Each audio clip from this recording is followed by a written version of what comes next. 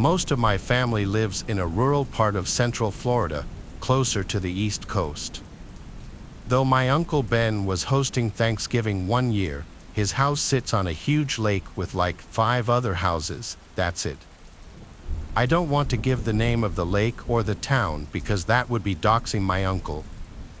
Basically, it's not a fancy house and setup like you're picturing. Trust me, it's rustic but private and spacious. My uncle is a bit of a redneck, but he makes our holiday gatherings more fun.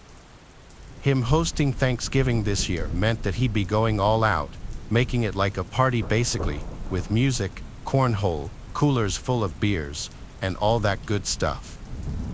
We got to his house around 3 during the day. We all drank some beers, ate snacks like chips and dip, and played drinking games together, card games, cornhole, and even basketball with my cousin, though the basketball didn't last long with 3 beers and a bunch of chips in our stomachs. This all went on for a few hours, with music blasting. An unusual way of celebrating Thanksgiving, I know. Then, as it started getting darker around 5:30, Aunt Mel and Uncle Ben started bringing the food out to the table. They set the table up under the big gazebo. It was around sunset when everything was set up and we were all eating. The gazebo has lights, so when it got really dark, the lights turned on by 6 o'clock. It was basically pitch black out. My uncle's probably the only one alive who insists on doing Thanksgiving dinner outside, but we all enjoy it. It makes it more fun. The fun soon ended, though. My cousin suddenly pointed out past me to the woods, saying, "Dad, who's that?" Uncle Ben turned around and said, "Who the hell?" There was someone standing out in front of the woods like a statue, watching us eat. Uncle Ben stood up and started walking over to the guy standing by the woods, and then he yelled, "Can I help you with something?" I'd say he was about halfway to the woods when the guy turned around and ran into the woods. Uncle Ben turned around and laughed. He was definitely drunk by this point, finding humor in this. He said, "Must be one of the local nuts," as he came back to the table to sit. My Aunt Mel was not as amused, and I kind of agreed with her that it was creepy. My dad joked that between all the men here, there's nothing to worry about. The lightheartedness of this did not last, though. This time I spotted the guy. He was standing by the woods again, though closer to the lake this time. I pointed it out to everyone. My uncle got up, pissed off this time. He started marching over again, yelling and taunting the guy. His drunkenness was really starting to show now, just in the way he was confronting the trespasser. But then we noticed there was another guy in the woods on the complete opposite side of the yard, and when the one guy that Uncle Ben was approaching ran into the woods again, the other one stayed put. As Uncle Ben came back to the table, we said there's another one. So my cousin, myself, and my dad all got up now ready to help my uncle confront these people. And with that, the second guy ran into the woods. By this point, we decided it was time to clean up. We started all cleaning the table and bringing plates and food inside to the kitchen. When everything was cleared out of the gazebo, we all sat inside the living room. Uncle Ben left the lights on outside because I know he and Aunt Mel were on high alert with people running around their property being creeps. They didn't look like kids, that was the thing, and who would do this on Thanksgiving is the question. Our accepted theory was, at the time, that it was just some drunk older teens or young 20-year-olds with no family gatherings messing around being idiots. Eventually, I wanted to grab another beer, which was in the cooler outside still. As I got up, Uncle Ben and my dad both asked me to grab one too. So I went outside and walked over to the gazebo. I made it to the cooler, suddenly feeling really uneasy. The gazebo light was off now. I looked around, analyzing my surroundings. I grabbed as many beers as I could hold just so I wouldn't have to come back out here again. Then I started walking back to the house when I heard one of the chairs under the gazebo sliding on the concrete. I turned around, and there was someone under the gazebo walking around the table. He looked massively tall, like 6 feet 5 inches. I started yelling for Uncle Ben as I ran back to the house. He, along with my dad, came out, and I said, "There's a guy over there," and then as if someone else was responding to me saying that, there was a banging from the other side of the house, like someone was hitting the siding with their hand. Seeing my uncle and my dad genuinely frightened made me frightened too. We went inside, and Uncle Ben locked the door. We didn't know how many people were outside of the house, but we felt like the house was surrounded, and Aunt Mel started shutting every last curtain and blind in the house because we felt like we were being watched from the outside. Uncle Ben called the police, which was a first. It felt completely out of character for him to involve the police in anything. He was only on the phone with them for like 5 to 10 minutes, then we waited in the living room with clear tensions and unease in the room. There was this quick and sudden loud bang on the glass, followed by a window in the kitchen completely shattering. Aunt Mel yelled at Uncle Ben to go get the old rifle from the closet. He yelled back the thing hadn't been loaded in years. Luckily, the police response time was pretty good. A singular beep of the siren from the police car outside let us know he arrived. One of the people outside had thrown a brick through the window with a note attached to it saying, "Leave now you," which felt like a threat.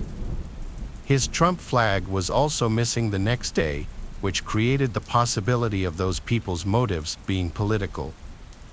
That's really the most realistic theory because unless my aunt's uncle and cousin are secretly the worst neighbors ever, I see no other reason why their house would be a target for something like this on Thanksgiving. Nonetheless, there really are some sickos out there. Hopefully, I don't dox myself by writing this, but I'm a graffiti artist, or as some might see it, a delinquent. I'm fine with either title. Point is, I like to spray paint, and I'm decent with a can in my hand. The tagging community is atrocious. People are unfriendly, and there's no respect between artists. Because of this, I've adopted a much more inconspicuous routine. I like tagging up quieter spots where my art likely won't be seen by other artists or the general public. Old train lines are usually a good bet since the train cars are endless, and new trains get decommissioned and left to rot on them all the time. My friend Paul likes to come with me when I tag up, even though he's not big into the whole thing himself. I welcome the company. Some people don't understand the importance of a good friend, and I think that's sad. Most of my other friends don't seem to respect my time or interests as much as he seems to. Paul and I found ourselves smoking on some nameless set of old tracks I found earlier that day on Google Maps. I'm not a big stoner myself, but he smokes a lot of weed, so I often indulge to match his vibe. It wasn't that late, maybe a little past 10 p.m. We finished a J and talked as we walked alongside the old rusty freight train. Oddly enough, there wasn't a single tag on the entire train. It must have been recently moved here. I thought excitedly that I'd get first dibs on such a good surface. I tossed Paul a can for him to mess around with, and I started doing my own thing. About 5 minutes later, I finished my first tag. I admired it for a bit before moving to the next car, then the next. About 15 minutes and 2 paint cans later, I had 3 decent tags up adjacent to one another, and I was pretty proud of myself for how they looked in combination with each other. Sorry in advance if this offends anyone, but I tend to discard my empty cans whenever they go dry. So, I flung them back the way we had come, enjoying the satisfying clattering sound a ball bearing makes when bouncing around the inside of an empty can. I then caught up with Paul, who had seemingly rolled and lit another joint, neglecting the paint I had given him. For context, the reason I'm not a big stoner is because I started getting unbearable anxiety highs much more frequently, maybe 90% of the time. In hindsight, smoking 2Js with Paul was a borderline detrimental decision. After all, we were doing something illegal, which was already pretty anxiety-inducing. I smoked the second joint anyway, confident that I'd be okay. As soon as the final sparks floated off the J, that's when we heard it. A muffled clang from somewhere behind us rang out into the night. The two of us froze and stared into the darkness. I could feel droplets of sweat forming around my neck as adrenaline began coursing through me. I couldn't tell if the sound had come from outside of the train or from inside one of the cars. It was hard to tell which option was worse. We waited for a full minute in silence, and nothing. That's when I whipped out my phone and recorded this video. Bro, what the was this? No way, bro. You heard that? I heard that. What the, boy? Whoever made that noise picked up one of my empty paint cans and threw it at us before chasing and shouting at us. You can't really see the paint can in the video, but I swear to you that's what the first sound was. As we frantically made our escape, whoever was behind us yelled, "You better not trip, boy." A few seconds later, an actual gunshot sounded off behind us, almost causing Paul to trip and fall. It startled me so much that my finger slipped off the record button on Snapchat, and the video cut out. We bolted down the tracks until they intersected a main road and didn't stop running until we were a safe distance away. I don't think I've ever been more terrified in my entire life. It didn't help that I was stoned out of my mind. My hands were literally shaking, and so were Paul's. We found our way back to the car and drove home in silence. What was I supposed to do? Call the police? I was literally breaking the law. That wasn't an option. The story doesn't end there, though. I actually went back to those tracks a few weeks later, but this time during the day and equipped with my trusty Glock 17. To my surprise, the train was still there. Despite that, there was a pretty glaring difference this time around. In the 3 spots where my tags had previously been were now ugly blotches of red paint. Someone had deliberately covered my work. Quietly, I kept investigating and eventually came to a train car with its door wide open. I took a look inside, and it was bizarre. The train car was completely empty except for a chair in the direct center and what looked like ropes and chains scattered about. Some of the ropes were wrapped around the legs of the chair, and others were just lying on the floor. The weirdest part was the smell, though. The whole car smelled like bleach. If you closed your eyes, you would have guessed you were in a cleaning supply closet. I can't overstate the smell, though. It literally smelled like the whole train car had been doused in bleach. I went to take a picture of the scene when I thought I heard a metal clang somewhere further down the train. I could have imagined it, but I wasn't taking any chances. That was enough for me. I was out of there as quickly as I had come. I've told so many people this story, and none of them could rationalize that psycho's actions in a way that makes sense.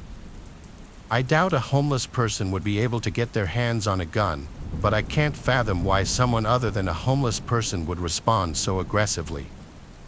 And why they decided to cover up my tags is another mystery. I think the most disturbing aspect of this whole thing was the chair in the middle of the train car. I really want to go back to those tracks just to take a picture of what I saw, but I haven't worked up the courage to.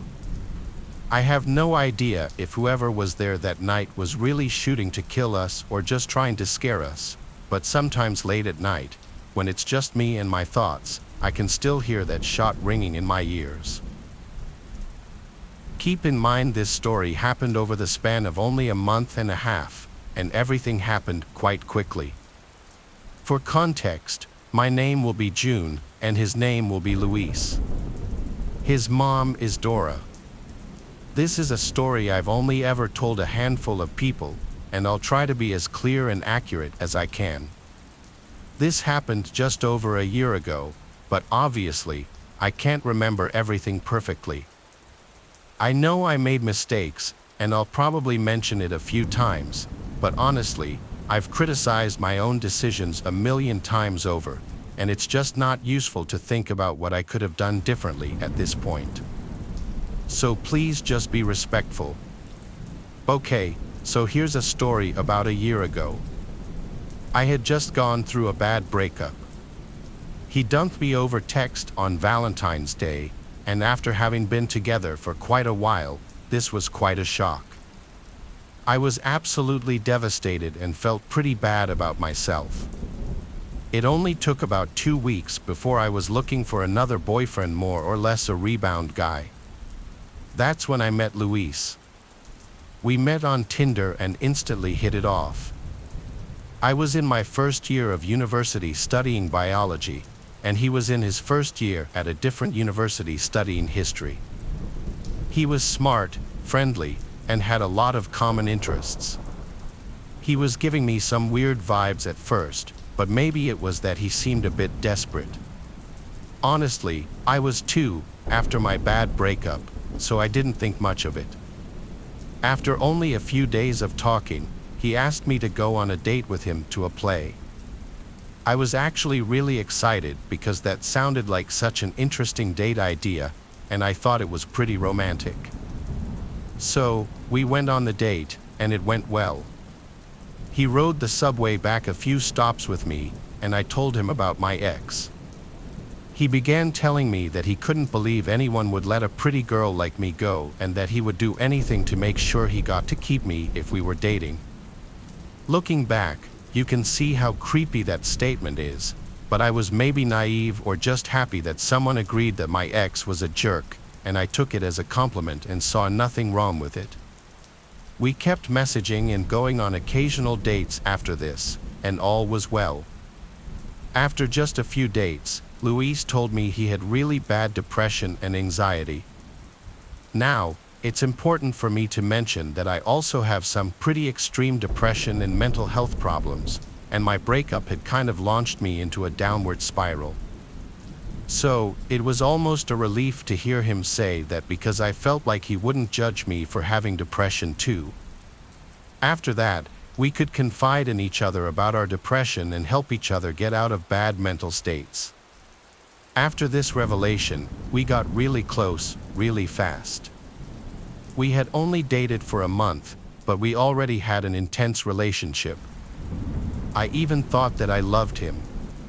Now, another problem with him, though, was his mother Dora. She was very possessive of him, and maybe it was because of his depression, but he couldn't do anything without telling his mother first. One night, he fell asleep at my place and forgot to set an alarm.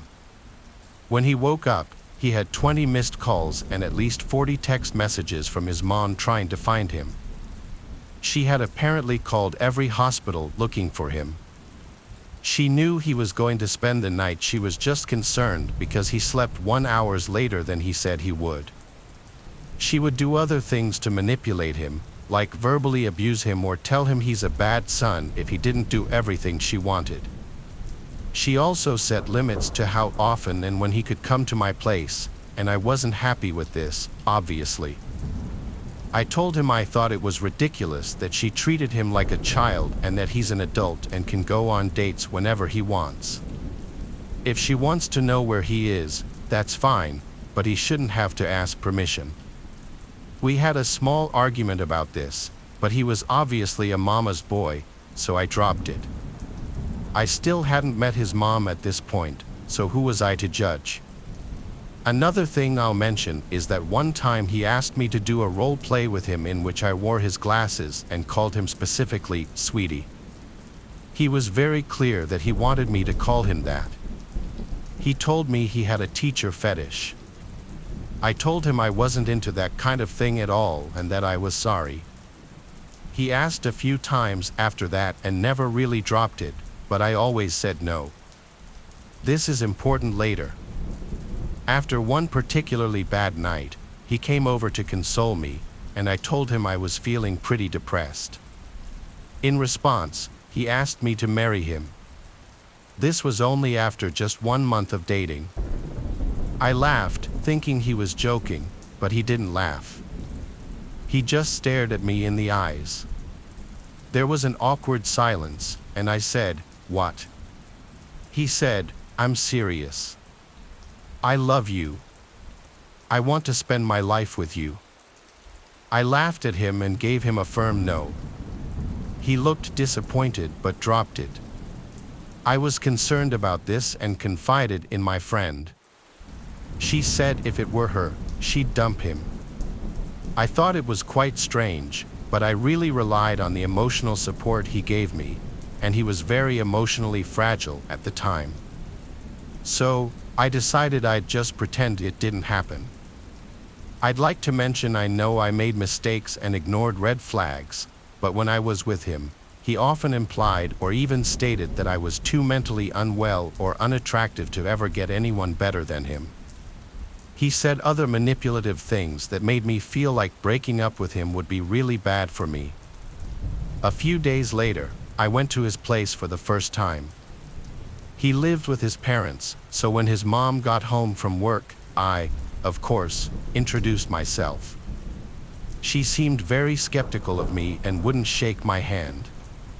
She gave me a fake smile and said, "Hi," then started focusing all her attention on Luis. "Hi, sweetie," she said, giving him a big kiss on the lips. Yeah, she also wore very similar glasses to him and continued to call him sweetie all night. That was basically the only thing she called him. Sound familiar to anything else that I mentioned? Yeah, I was very much creeped out, but I kept my mouth shut. His mom never spoke to me, only ever talking to me if it was necessary, and I got a very weird vibe from her. I had only gone to her house and met her willingly one time more after this, and it went basically the same, except this time I was doing homework, and she kept making comments about how I was stupid because I couldn't do my homework on my own. I tried to argue with her, but Luis shut us both down, and we all moved on. His dad also lived there but mostly said nothing and lurked around in the background, not saying much or staying in the basement. So, he's not really important to the story, just an interesting detail. Fast forward a few days. I was still talking to Luis, but I think he sensed I was growing distant from him. We had been together about a month and a half at this point. I get a text from Luis very late at night telling me he was upset and needed me. But I had a midterm the next day, and I told him, "I'm sorry, I can't be there." I needed to sleep and be at school in the morning for my midterm. He was very upset, so I suggested that he go to the hospital and told him I could meet him there after my midterm. He didn't respond. After a half hour, I got another text from him. He tells me he's outside my residence building and his mom drove him. I told him again I couldn't go to his place. He says that it's okay and that he just wanted to talk. I give in and go outside to meet him and go for a walk. He starts walking me in the direction of the parking lot, and I get a really bad feeling in my stomach. I don't know why, but I just felt scared. I said, "Why don't we walk this way?" and I try to turn and go the other direction. He says, "No, it's fine." He grabs my arm tightly. I don't know what else to do, so I say, "Luis, you're making me really uncomfortable. Why are you taking me to the parking lot?" I tend to be very concise when I'm stressed out. He said nothing and kept walking me in silence. I tried to pull my arm away, but he has a tight grip. "Luis," I said loudly. He says, "It's okay. Let me go home now." I say firmly, pulling my arm. No one else was around to help me, and I was terrified. I don't think you want to do that, he says emotionlessly. What? Yes, I do. I'm about to cry at this point. I was so confused and scared, and he starts explaining, listen, June, my mom is in the driveway, and if you don't get in the car soon, she's going to call the police and tell them that you're depressed and that you've threatened things. The police will come here and cause a scene, then hold you against your will. My brain started going a million miles a minute. I lived in a university residence and really didn't want the police to pick me up where everyone could see me and cause a scene. I also had been to the hospital before, and my school had warned me of possible repercussions if I tried to do such things on campus again, which he reminded me of. I was really confused and I felt betrayed. However, quickly weighing the pros and cons in my head, I thought about supporting my boyfriend when he needs me, and not causing a scene would be the easiest thing to do. Still not realizing what he was trying to do, I told him I wasn't happy about that, and I didn't want to be with him for much longer if he was going to treat me this way. But the threats continued, so I went to his car. I got there and saw his evil mother, Dora, with the most disgusting, ugly smirk on her face. I was just about to call the police when she said, Luis stands beside me as I get in the back of the car, and he gets in the front, and she starts to drive. As the shock wore off, I realized that I was pissed. I started yelling that they were manipulating me, and I went off on Dora for manipulating her son and being a bad mother. I yelled at him for being a bad boyfriend. Meanwhile, Dora was screaming at me, calling me a bad girlfriend, and saying that I should leave Earth because I was such a bad influence on Luis. We had one of the most intense arguments I've ever had with anyone. I truly hate confrontation, and I honestly didn't know I was capable of so much rage. Dora then pulled over the car and said, "Get out." I lunged at the door, ready to run away, but she said, "I will call the police on you." I hesitated. Who will they believe? A reliable older lady with a respectable job, or a little autistic hood rat like you? Especially with your history of mental health issues? Then she laughed. The situation dawned on me. I couldn't leave.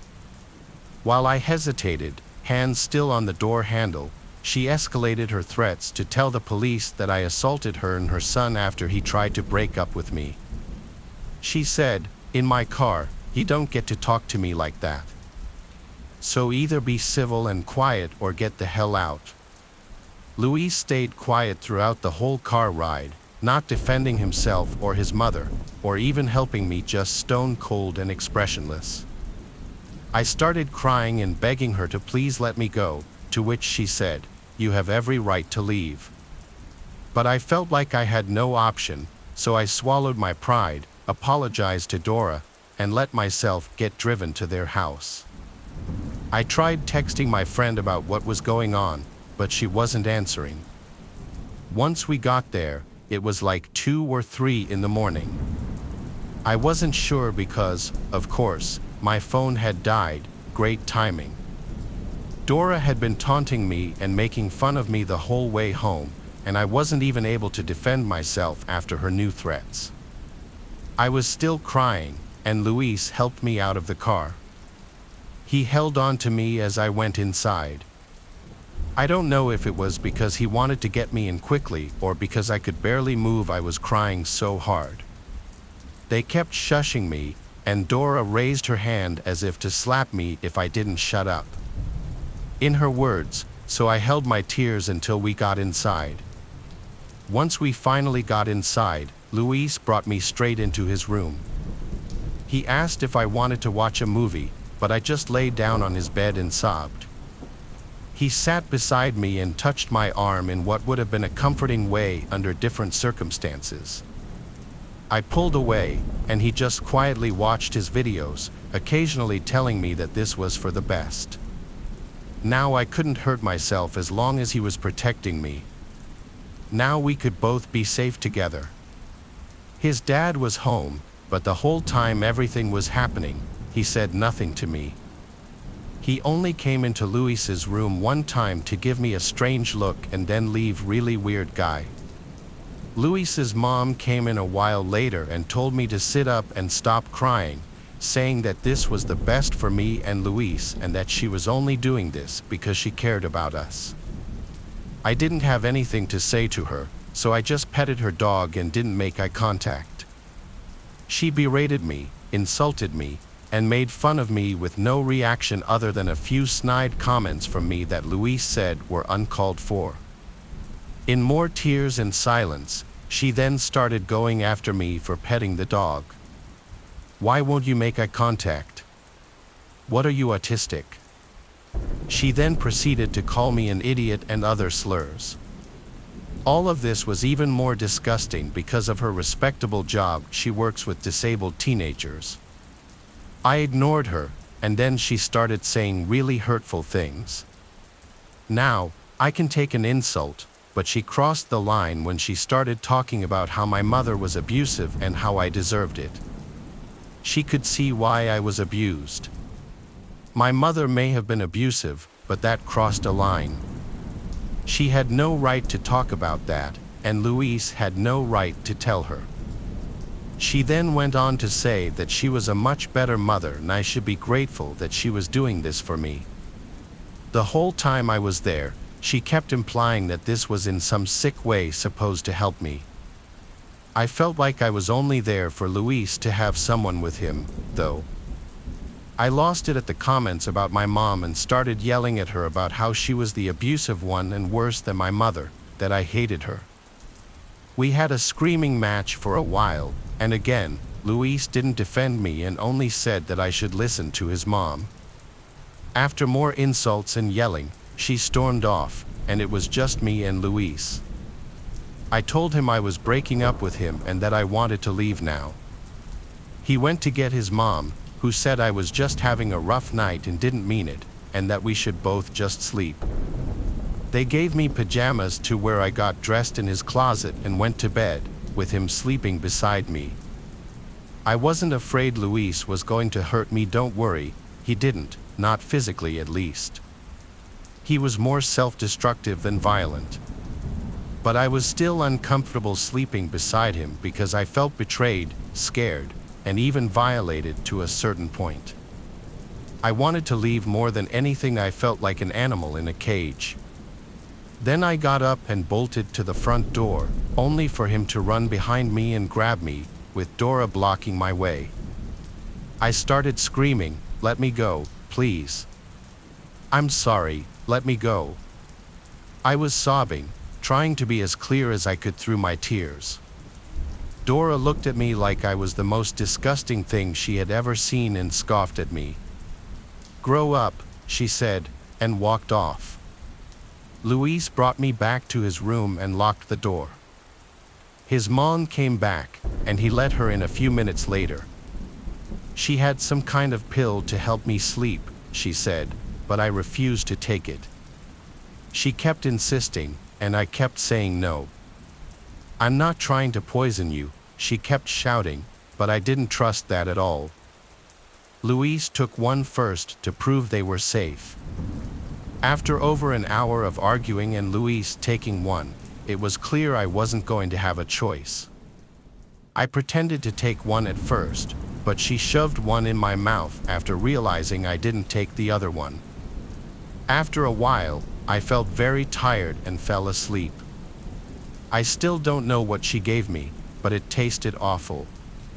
It was the kind that dissolves under the tongue. She had them in a clear plastic bag with no label.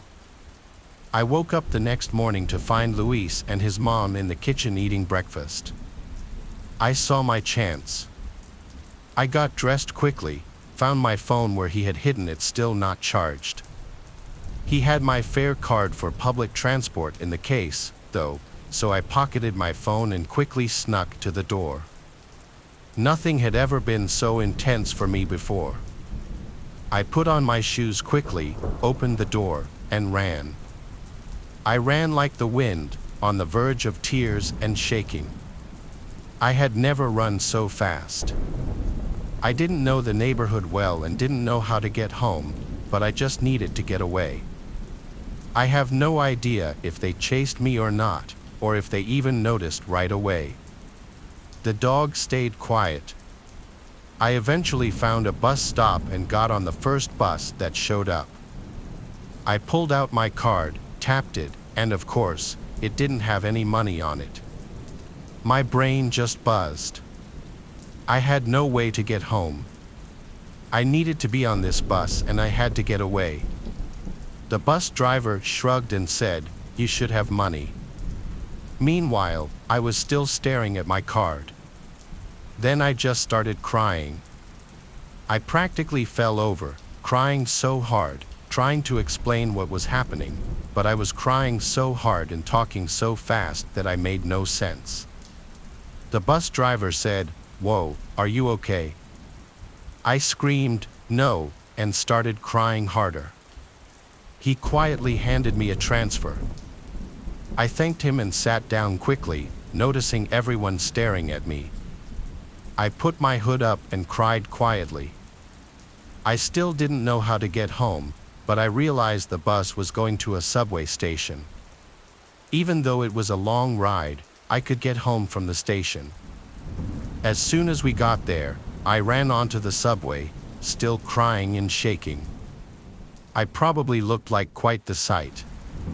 The subway eventually got to my school. Then I realized I couldn't go home because Luis knew where I lived. Thank God he would have called the police. I knew it. I didn't know what to do. I saw someone with a phone charger and ran over, asking if I could please charge my phone, that it was an emergency. Typical millennial me didn't know my friend's phone number. I charged my phone, face covered in tears and probably smudged mascara, and immediately texted my friend. I had told her right before my phone died that Luis and Dora wouldn't let me leave their car, and she had sent quite a few messages and had apparently tried to come to my house to look for me. I told her where I was and asked if I could go to her place. She lived somewhere else on campus. I got many messages from Luis as well. He just said that he needed me and that I needed him, and that I was making a huge mistake, absolutely anything and everything to try to make me respond. Now, you guys will probably judge me for this, but I went to visit him in the hospital. I don't know why, after all that, I decided to do this, but I did. After I got to the ER, nurses took me aside and asked if I was depressed. Of course, I said no. I was legally an adult, so they couldn't take Dora's word over mine and didn't hospitalize me. I told Luis we were over and I hoped he got better soon, but he was mad at me. He said his mom I was depressed and that she heard the nurses talking about how I was lying to get attention, and all this other stuff.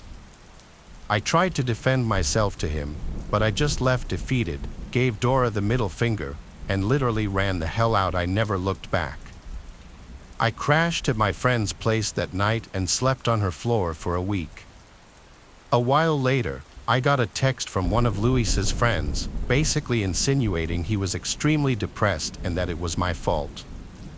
I told the guy that after what that family did to me, they could all go to hell and to never message me again.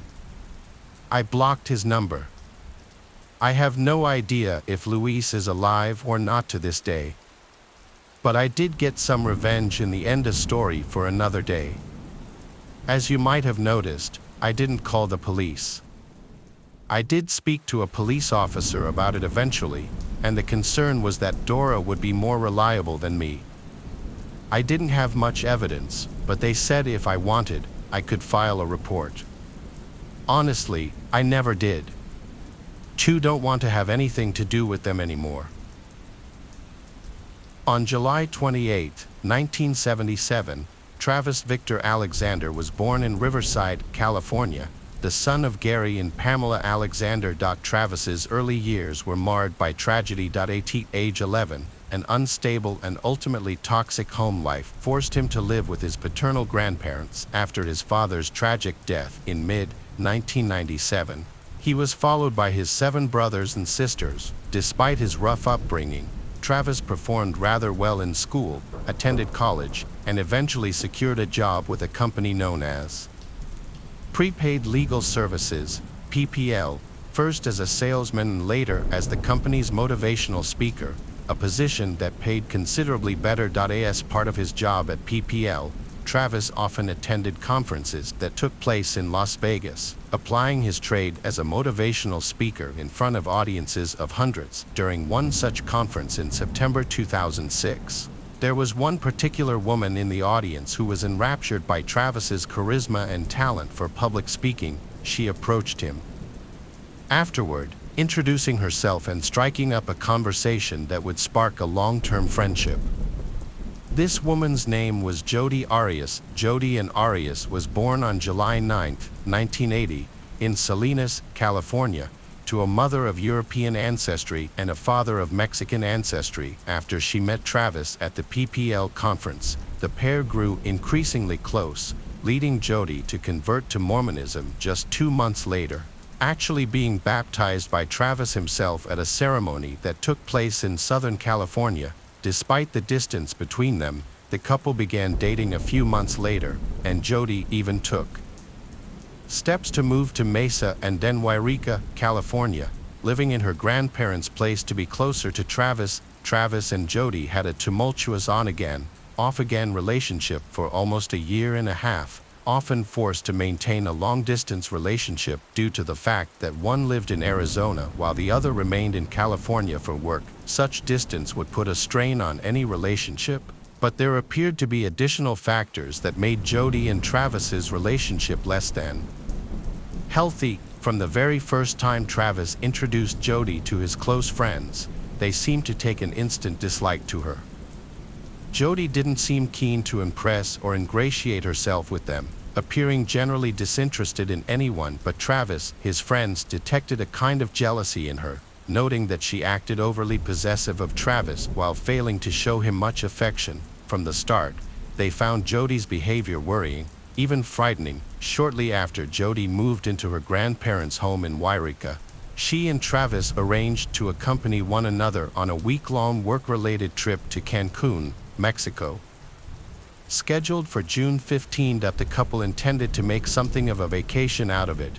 However, not long after, Travis reportedly went to company headquarters to request that his travel companion be changed to another member of the sales team. Speculation regarding this decision is abundant, but the best guess is that it involved a breakdown in his and Jodi's relationship. On May 28, Jodi called Travis in a state of distress, telling him there had been a burglary at her grandparents' place where she was staying.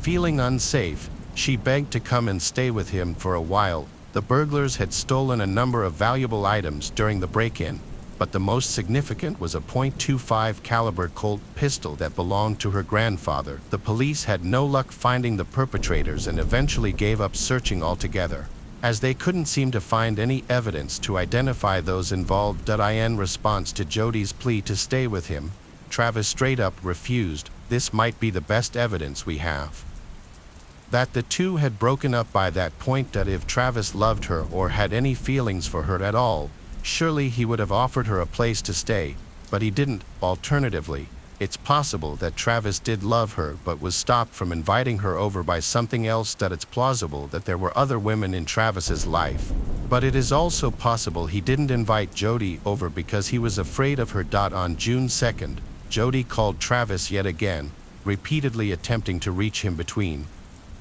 the hours of 1 a.m. and 3 a.m.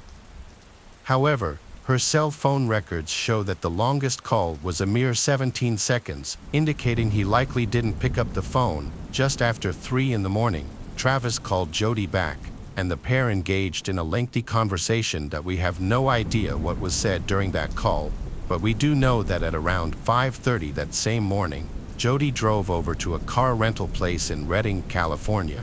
entering the business shortly after it opened at 8 a.m.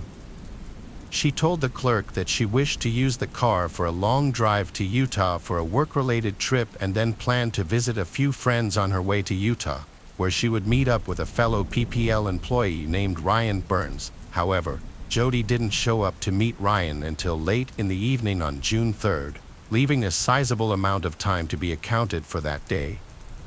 When she did finally arrive in the West Jordan suburb of Salt Lake City to meet Ryan Burns, he noticed some unusual things about Kirka. Firstly, he saw that her normally dyed blonde hair was now brown, but not its natural shade of brown, and she seemed to have cuts or scratches all over her hands. Jody also refused to let him near the rental car, insisting they take his car to the PPL business conference. Naturally, Ryan thought this behavior was unusual, but the pair had more important concerns as the conference kept them occupied for the majority of the day. Ryan had an additional reason to keep quiet about Jody's unusual behavior. He and Jody had begun something of a love affair during their time in Utah, spending several hours hugging and kissing on a large beanbag chair at the place they were staying. Jody reassured him about the cuts on her hands by saying she had gotten them while working part-time at a Mexican restaurant in the Wairika area, an excuse that seemed sufficient to assuage his suspicions. Once their business concluded, Jody departed from Salt Lake City on June 6, driving back westward toward California. Her cell phone records showed that she tried to call Travis several times, leaving a handful of voicemails, yet she also apparently found a way to access the voicemail system. Why exactly she chose to do so remains a matter of conjecture, but it certainly constitutes some rather unusual behavior. When she returned the rental car to the outlet in Redding, the clerk began to inspect the interior as a matter of routine. It was then he too noticed something unusual. The vehicle was missing its floor mats, and on the driver and passenger sides, there were some kind of stains on the upholstery, as if some thick liquid had been spilled and left to dry. However, since the upholstery was black and the color of said liquid was not visible, no suspicions were raised among the staff at the car rental outlet, and the interior was cleaned before it could be inspected by anyone important. Meanwhile, a few days prior, Travis's employers had tried to contact him for a conference call, only to have their calls go unanswered. This same pattern repeated for several days, with friends and colleagues calling, only for Travis not to pick up his phone. By June 9th, a handful of Travis's friends began to worry about his well-being and agreed to go over to his home to check on him. They spoke to a few other tenants who lived in the same building as Travis and found they hadn't seen him in a few days. However, since he traveled for work frequently, they didn't seem to think there was anything to worry about. One of Travis's neighbors was in possession of the spare key to his apartment, which Travis had entrusted to them in case he ever lost his keys. The concerned group of friends proceeded to unlock the door to Travis's apartment, calling out his name as they entered. Then, one of them froze with a sharp gasp, pointing to a pool of congealed blood that sat in the hallway of Travis's bedroom. In a panic, they began to search the apartment for him, eventually encountering the sight of his days-old corpse lying in the bathtub, covered in blood. His friends cried and screamed as they called 911 but did not attempt to revive him, as it was obvious from the state of his dead body that he had been deceased for some time. During the 911 call that followed the discovery, a police dispatcher asked if Travis had potentially contemplated ending his own life or if his friends knew of anyone who might have been threatening his life.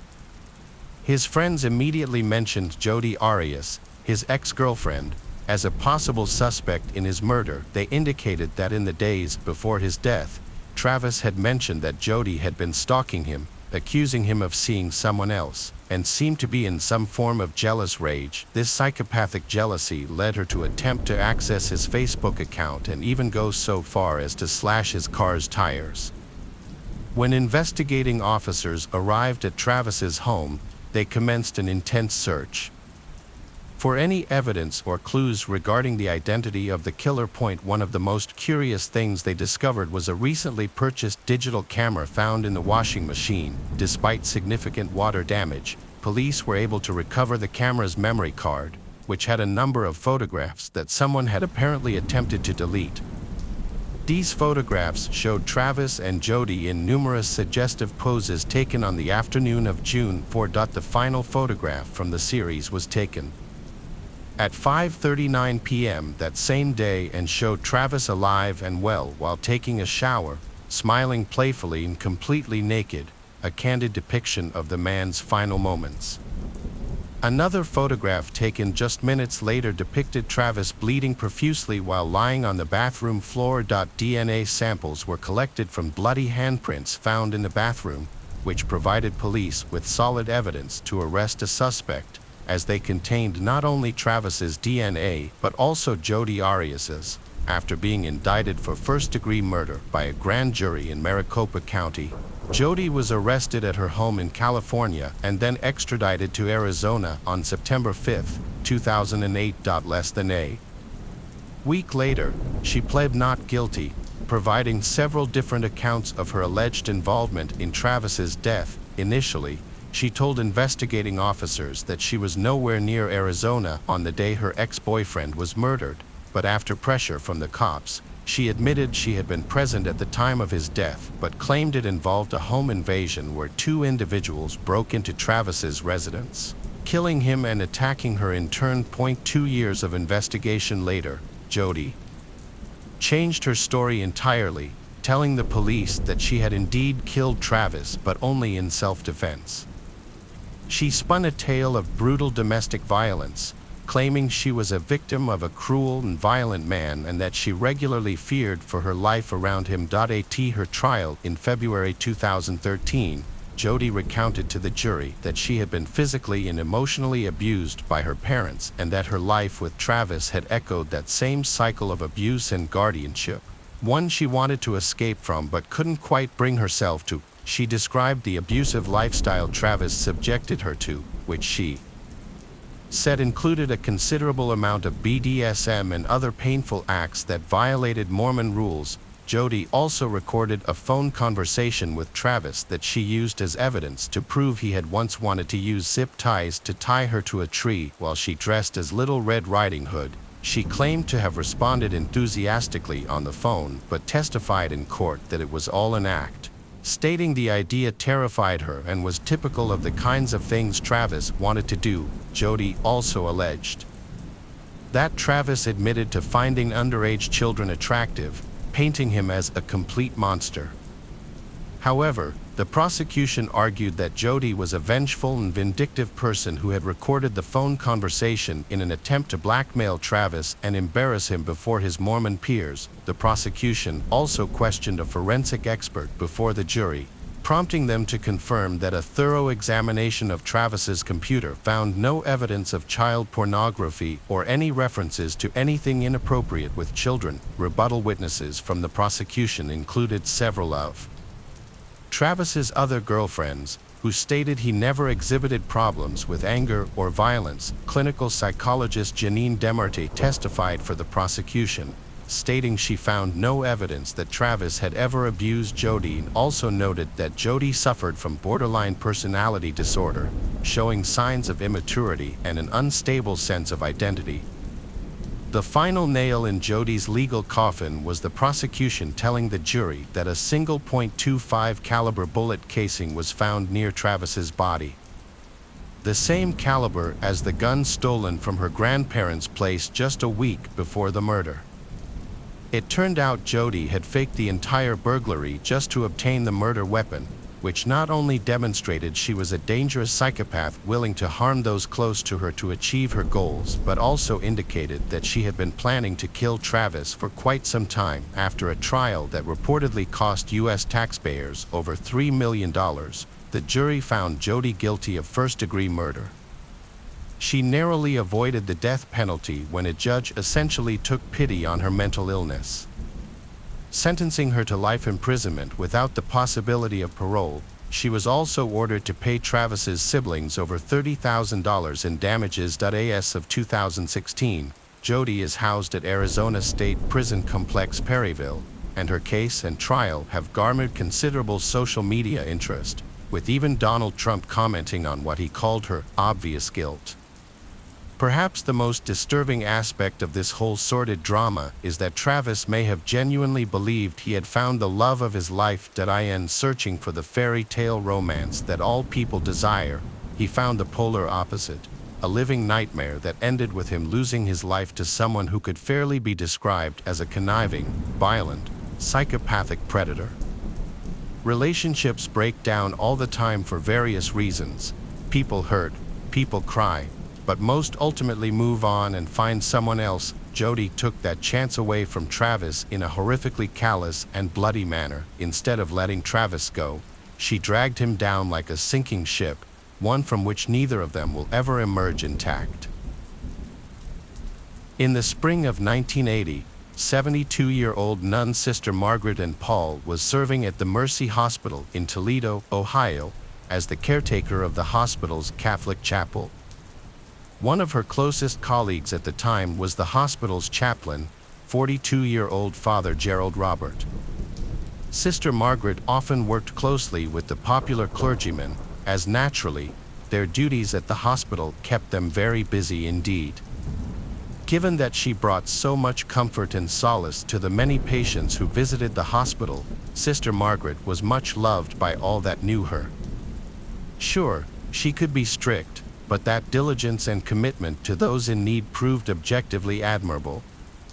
But that's what made Sister Margaret's fate all the more shocking, that a universally adored and respected member of the community could be subjected to what can only be described as pure evil. Unlike its calendar neighbors of Good Friday and Easter Sunday, Holy Saturday doesn't quite receive as much attention, and maybe that's because of its much darker nature. You see, Holy Saturday marks the so-called harrowing of hell, when Christ supposedly descended into hell to liberate the righteous who had previously been condemned to burn. The relevant Bible verses reference all kinds of terrifying, unholy things that Jesus witnessed on his march to confront Satan. It's difficult to think that the day in question didn't play a part in what happened to Sister Margaret. Because on Holy Saturday of 1980, a patient walked into the Mercy Hospital chapel to say a few prayers and found something so awful that the image would be burned into their memory forever. Lying on the floor of the chapel was the horribly mutilated corpse of none other than Sister Margaret and Paul. Following the post-mortem, it was found that the official cause of death was oxygen deprivation as a result of strangulation. But for some reason, once her life had been snuffed out, her killer had chosen to stab her 31 times around her chest, neck, and face.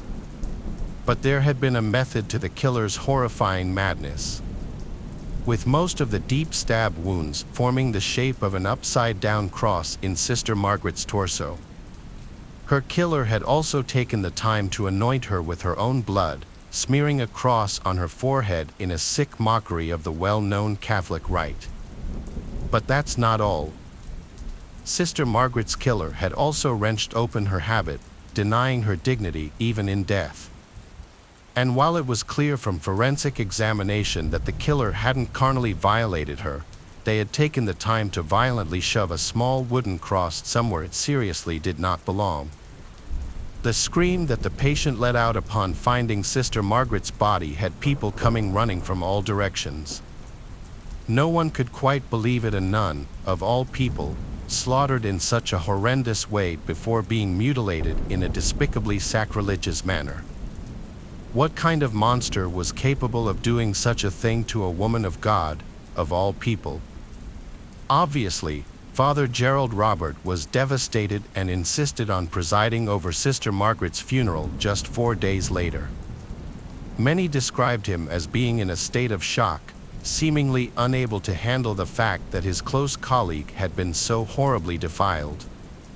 Some said he stayed with Sister Margaret's body as it lay in state at the funeral home, praying that she might find the peace in death that was so denied to her during her final moments. On top of that, He fully cooperated with the ensuing police investigation, the conclusions of which would rock the city of Toledo and traumatize the wider Christian community. After a long and painstaking analysis of the crime scene, homicide detectives discovered a rather interesting bloodstain on an altar cloth near Sister Margaret's body. The stain was rough in places, but in one part, an image of the U.S. Capitol building is visible, almost like blood had gotten onto a ring or medallion that was then pressed against the altar cloth. Sister Margaret certainly wasn't in possession of anything bearing that symbol when she died, so surely a huge piece of evidence would be finding whoever the medallion or ring belonged to. During the investigation, one of the homicide detectives found themselves in Father Robert's office discussing those who might have visited the chapel on the day of Sister Margaret's murder. Obviously, Father Robert was a very busy man and was forced to leave his office several times to attend to business, leaving the homicide detectives alone to nose around the room. At one point, the detective noticed an ornate letter opener that lay on Father Robert's office desk. It appeared to be a gift from some kind of federal politician and bore an inscription thanking Father Robert for his service. But the thing that really grabbed the detective's attention was the small engraving of the U.S. Capitol building, as if a small medallion had been welded onto the blade. There was a darn good chance that what the detective held in his hand that day was the murder weapon that had ended the life of Sister Margaret, thus making Father Robert the case's only serious suspect. However, the detective in question was a devout Catholic and, shockingly, he concluded that there was no way Father Robert could have committed such an unholy crime, given his status as a man of the cloth. As a result, Father Robert was never even interviewed under caution, let alone arrested for a crime he was quite obviously a suspect of. All was quiet for 23 years, with the then 65-year-old Father Robert continuing to serve in 3 different Toledo diocese parishes. Then, one day, a woman wrote a letter to the local police department claiming that Father Robert had done terrible things to her as a child in a long campaign of abuse that involved satanic ritualistic behavior, including human blood sacrifice. Father Robert was then questioned by police, and whatever happened during the interview, it spurred detectives not only to investigate the abuse allegations but also to reopen the cold case involving Sister Margaret's murder. Following the exhumation of Sister Margaret's body, a forensic pathologist noted that a stab wound in the victim's jaw could have been made by the letter opener found in Father Robert's apartment. A DNA analysis of the victim's fingernail scrapings and underwear were somewhat inconclusive, but that didn't matter to police. They had their murder weapon. As a result, the police went to Father Robert's home in April of 2006 and arrested him on suspicion of murder. He was held without bail at the Lucas County Jail, where he vehemently denied any of the allegations leveled at him. Yet the fact remained that the cops had still arrested Father Robert on little more than circumstantial evidence. There was no motive, no confession, no eyewitnesses, and no physical evidence linking him to the scene of the crime. However, call it a detective's hunch, but one officer in particular was transfixed on what happened during an interview in 2004. At one point during the interview, the 2 questioning detectives leave the room for a moment, leaving Father Robert alone, but monitored by the interview room's camera. Footage shows the priest folding his hands together in prayer before muttering something under his breath that included the words, "Sister, oh my Jesus, and forgive me." It was those 2 words, "forgive me," that the prosecution brought up in court over and over again. The defense argued that it was simply part of a prayer that Father Robert recited routinely and wasn't the priest directly asking the murdered nun for forgiveness. It seemed far too much of a coincidence that those words should be picked up by the interview mic and in that particular order. The prosecution also argued that the letter opener was obviously the murder weapon, going so far as to see if it fit the stab wounds on the bones of Sister Margaret's ribcage. One member of the prosecution team told the jury that it fit the wounds like a key in a lock, and a forensic scientist also testified that the altar cloth bloodstains were consistent with the general shape of the letter opener. So, on May 11th of 2006, a jury found Father Robert guilty of murder. The 70-year-old priest became the second priest in American history to be convicted of criminal homicide, and he was sentenced to serve 15 years to life at the Hocking Correctional Facility in southern Ohio. Yet, still, he protested his innocence, lodging numerous appeals over the years that were mostly centered around the possibility of the murder being carried out by a serial killer named Coral Eugene Watts. But despite eerie similarities between Sister Margaret's murder and those of Watts's victims, the Court of Appeals repeatedly denied Father Robert a retrial. It seems there was a fair amount of evidence that wasn't presented in court that only strengthened the prosecution's case. Although it hasn't been made available to the public, we can only assume that the evidence shows Father Robert to be the satanic homicidal monster that he so vehemently denies, and that he is simply masquerading as a man of the cloth to distract from the darkness brewing inside of him. Thankfully, Father Robert died of a heart attack before he could ever be released, passing away on July 4, 2014, after a long stay in the prison hospital. Perhaps one day the unseen evidence will come to light and the true depths of the priest's depravity will be revealed. But for now, we can only guess at the kind of evil he was if he was denied an appeal on 3 separate occasions, and be grateful to a justice system that recognized a monster when it saw one. In January of 1992, Emily was just a 17-year-old senior at Gilmer High School. With her well-coiffed curly blonde hair, extravagant jewelry choices, and bright blue eyes, Emily Day was a pretty picture and had no problem making friends.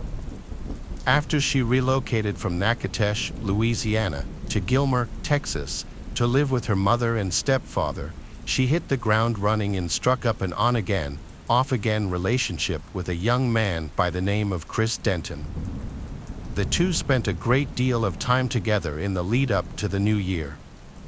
It seemed Emily's life was going swimmingly well, and it's clear that no one could have possibly expected what fate had in store for her, something that would raise questions among true crime enthusiasts that pervade even today.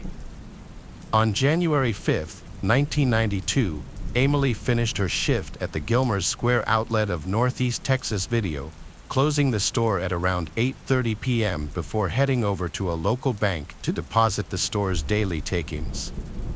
This particular bank branch's security cameras showed that an individual did indeed make the night deposit for that evening.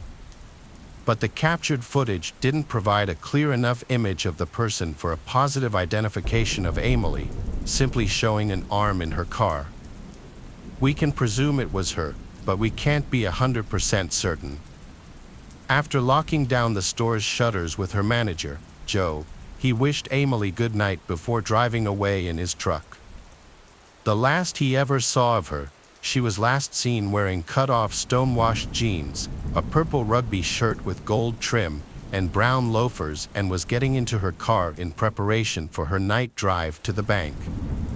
But Emily didn't arrive home that night, nor did she check in with any of her friends. Her mother became so worried that she sent her stepfather out into the night to aid in the police search that ensued, and like grim providence, it was him that found Emily's abandoned car in the Northeast Texas Video parking lot at around 5 a.m. The car was sporting a single slash tire, and all of Emily's personal belongings, including her purse, were inside her car. Only she and her keys were missing. At first glance, what happened appeared to be a complete mystery, but it was one that local law enforcement was determined to get to the bottom of. For 2 years, the investigation into Emily's disappearance was headed up by a Sergeant James Brown. One of the first people investigated was obviously Joe, her manager, and the last person to see her alive. However, not only did Joe have multiple alibis, he passed several lie detector tests issued by the police, and as a result, he was ruled out as a suspect. Sergeant Brown oversaw a team consisting of hundreds of police officers and local volunteers, one of which poured thousands of man-hours into an intensive search of the surrounding area. Yet, despite such a thorough search as well as hundreds of tips from the general public, not a single trace of Emily was ever found. Police believed they were close when they arrested 17-year-old Daniel, who was taken into custody on misdemeanor charges in an incident of alleged tire slashing. Daniel was guilty of many things, but as police discovered, slashing Emily's tires wasn't one of them, and in the end, he too was ruled out as a suspect in Emily's disappearance. Investigators then turned their gaze to another suspect, Emily's on-and-off-again boyfriend, Chris Denton. The couple was said to have been going through a rough patch at the time of her disappearance. With people saying that Chris had something of a short temper, there was a period where he became the case's prime suspect. However, through the course of the investigation, circumstantial evidence would clear him of all wrongdoing, and the police would be forced to look elsewhere for their abductor. Unbelievably, in a number of interviews conducted in the process of their investigation, police heard a handful of stories alluding to a satanic cult that called Gilmer home. But since the accusations named members of law enforcement as members of the cult, specifically Sergeant James Brown himself, the claims weren't taken seriously by those that heard them. Yet, in 1994, the local community was rocked by almost 50 indictments against 10 different people, all on charges of child abuse, and given some of the evidence presented against them, police proceeded with charges of aggravated assault, aggravated kidnapping, and capital murder in connection with Emily's disappearance. It's at this point that Emily's story seems to intersect with that of the Clure family. Because, in 1990, a man named Wardell Clure told his wife Loretta that he wanted a divorce, kicking off a chain of events that would bring prosecutors their one best chance at finding the perpetrator. Wardell Clure was one of 6 adult children of Eva and Geo Clure, a couple who were briefly married in the 1950s before a hasty divorce. Geo Clure went on to marry 2 other men, both of whom died before Geo remarried Eva, making him both her first and her 4th husband. According to their children, Eva and Geo Clure abused their children on a daily basis. A relative later confirmed their claims of carnal abuse and spoke of witnessing daily incidents of indecent assault. The same relative also confirmed that they'd witnessed Geo Clure's interest in satanic practices, including daily readings from the Satanic Bible and an interest in both animal and human sacrifices. In exchange for law enforcement's help in escaping the Clure family, one of their grown-up sons' wives offered to tell investigators everything. She claimed she was kept as a slave to the family for 10 years, couldn't drive a car, was constantly threatened by Geo and Danny, and her only form of identification, her birth certificate, was kept by Danny in his wallet. In her own horrifying words, her role was simply as a breeder. Cut back to Wardell asking his wife for a divorce. Loretta strongly began to suspect that Wardell was trying to ditch her for a younger woman, and if that was the case, she was going to burn his entire life down before she left. She went to the police with accusations, and, as a result, Wardell was arrested, placed on the offenders registry, and forced to serve out a period of probation. A state welfare worker assigned to the case later concluded that ritualistic satanic abuse was endemic in all branches of the Clure family, and over the next several years, almost a dozen of the clan's children were taken into the care of Child Protective Services. The social worker also mentioned in a horrifying affidavit that in October of 1992, 2 of the children took us to show us where the devil meet people to abuse and hurt babies. In 1994, the escaped Clure wife was interviewed by the Harrison County Jail in Marshall, Texas, in which she described in gruesome detail the torture that Emily Wilson endured for approximately 9 days before she was ritually sacrificed and then cannibalized. She described Geo as the leader and said that several of the Clure clan, along with Sergeant James Brown, were all present during these events. Connie Martin and Wanda Clure both had stated in interviews that Emily Wilson was a birthday present for Geo Clure and that the matriarch reveled in the poor girl's torment. Yet, in light of the accusations, it came to light that information was allegedly coerced from the Clure children as well as some of those indicted in the disappearance. Some of the children were allegedly programmed to tell the stories the investigators wanted, while the prosecution tried to coerce a confession by offering life in prison in opposition to the death penalty as long as they confessed. This was best summarized in a quote from a state official that reads, "Investigators working on little more than hearsay have created a mythology about a satanic cult leading to what some describe as a modern witch hunt." They indicted a whole family and even a police investigator, destroying his law enforcement career, straining his marriage, and prompting death threats. The Texas Attorney General, finding no evidence that any of the charges were true, instead uncovered suggestions that the whole cult theory was the product of coercion by overzealous investigators, even to the point that they physically restrained children to elicit allegations of satanic activity. Ultimately, the Attorney General's office was forced to dismiss every single one of the charges alleging satanic abuse and sacrificial murder. The satanic cult was found to be a complete fabrication, nothing more than a fantasy concocted by the Clure children under the influence of police investigators. Chris Denton, Emily's old boyfriend, tragically died of cancer in 2004, but there were rumors that he had made a deathbed confession. However, close family dismissed these allegations as thoughtless, malicious hearsay and maintained Chris's innocence to this day. Joe Henry, the owner and manager of Northeast Texas Video and the last person to see Emily before she vanished, stayed mostly under the radar for a number of years. But in a despicable twist in the story, Joe was arrested on charges of possessing indecent images of children. However, police have emphasized that, in spite of the nature of the charges against him, he had never been considered a serious suspect in Emily's case. For all the twists and turns, trials and confessions, finger-pointing and numerous suspects, Emily Wilson has never been found. Despite 20 years of searching, she is presumed dead, but a body has never been found, and no valid charges have ever been made in connection with the case. Without a body or a crime scene being recovered, there's simply no way of coming up with any definitive explanation as to why she disappeared. There must be a rational explanation as to why she vanished, but given the circumstances, for all intents and purposes, Emily in her case appeared to have dropped off the face of the earth, never to be seen again.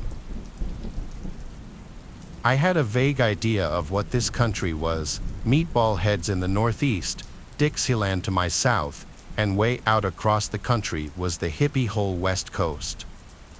Now, that's obviously a grossly oversimplified version of American culture, and those of you that took offense might be glad to know that I paid for my ignorance, because this is a big, wide country we live in, and there are places and people so radically different than ourselves, and the generic big city lifestyles we're all so used to that meeting them can be downright freaky. I'm not saying that's a bad thing. Little Havana down in Miami is one of the most baller places on earth, but sometimes, different can be dangerous. So, in early 2018, I saw a post from a girl on Reddit's r4r sub saying she was stuck in her dorm board and wanted someone to talk to. She seemed pretty chill, but after creeping on her profile and finding out she was hot, I was psyched when she messaged me back and we got to talking. We got along even better than I thought we would. And it turned out we had a little chemistry too. So after flirting back and forth for a couple of weeks, we started to talk about hooking up. The only trouble was she was more than 500 miles away in Knoxville, Tennessee, which is like an 8-hour drive from Baltimore. She couldn't visit me because of school commitments, and the car I had at the time would have fallen apart as soon as it hit the interstate. It took me like 4 months to switch up my ride and stack some spending money, but once I had, I was itching to hit the road and hook up with my Reddit boo. Driving down the I-81 was simple enough, but since it was my first ever long-distance drive, it wasn't long before I messed up and took a wrong turn. It was right after I hit Roanoke, Virginia. I pulled into this little town called Blacksburg to get something to eat. Then a little after driving out of town, I started seeing signs saying, "Welcome to West Virginia," and stuff, which was most definitely not on my planned route. It was no big deal. Just a minor hiccup, and I figured I could just swing back southwest to get back on the interstate. But navigating those country roads proved to be easier said than done, and it wasn't long before casually lost became hopelessly lost. And by the time I rolled into this little one-stop light town, I wasn't even sure what state I was in. To give you an idea of what this little town was like, I saw 1 post office and 3 churches in the space of a couple hundred meters. I assume that isn't all that unusual for a small Bible Belt town, but the weird thing was that there wasn't a soul out in the streets. It reminded me of Sunday mornings in Greek town when almost everyone would pack into the Orthodox churches, but this was a Friday afternoon. That being said, the fact that there were like 50 cars and trucks parked outside this one church told me everything I needed to know, and if I wanted directions, it was looking like I was going to have to interrupt the little afternoon worship session. It's not like I hadn't seen anything weird in a church before. Like I've mentioned, I grew up in Greek Orthodox, and some of those priests looked like they moonlight as wizards. That's not to mention all the carpet kissing, holy haircuts, and crawling marathons that go on. But I've never seen anything like what was going on in this country church, and unlike the love thy neighbor Christianity that I feel like most of us are familiar with, these people were anything but welcoming. Walking into that church caused this record scratch moment where the guy at the pulpit just stops talking and looks up at me. This causes everyone, and I mean everyone, to spin around in their pew to look at me. I tried to speak up, but with all those eyes on me, I just sort of seized up. By the time I got it together to say anything, the guy at the pulpit cuts me off like, "You from the government?" Now bear in mind, I'm wearing Hawaiian shorts and a George Carlin shirt. I'm about 240 at the time, completely bald. And I have a front tooth missing. I look as far from a Fed as you can possibly imagine, but still, this guy is looking at me like I'm some kind of narc. I started explaining that I'm just looking for directions, but the guy cuts me off yet again and tells me, "Patience is a virtue, son. Take a seat. We're almost done here." Now, I know I should have just left and bought a map from a truck stop like a grown-up, but I was young, dumb, and full of, so my logic was just, get directions, get to girl, instead of stopping to consider that I might be way out of my depth. For a while, the atmosphere among the congregation was tense but still subdued. Their eyes were glued to the pulpit and their mouths were glued shut. But as the preacher's tone and intensity built, so did the energy and their responses and reactions. The first thing that really keyed me into the fact that these people weren't all there was the whole speaking in tongues thing. I heard it was still a thing that happened. But you don't see anything like that in Baltimore unless some dope fiend smokes too much spice, which is certainly no cause for celebration. But when this regular-looking guy jumps up out of his seat and starts jabbering this complete nonsense, the congregation was hooting and hollering like it was the greatest thing they'd ever seen. And while not necessarily the scariest thing I'd ever seen, it was incredibly jarring to actually see it with my own eyes. I'm already incredibly nervous, but I figured if I just keep my mouth shut and let them do their thing, I'll be out of there with a solid route back to I-81. Only the next thing I know, I hear the preacher calling out for their guest to join them at the head of the congregation. I just remember thinking, he can't be talking about me. There's no way he's talking about me, but that was pure wishful thinking on my part, because once again, the whole congregation turns around to look at me. "Come on up, son," the preacher's words were like daggers in my gut. I get pretty bad stage fright and anxiety as it is, but the idea of exposing myself to those people was almost too much to bear. I start making a show of saying, "No, thank you," trying to politely decline the guy's offer, standing briefly to address the guy before I sit back down. Only right when I do, I hear this voice in my ear like, "You'll get up there if you know what's good for you, city boy." I turn around, and standing behind me is this freaking werewolf of a man, incredibly hairy and wide as he was tall. Dude could have crushed my skull with one hand if he wanted, and he was blocking my route to exit. Suddenly, it didn't look like I had much of a choice anymore. So in spite of my legs feeling like warm jello, I made my way to the head of the congregation and awaited my fate. The first minutes or so were like appearing on a game show that I really didn't want to be on.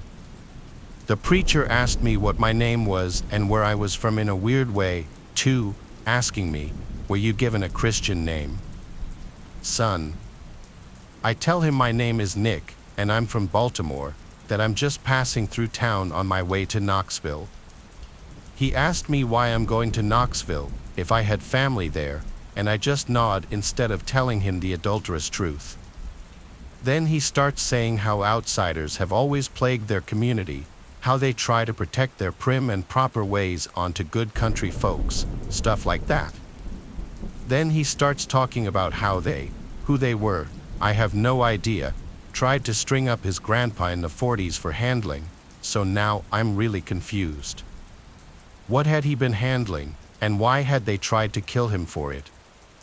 Not knowing made the whole thing even worse for me, and I could actually feel the sweat dripping down my back as I got more and more nervous. I've told this story a bunch of times before, and one or two people knew exactly what handling meant in the context of some country preacher, but I didn't. If I had known, I'd have just rolled through that entire town content to be lost and ladyless. Because the one thing I'm more scared of than anything else on the face of the earth is snakes.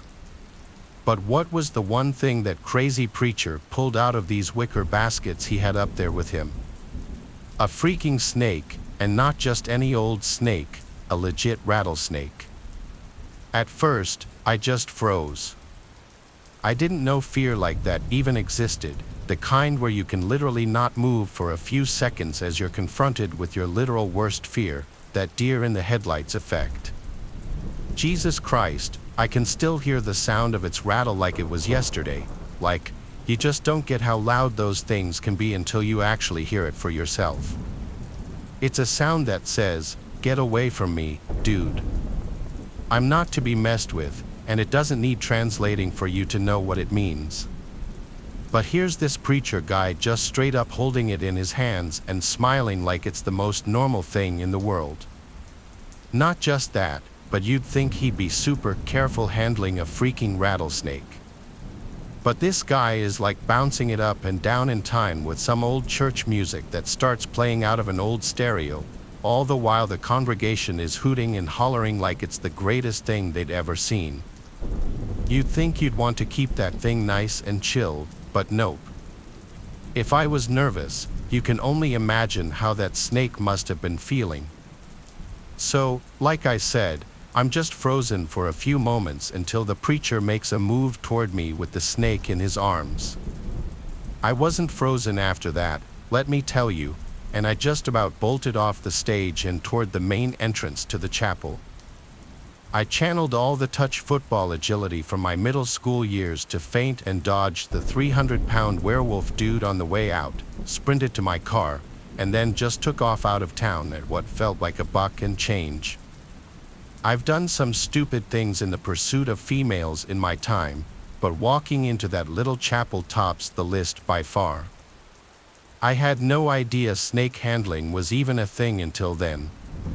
And after I Googled it, I saw that dozens of snake handlers have died in the past. But that's not the stat that matters, it's how often they get bit. It messes up the muscles in people's arms and hands because they get bit so much, like it happens a lot. And after seeing how that preacher was handling his rattlesnake, I'm not the least bit surprised. Anyway, I made it to Knoxville a couple of hours later extremely shaken but in one piece. I hooked up with the Reddit girl, and after telling the story of accidentally walking into a snake handler chapel, I got all kinds of sympathy nookie. So I suppose all's well that ends well.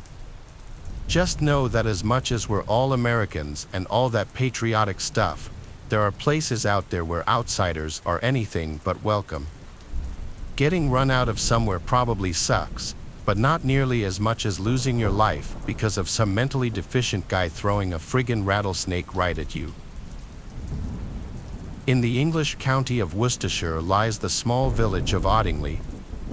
These days, Audingley is little more than a collection of sleepy country lanes and quaint Tudoresque homes, but in the early 19th century, Audingley was the site of a truly grisly, unsolved murder with some terrifyingly feasible occult connotations. In the late afternoon of June 24, 1806, the Reverend George Parker of Audingley Parish was out walking in his fields, looking to bring his cattle in for the evening. It had been a swelteringly hot summer's day, one that marked the feast of St. John the Baptist, or, as it used to be known to the ancient pagan population of the British Isles, Midsummer's Day. Audingley village had been particularly empty because many of the farmers had gone to the Midsummer Fair in nearby Bromsgrove, but for some reason, the Reverend Parker had chosen not to attend. Just why exactly the Reverend would choose not to attend such a holy festival is up for debate, but it's entirely possible it's due to the day's pre-Christian history. Whatever the reason, as Reverend Parker was walking across his fields that baking hot afternoon, someone was watching him, someone who was watching from a thicket of trees nearby, someone who didn't want to be seen. As the Reverend continued on his way and passed by the thicket, he heard something emerging from the bushes behind him. When he turned, the Reverend was greeted by a masked man wearing a thick, long leather coat. When asked his identity, the masked man said nothing. Instead, he simply produced a shotgun from under his coat and aimed it at the Reverend's gut. The Reverend raised a hand in his defense, foolishly hoping that he could stop a barrel full of buckshot from ripping through him with nothing but his bare palm. He begged the gunman not to fire, for he had a wife and a child back at home, and only a true monster would slay a man of God such as he. But still, the masked man stayed silent, offering nothing in response. Instead, he pulled the trigger of his shotgun and sent the Reverend falling back to the dirt. The masked man could have aimed at the Reverend's head or neck, opening an artery or bursting his skull like a coconut, but he didn't. He deliberately aimed at the man's sternum, and it seems he did so to ensure his victim was alive for what came next. The masked man took his time over the execution of his victim. Instead of ending his suffering there and then, the masked man kept the Reverend alive long enough for him to let out a series of agonized pleas for assistance. It's not clear whether or not the masked man simply watched in silence or passed along one final message to the dying man, but either way, his screams were so loud that they echoed for miles around. Then, instead of finishing off his victim with another blast of the shotgun, the masked man picked up a large stick that was lying in the grass nearby and proceeded to beat the Reverend about the skull so hard that by the time he was found, there was very little left to recognize him. By chance, two butchers by the name of Giles and Lynch had been walking through the area at the time of the attack and had heard the Reverend's blood-curdling screams as he was set upon by the masked man. They rushed towards the scene of the crime, and upon realizing that he had been detected, the masked man fled across the field with Giles in hot pursuit. Lynch did what he could for the dying clergyman, but his skull had been so badly crushed that he simply didn't stand a chance of recovery. All the butcher could do was comfort the Reverend as he uttered his final words. Meanwhile, Giles was racing after the masked man, unable to see the shotgun he held concealed under his long coat. As he got closer and closer, the masked man appeared to be slowing, fiddling with something at his waist. Giles saw his chance to apprehend the brigand and accelerated in preparation to tackle him, but the masked man turned, brought his shotgun to bear, and fired off a spray of deadly metal shrapnel. Giles was quick.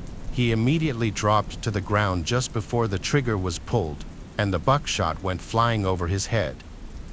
Knowing he would be killed if he continued the pursuit, Giles stayed down as the masked man fled, forced to watch as the criminal escaped into some nearby woods.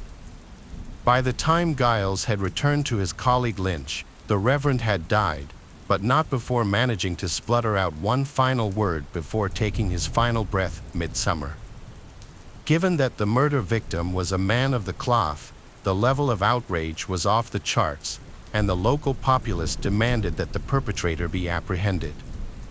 The descriptions of the crime as well as the suspect were circulated far and wide in the hopes he might be located, with authorities taking the matter so seriously that certain ports were closed so that the murderer would be unable to flee the country. Several people came forward to say that the description of the attacker matched that of a local tradesman named Richard Hemming, and when sheriffs stopped by the man's home, they found that he had been missing for several days. Convinced they had their suspect, authorities scoured the surrounding countryside for several weeks, but not a trace of Hemming could be found. Finding him was one thing, but determining Hemming's motive was another thing entirely. It quickly struck investigators that the Reverend wasn't a popular man since he had hiked up his tenant's rent when he took over as the landowner, but this was something of an oversimplification. As investigators dug deeper and deeper into Ottingley's history, they found some very disturbing things indeed. When the Reverend Parker had taken over as landowner some years before, he found he had waded into a very isolated and culturally unique area of Worcestershire. Unlike the rest of the country, which adhered to a fairly rigid lifestyle of tithes, religious orthodoxy, and a strict adherence to the calendar of Christian festivals, Ottingley seemed to play by its own set of rules. The farmers there had become accustomed to paying a much lower rate of tax than their counterparts elsewhere and eschewed traditional Christian holidays in deference to midsummer. A man of the cloth such as Reverend Parker would have obviously found this kind of behavior abhorrent, maybe even verging on sacrilegious. But every attempt by him to bring the locals into line was outright rejected. Rumor has it that the raising of their rent occurred after repeated threats from the Reverend Parker, who urged the population of Ottingley to abandon their wicked ways and return to Jesus. If they did, the rent would remain at their accustomed rate, but they refused. The Reverend would bring their rent in line with the rest of the country. Then, following their defiance, the Reverend proved true to his word. Now it's very possible that Reverend Parker was killed by one of his tenants as retaliation for raising the rent. It's also very possible that his contempt for the unique religious practices was also a motivating factor. However, there are some who believe that the date of his murder is perhaps the most relevant detail of the case and that it gives us our one real hint into the dark, unholy nature of Ottingley Village. Could it be that the Reverend was actually the scheduled midsummer sacrifice for that year and that his ritual execution just so happened to kill two birds with one stone? The wearing of the long leather coat certainly seems to suggest so, as it might well have been some kind of ritual garb meant for the midsummer executioner. This is also backed up by the use of the large stick as the weapon of choice. The murderer could have quite easily made the killing quick and painless, but they chose not to. Instead, the Reverend was killed with something natural, produced by Mother Nature, in a brutal and bloody fashion, possibly after some kind of rite or prayer was recited over his wounded form. But, without having apprehended the murderer, the true motive behind the killing was a complete mystery, one that would take almost 30 years to unravel. 24 years later, on a cold winter's morning in 1830, a groundskeeper named Charles Burton was tending to his duties on some Ottingley farmland. It seemed like any other day, But little did he know he was about to unearth a mystery that had plagued Audingley for almost a quarter of a century. The farm had changed little since the gruesome events of 1806. And the new landowner was keen to renovate one of the run-down old barns. On the 21st of January, at 4 o'clock, as he was digging out the foundations of a particularly old barn that was to be completely replaced, the groundskeeper suddenly stumbled across a shoe, then bones, and fabric. To his horror, he realized that he had discovered a human corpse. Burton suspected at once whose remains it could be and alerted the authorities. The next day, constables accompanied him to the scene before spending a cold, frightening night guarding the skeleton. Over the next few days, the remains and the objects found lying with them were carefully examined. Investigators found that the victim's skull had been beaten into many pieces, and it was clear from the outset that whoever had been murdered had endured a savage and painful death before lying there undiscovered for decades. Given that the victim was dispatched in almost exactly the same way as the Reverend Parker, it was initially speculated that their killer could be one and the same. But when the skeleton was examined, the skull reconstructed, and the victim's belongings catalogued, investigators came to a shocking conclusion that the corpse belonged to none other than Richard Hemming, the man suspected of murdering the Reverend Parker all those years ago. So how exactly did Parker's murderer also come to suffer an equally gory death in almost exactly the same way? Well, if the confession of Mr. Tommy Clues is to be believed, Hemming's murder was the work of other villagers who wished to keep the whole thing a secret. It appears as if Hemming had drawn the proverbial short straw when it came to deciding who would be the Reverend's assassin, and the plan was for the members to meet up with their fellow conspirators at a piece of Audingley farmland to confirm the deed had been done. Yet, for some reason, either to keep him quiet or as part of the wider midsummer sacrifice, Hemming was escorted to a barn and then attacked by his fellow conspirators. But again, instead of simply cutting his throat or shooting him, Hemming was subdued before his skull was smashed to pieces. We could understand if this was some kind of eye for an eye style of vengeance for killing a man of God, but we've already established that the Reverend was extremely unpopular among the locals. Sure, the other villagers may have wished to keep Hemming quiet after all. Dead men tell no tales, but it also seems feasible that the ceremonial killing of the man who himself committed a ritual slaughter might well be part of some wider scheme of pagan sacrifice. Although no one was ever arrested for either murder, there were rumors that one of the surviving conspirators was terrified of vengeful spirits right up until the day he died. Tommy Clue's confession was essentially on his deathbed, but his refusal to name the rest of those involved caused authorities to threaten him with prosecution.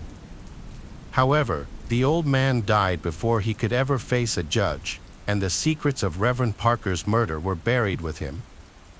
Yet the village of Audingley survives to this day. And the conspiring villagers no doubt had sons and daughters who, in turn, bore children of their own. The unholy traditions that led to the Reverend's death might well have survived too, passed from generation to generation, each taking up the bloody traditions of their forefathers. It's a chilling enough thought to avoid the country lanes around Audingley in late July, lest you become the next midsummer sacrifice, whose final image on this earth will be a masked man in a long leather coat swinging the limb of an oak tree down onto your skull. My island on June 28, 1947, Captain Tony, who worked as a harbor patrolman officer in Island, was on patrol with his 2 rookies, his son, and his dog. However, this was no ordinary day at sea. When Tony gazed up into the sky from his patrol boat, he saw 6 aircraft floating around 1,500 feet above his watercraft. The objects were reported by Tony and his crew to be made of a reflective material and were shaped like flat donuts, about 100 feet in diameter. The center holes located on each craft were noted to be about 25 feet in diameter, and more circular objects were located along the sides of the aircraft, which Tony and his crew determined to be observation windows. Soon, Tony and his fellow crewmen noticed that 5 of the UFOs circled over the 6th, and the 6th itself was lowering towards the patrol boat. This caused immense panic among the crew because they all thought that the aircraft was going to collide with their patrol boat. Not wanting to be sent to a watery grave, the crew hightailed it toward the shore. Upon reaching the shore, Tony retrieved his binoculars to spot the bizarre aircraft from the shore. He also grabbed his camera to take photos as evidence of the strange aircraft. While taking the pictures, the lower craft stayed in a still position while the 5 others circled around it for about 5 minutes. Then, the lower aircraft suddenly dropped down but stopped abruptly at about 500 feet above the water. One of the 5 ships circling around the lower ship came down to meet it. The 2 crafts stayed in this position for several minutes until Tony thought he heard a thump. Instantaneously, more thumps followed, and Tony, using his binoculars, saw that the middle aircraft was dropping what Tony suspected to be newspapers from the inside of its center hole as it swiftly approached his watercraft. When the aircraft got close enough, it was discovered that the objects weren't newspapers but instead white, lightweight metals and black, lava-like rocks. Tony even stated that when the lava-like rocks landed in the sea, it caused the water to steam. With these dangerous pieces of debris falling ever closer to their boat, the crew sought cover below deck. However, not before one of the materials struck Tony's dog, killing it in the process, and another one wounded his son in the arm. Tony even tried to radio for assistance, but the transmitter wasn't functioning. Even though his radio was out of action and no help was on the way, most of the debris splashed into the water. Soon after the raining of metals and rocks, the airships rose up high into the sky and zoomed westward together. The crew then exited the lower deck and examined the boat for any damage.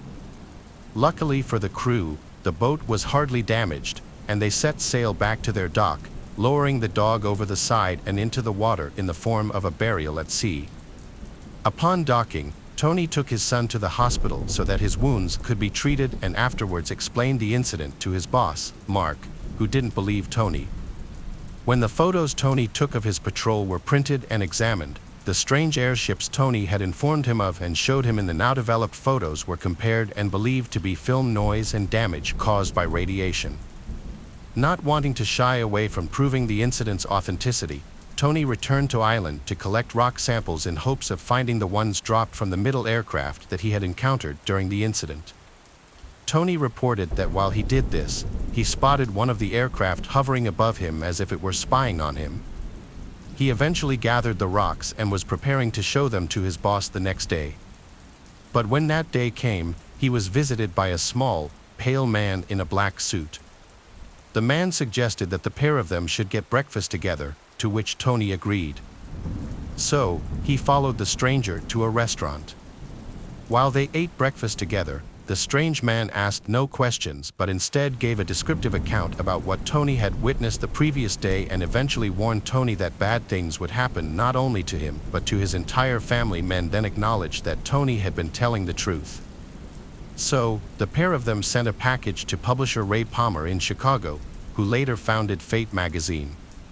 The contents inside the package were the metal fragments and statements about the strange incidents and findings on the 21st and 22nd of June, a noteworthy incident that we continue to discuss and debate amongst ourselves to this day.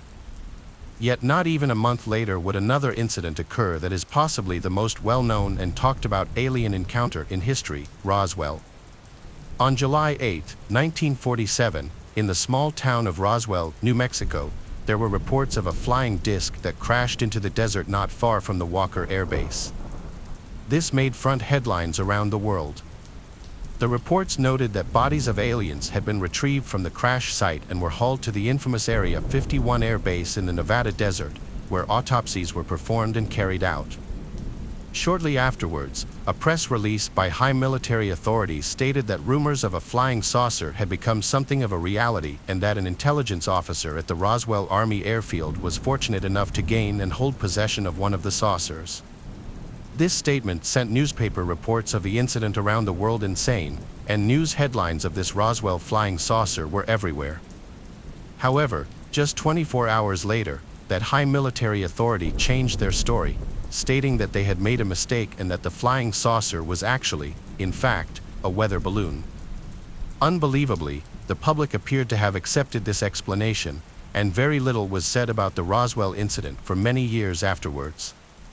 It wasn't until the late 1970s when some military personnel involved began to speak out about what happened all those years ago, and ufologists, as well as conspiracy theorists, went into overdrive, thus developing the Roswell case into the incident as we know it today. One of the first military personnel to speak out about the Roswell UFO incident was Major Jesse Marcel. He was one of the 2 military personnel sent to investigate the crash site. The other one who was with Major Jesse Marcel was Sheridan Cavett, who had always claimed that he wasn't even there. Major Jesse Marcel described how large amounts of metallic debris were scattered all over the area, so the craft had obviously hit the ground at a high speed. He stated that it was clearly not a weather balloon, aircraft, or missile because he recovered fragments from the crash and described seeing hieroglyphic types of writing painted on it.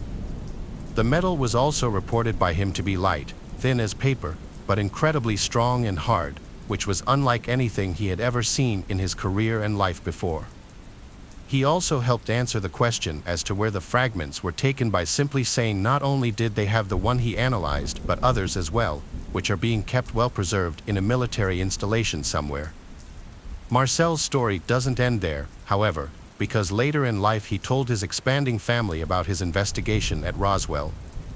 According to his grandson, my grandfather Marcel would privately share details of his experiences with the entire family.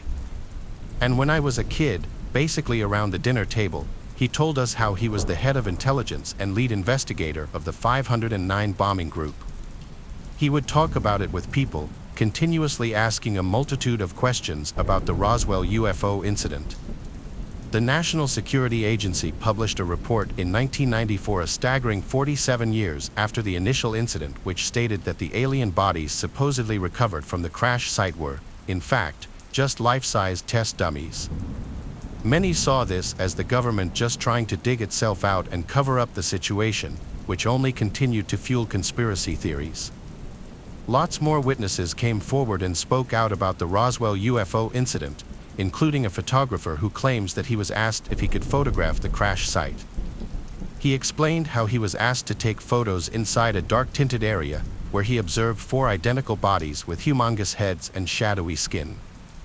After taking the pictures, he was debriefed and ordered to forget everything he noticed at the crash site. But then a witness more credible than everybody else combined spoke out just before he passed away in 2005. His name was Lieutenant Walter Haut, the man who published and released the original weather balloon report back in 1947. Before his passing, he wrote and left a sworn affidavit in which he claimed that the weather balloon story was a cover-up for the UFO that had been successfully recovered from the crash site. He also confirmed that he had seen dead alien bodies in this still widely debated Roswell UFO incident. With these 2 incidents raising so much speculations and questions, one might ask if we will ever know what went on.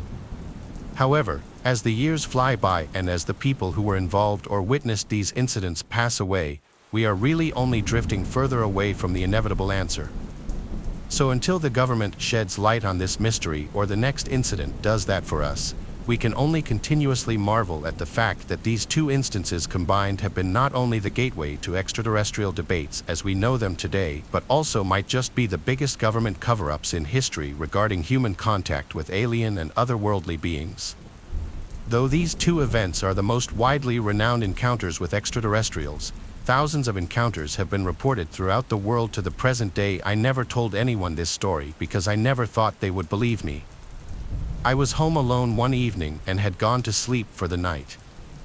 I lived with my significant other and 2 indoor cats, but she was out of state traveling for business.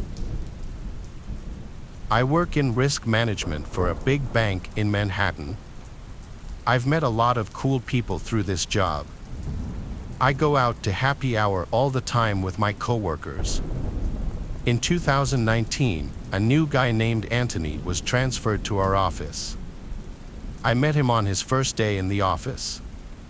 He seemed very sociable and talkative, and he'd always be laughing and smiling. He went out to happy hour with us that Friday, and he truly was the life of the party, always talking about all his experiences, all the places he's been, and things he's done.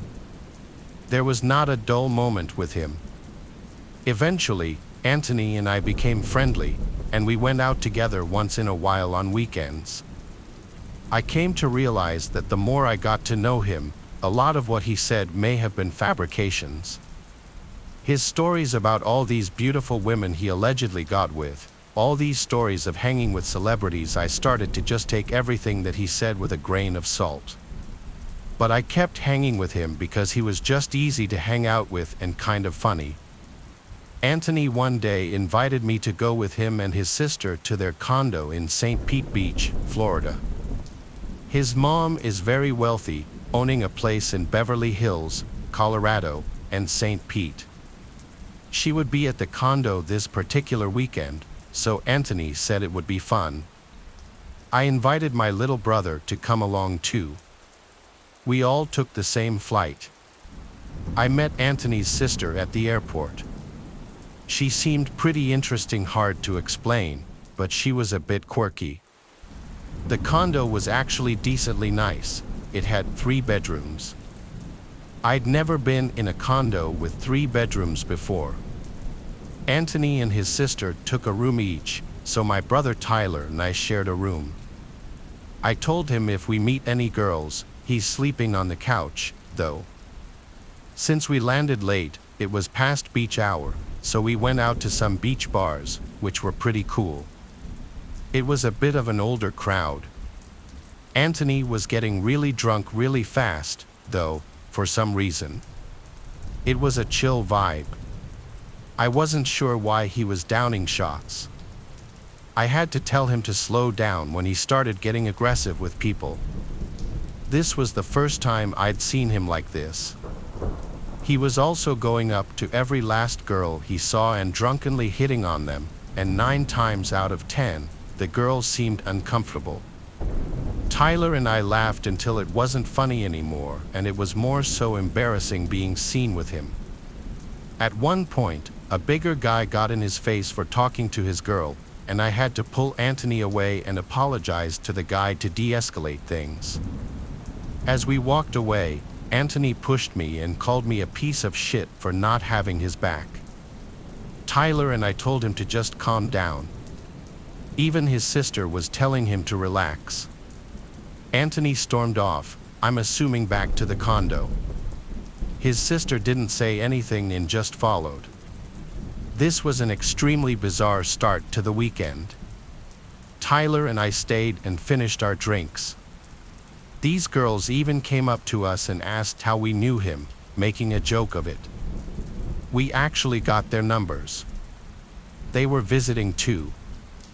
They said they're going downtown later if we wanted to meet up, and we said we were down. After that, I texted Anthony asking where they went, and he texted back immediately that they went back to the condo. Tyler and I walked back to the condo and let ourselves in. We expected Anthony to be angry, but instead, the second we walked in, he jumped off the couch all excited, like with a big smile on his face, saying, "Are we going out tonight or what?" He was still definitely really drunk. I told him, yeah, we should chill out here for a bit first, though. Then I told him about the girls' numbers we got. Anthony asked how many girls, and I said 2. His smile disappeared. Then Tyler, for some reason, told him that the girls came up to us after he left, asking how we knew you. I think he was saying it as a joke, kind of trying to playfully rip on him a bit, which was a mistake. Anthony stormed away into his room and literally slammed the door shut. I was realizing he must be extremely bipolar or something. I was getting off vibes and now from both of them.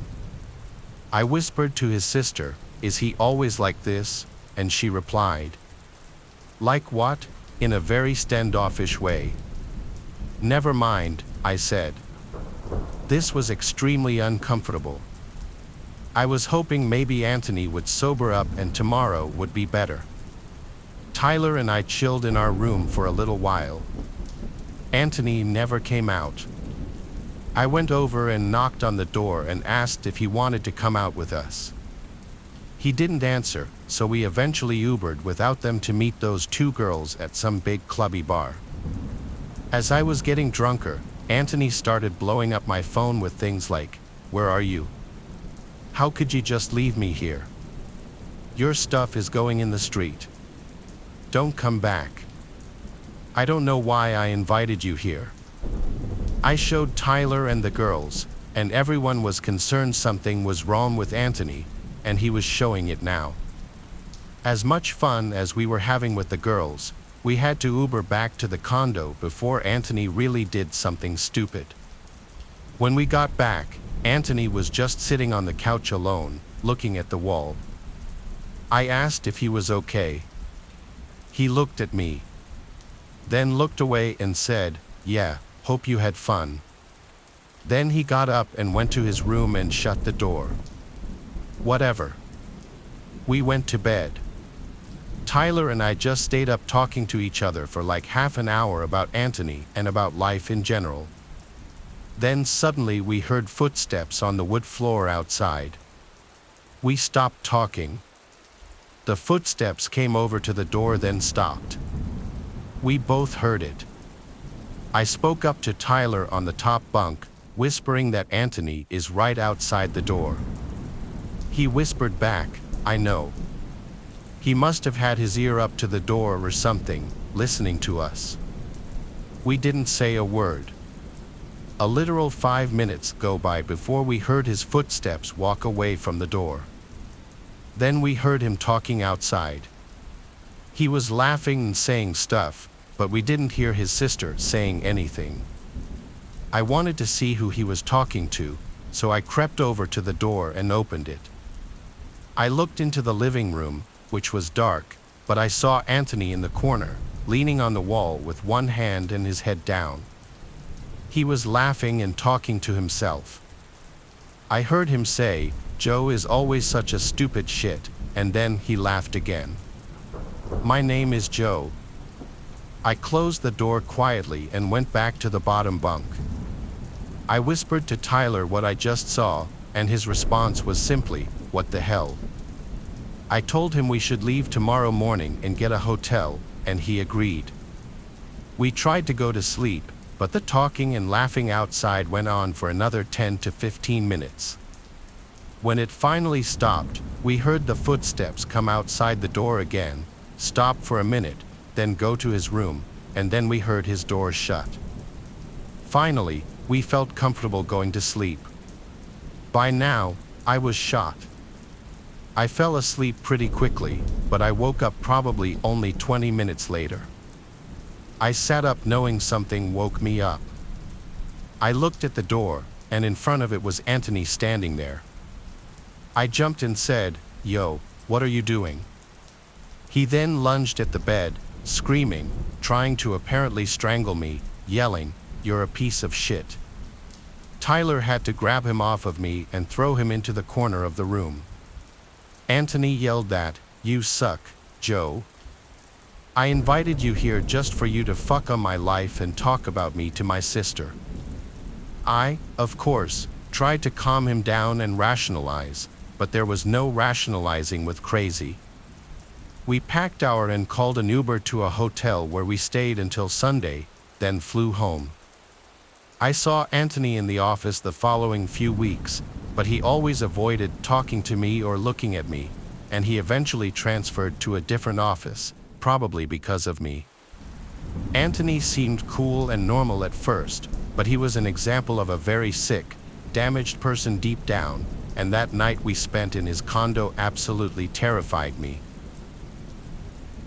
The story isn't actually my own experience. It happened to my older brother and sister. I do have a bit of context to give so the whole thing will make sense, so please bear with me. My family and I grew up in Southeast Alaska.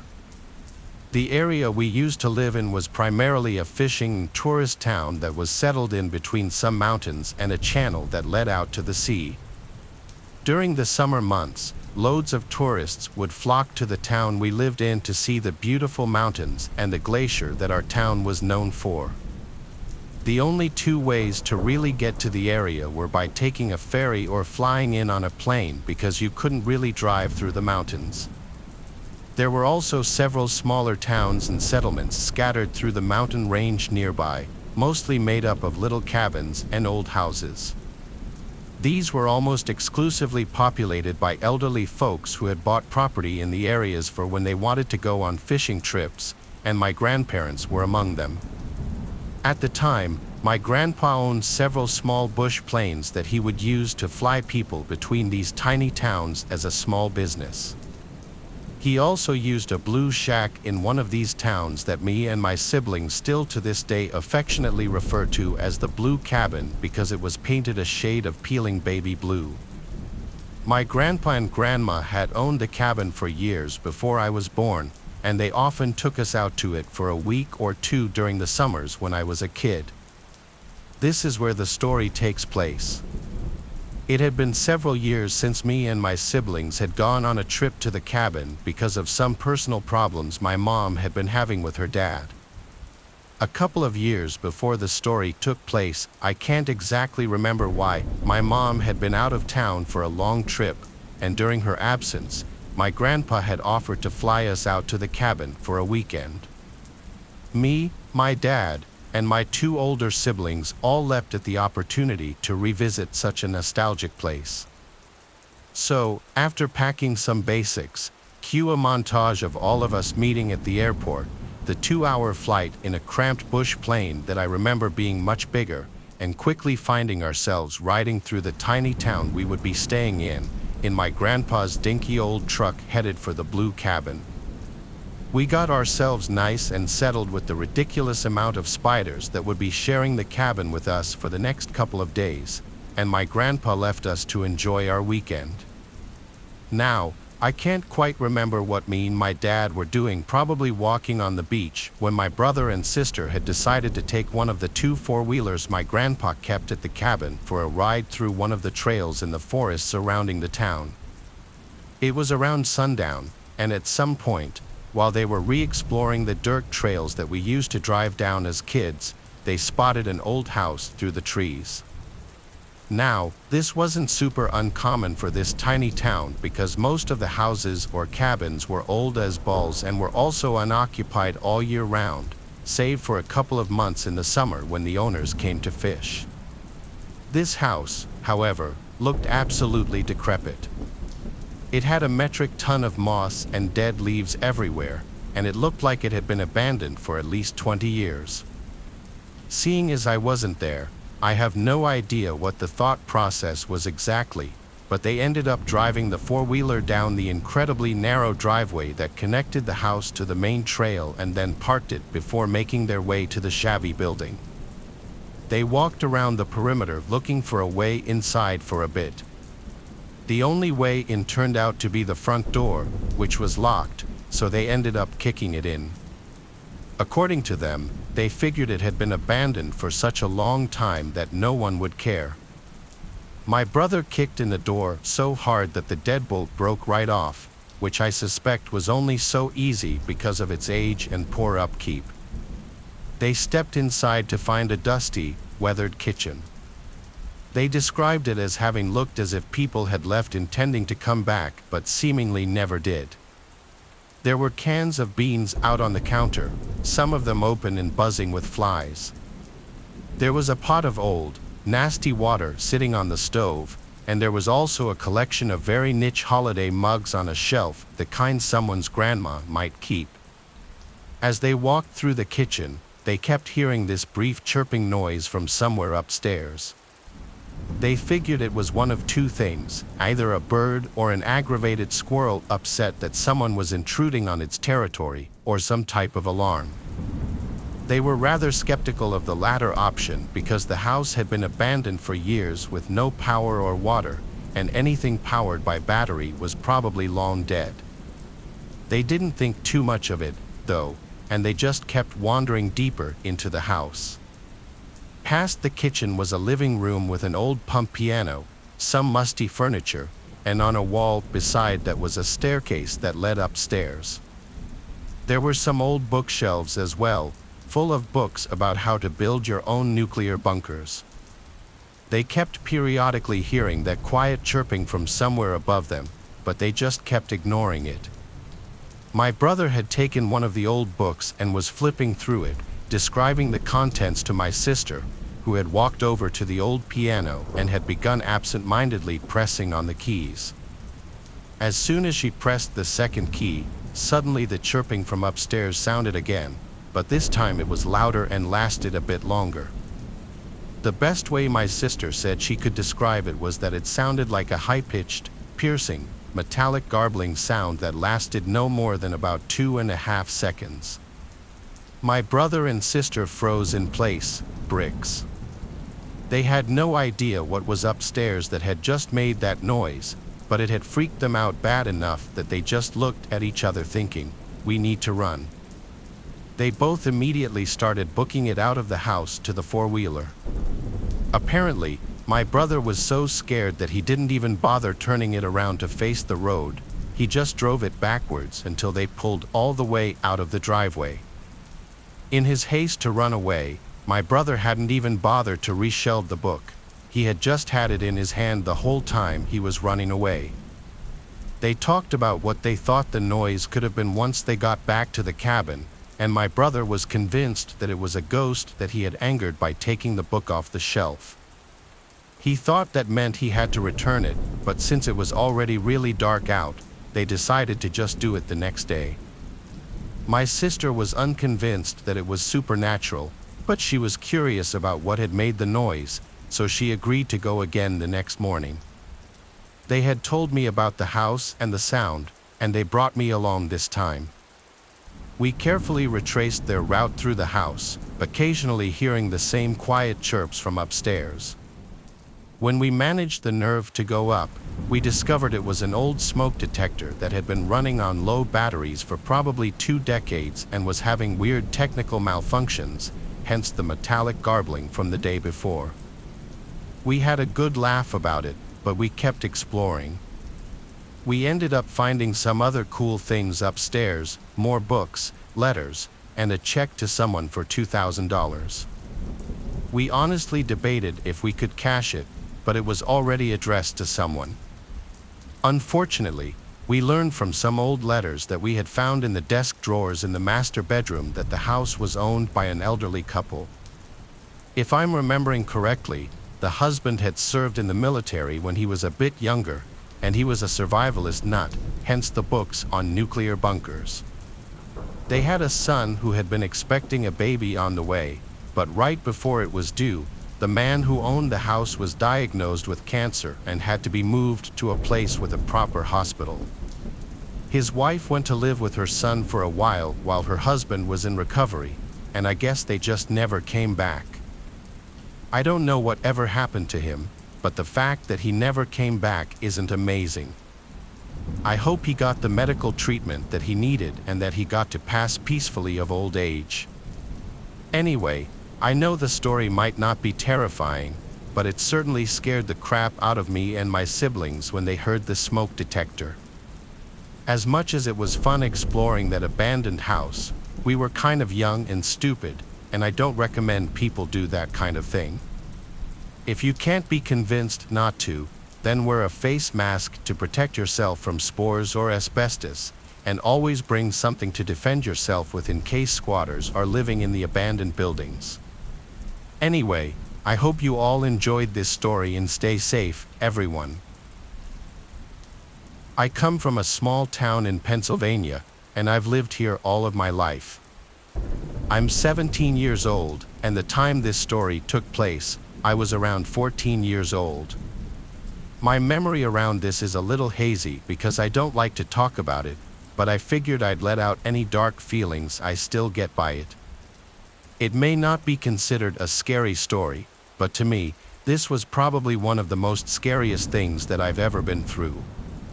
At the time this happened, I was an 8th grader in middle school. During the time, my mom worked at Panera Bread, and she had to work very early in the morning, so me and my sister would usually take the bus to school while my dad and my little brother, who was around 4 years old at the time, would stay home. This will be important later. It was like any other ordinary day.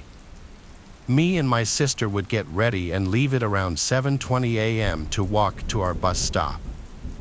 We lived in an apartment complex, and we would have to walk the 3 minutes to the front of the apartment because that's where the bus would pick us up. A little background information: me and my sister would meet up with our friends at the bus stop since we lived in the same apartment complex, and we would wait until the bus showed up. I would stay at the back with my friend, while my sister and her friend would be towards the front, 5 feet from the stop. So, like our usual routine, I had met up with my friend, Reed, and my sister would meet up with her friend, who I'll call Lelia. We waited for the bus to show up. Me and Reed would always see this boy, who I'll refer to as Scott. He was a year younger than us, and he would always run across the street to our bus stop to get a seat since we would be the first to be picked up. This was because by the time the bus driver would pick him up, he'd be the last person, and there would be no seats left for him to sit at. So he began to run across the street, and we were used to seeing him run across like that. Reed and I would always laugh at the way he ran, but wouldn't pay any more attention after he made it across. This will also be important. So, as we're waiting for the bus to arrive, me and my friend were talking, and there would be 5 other kids waiting for the bus at the front of the apartments as well. And like always, we see Scott across the street, waiting for the bus to arrive. A few minutes go by, and we see the yellow bus coming towards our stop. So everyone on our side begins to gather their belongings, and we begin to form a line as the bus gets closer. It begins to blink its lights, and the stop sign starts to come out at the side, as a sign for the other cars to stop. And for just a second, I begin to see Scott running across.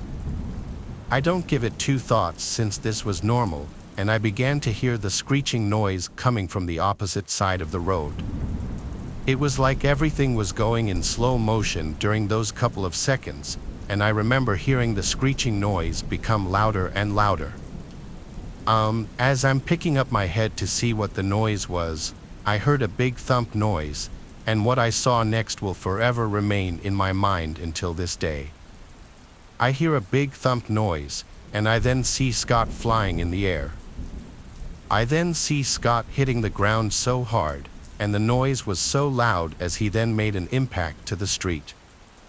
I remember hearing my friend Reed then scream at the top of her lungs, and I then quickly looked at the car, and I saw the driver inside. I remember seeing the bus driver quickly taking out his walkie-talkie attached to his radio as he was then saying all these codes into it. I then see Scott running around the bus and towards where our bus stop was, and he then had his arms wrapped around his stomach, and he was bleeding all around his head. He also had these cuts on his face, and he was crying wildly. During that moment, I was so horrified that I froze, and I was so scared to say anything. The driver then came out of the car and began to panic, then sang to Scott, "Oh my God, man, I'm so sorry. I never even saw you. I was looking down for 1 second, and then it just happened." But Scott was in so much pain, then he didn't even pay attention to him.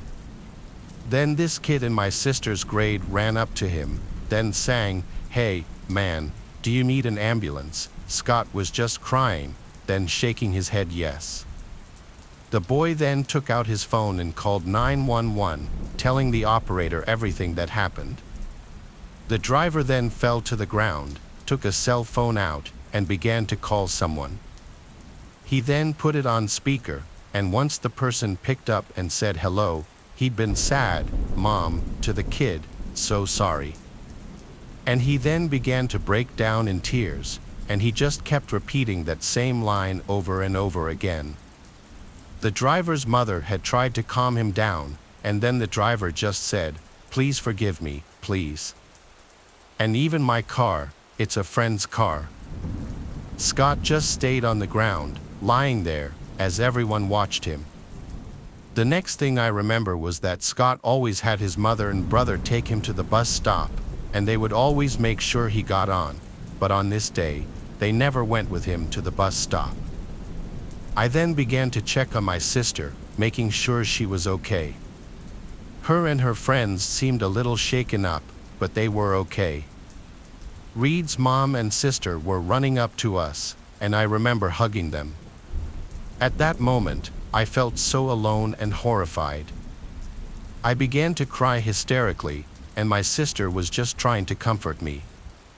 Something that I always regret was never telling my parents right away about what happened. I didn't want to wake and worry my dad, and I didn't want to get my mom in trouble for leaving early. I knew that she suffered from anxiety, so I didn't want to give her a panic attack, which she would get every once in a while. So, my sister and I just decided to wait there. I remember calling my friend, who I'll call Kara. I remember that her and her mom worked at the school next to ours, and I began to tell her everything that happened. I began to break down. They quickly alerted the front desk, and she calmed me down, telling me everything was going to be okay. I know some of you might be thinking, how was I able to call my friend but not my parents? But during that moment, I just felt the need to call Cindy because she was who I trusted at the time, and we're still friends to this day. About 20 minutes later, the ambulance arrived. They began to check Scott and treat him while he was lying on the ground, still crying and in pain. 10 minutes passed, and I began to come at ease. They started to place him on the stretcher. I remember seeing his mom and brother running with a paramedic towards him, and they had the most worried and horrified faces that I've ever seen. I began to feel so sad for them. Reed, my sister, and I thought it would be okay if we went to school just to try and take our minds off of everything that happened and all of the horror we witnessed 40 minutes ago. We were at our bus stop for almost an hour, and we still got picked up at the next stop and then immediately went to school. I remember the staff waiting there for us and separating the apartment complex bus stop kids, escorting us to the library. I won't go into too much detail, but they pretty much stated that we could stop by the counselor's office anytime during the school day, and if we wanted to leave school, we were able to. After that event, I didn't take the bus for 4 months and was dropped off. I didn't want to cross the street, and whenever I would hear a tire screech, I would always jump and begin to get a cold sweat. A few months later, I began to feel better and continued to live a normal life.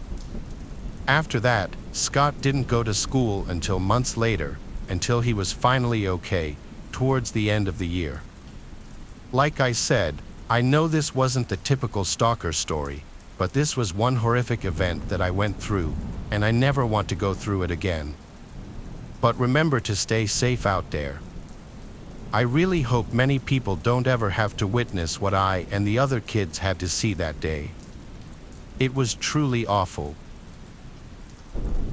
This story happened to me 4 years ago when I was in my mid-22s. This whole experience will probably scar me for life, and it's still vividly imprinted in my mind. The day was the 17th of June, and I had the house to myself because my parents were on a 2-week vacation in France. It was sometime after dusk, probably around 9 p.m., and the weather was scorchingly hot. Believe me when I say I was sweating my ass off with just my tank top and shorts on. The heat was so unbearable that I allowed in some fresh air, opening all the living room and bedroom windows, planning on closing them right before hitting the hay. Now, before fast forwarding, I must mention that I was feeling extremely exhausted. On that same day, I had taken 3 exams in the morning and played a volleyball match in the afternoon. Thus, once I ate my dinner while browsing social media in my room, I collapsed into bed without even realizing it. I woke up at around 3 a.m. to the muffled sounds of thunderbolts and a draft of cold, fresh air hitting my face. A strong wind was blowing, and all the shutters left open were noisily banging. Still drowsy, I flicked on the lamp, but the light wouldn't turn on. I checked the plug using my phone flashlight, but everything was fine. I begrudgingly climbed out of bed and looked out my bedroom window. There were menacing rainy black clouds on the horizon. A typical late-night summer storm was approaching. Given that every lamp post on the street was off, I instantly knew there had been a blackout. Phone flashlight in hand, I dizzily headed down the hallway to shut the windows before rain started pouring down. When I got to the last window, though, I noticed the mosquito net lifted up. This struck me as weird since I was quite positive I hadn't left it that way. Getting a little paranoid, I turned behind me to shine the flashlight around the living room and check my surroundings. The furniture was still in place, no drawers or closet doors left open, no decorative objects missing or moved into unfamiliar positions. Everything seemed normal. I briefly peeked my head out of my window to look outside. Trees were swaying in the howling wind, leaves shaking in a frenzy, a powerful display of nature's force, but still nothing remotely suspicious. Maybe the mechanism is faulty, or the strong wind somehow pushed it up. Against my better judgment, I convinced myself it was useless to lose sleep over it. Feeling relieved, I closed the shutters and started walking back to my bedroom, eager to get a decent night's rest. Little did I know that night would be anything but pleasant. I happened to casually turn my head to the flight of stairs connected to the attic when a vivid burst of light flashing from up there caught my eyes. I paid no mind. The attic was adorned with huge glass windows, so it was no wonder to see light spreading across the room. It was probably sheet lightning. I kept walking, subconsciously waiting for the thunder to come, but it never did. I stopped in my tracks. Given that the flash I saw was powerful and bright, the lightning had to be pretty close, so why couldn't any rumbling noise be heard? I started to think maybe it wasn't lightning. What if it was a flashlight? As doubt crept in, my heart began to race. I quickly put two and two together, and now the strange occurrence of the mosquito net left up made much more sense. The nightmarish realization hit me that an intruder could have broken into my house. At first, I panicked. Did they hear me shutting the windows? Were they carrying any weapons? Did they plan on just robbing my house, or did they also have worse intentions? Normally, I would call my parents to deal with it, but since they were away, it was all on me now. While those sickening thoughts were swirling in my mind, the distinct sound of a doorknob being twisted and turned made me instantly snap out of my catatonic state. I shot my head to face the living room entrance, and through the glass frame, I spotted a shadowy figure just a few inches outside of the front door. There was a person standing there, most likely an accomplice of the guy upstairs. Words are not enough to describe how powerless and defenseless I felt. Despite the overwhelming fear, I did my best to keep my cool, trying to make as little noise as possible. I tiptoed in the direction of the stairs leading down to the basement, which was directly connected to the garage. I figured I could safely escape from there. While I was making my descent down, still using my phone as a source of light, I dialed 911. Speaking as softly as possible, I informed the operator about what just happened. He tried to calm me down and reassured me that the police would be there in less than 10 minutes. He also added that I should lock myself in a safe room and wait for the officers to show up. I was about to reply that I could easily sneak outside through the garage door when, all of a sudden, I lost the call. I immediately checked the phone and realized that down there, I had no signal. As if that wasn't enough, I also noticed the battery was almost dead. Once I reached the basement, I nervously assessed what to do. I could try and find an emergency flashlight, but now I was so close to escaping from the house that I didn't want to waste time rummaging through the drawers. Besides, I was mindful that the intruders upstairs could have heard me. In the heat of the moment, I exited the basement as fast as I could. Nonetheless, while making my way towards the garage door, I got a feeling in my gut telling me I was being watched. I don't even know why, maybe my sixth sense had picked up on something, but I pointed my phone to illuminate the back seats of my car. And there he was, a man's face stuck to the rear-view mirror. A disgusting, revolting face with dead, bulging wide eyes and a malicious yellowish grin spreading across its cheeks. He kept staring at me so intently it almost looked like he was piercing into my soul. He slid his dirty hand against the glass, waving me hello in an unnaturally slow motion. At that point, it happened. My phone battery died, turning off the flashlight and leaving me in total darkness. I felt my heart in my throat. I had never been more scared in my entire life. My whole body was quivering and shaking in fear. When I heard the car door opening, I lost it. I screamed. I screamed like a little girl as I somehow managed to unlock the garage door and bolt outside, climbing up the driveway ramp. By that time, heavy rain had started pouring down. I hopped over the gate and ran to the nearest house, yelling like a lunatic for the neighbors to rush outside. They came out in shock, and I explained to them the whole situation, almost out of breath and soaking wet. In the meantime, I heard sirens in the distance. 2 police cars rolled down the street, and I practically ran into the officer's arms, screaming that there were 3 strangers in my house. 4 agents went into my house, guns drawn, while another one took my description of the events. Those 3 men were all gone, though, and to this day, I don't think they've ever been caught. Some antiques which held some value were stolen, however, I must say it was no big deal for my family. For the remainder of the night, I couldn't sleep at all. I kept tossing and turning, jumping at the slightest sounds, ruminating relentlessly on the horrific experience. But I kid you not, another chilling surprise was lying in wait.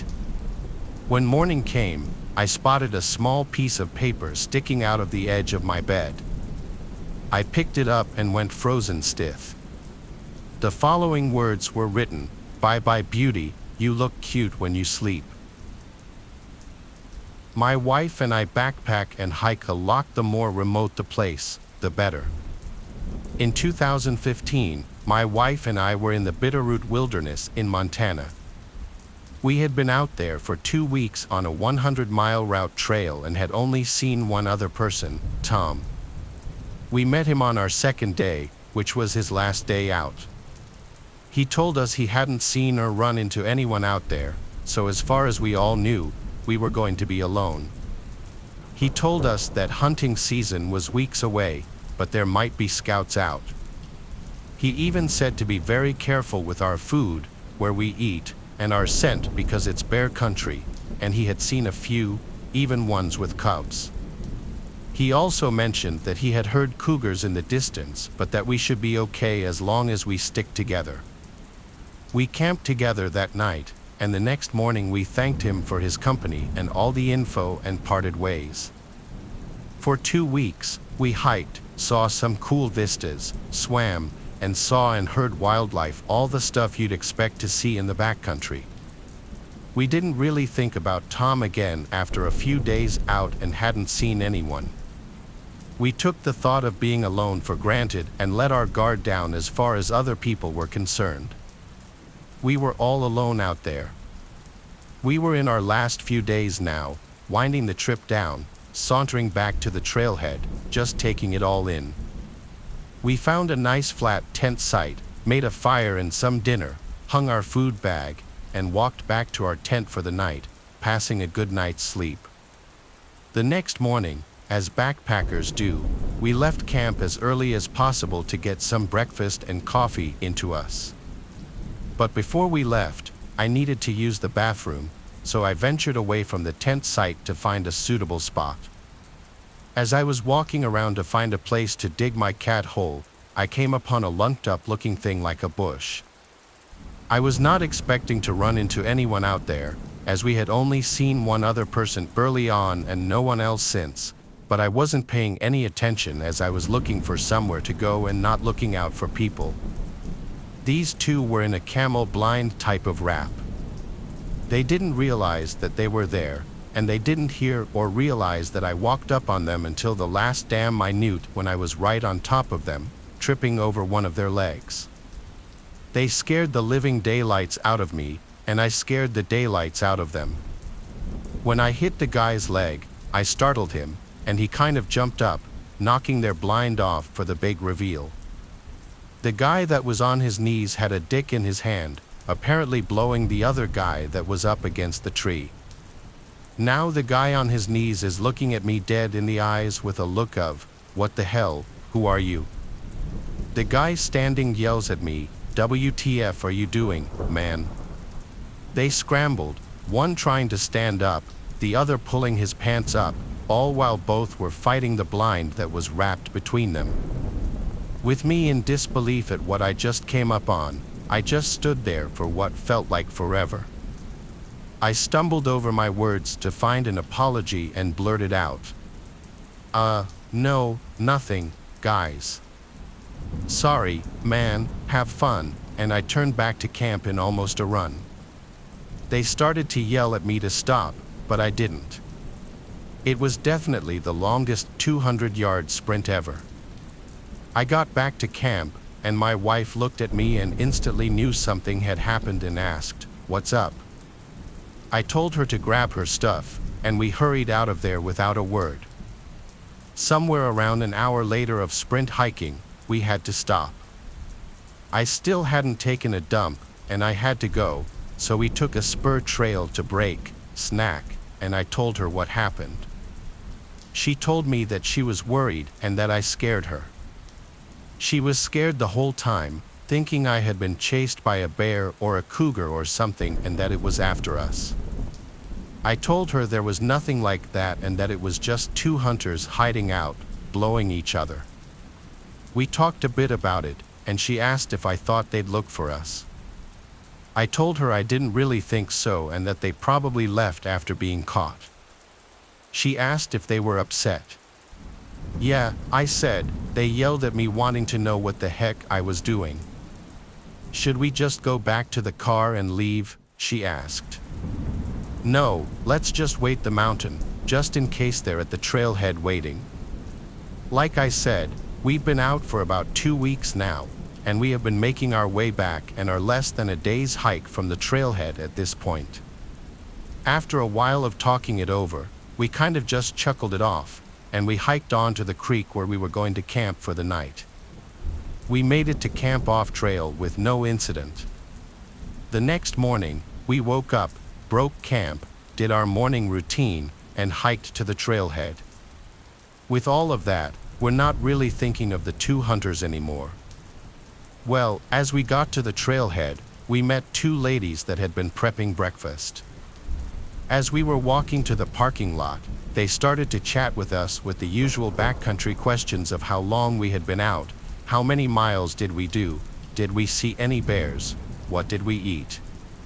Then, almost at the same time, one lady offered us some of their leftover food as the other girls started yelling, "Hey hubby, these two have been hiking up on the same trail as you and so were just out on yesterday, but they were out for 2 weeks. Bring them some of that real food and juice." Hubby pokes his head out of their camper to say hi, and lo and behold, it's the hunter that was against the tree. His smile faded as quickly as his face turned white, then to an angry look as he realized who he was looking at. Then his buddy turned the damn corner from their trailer to see me standing there. I started to feel the blood just drain from my body, and this guy's face turned from happy-go-lucky to disbelief and fear at the sight of me, The wife then asked if we happened upon their husband out there, as they were out scouting for some game yesterday. As I'm stumbling over my words, they are darting their looks from me to themselves. Before I can say anything, my wife is answering, "Yes, we love some real food, and no, we hadn't seen anyone. You guys are the first in 2 weeks." The wife turns to the hunters and says, "You guys must have had a real good hiding spot." I think both the hunters and I had a mini heart attack. My wife and I graciously took their pancakes and sausage, of all damn things.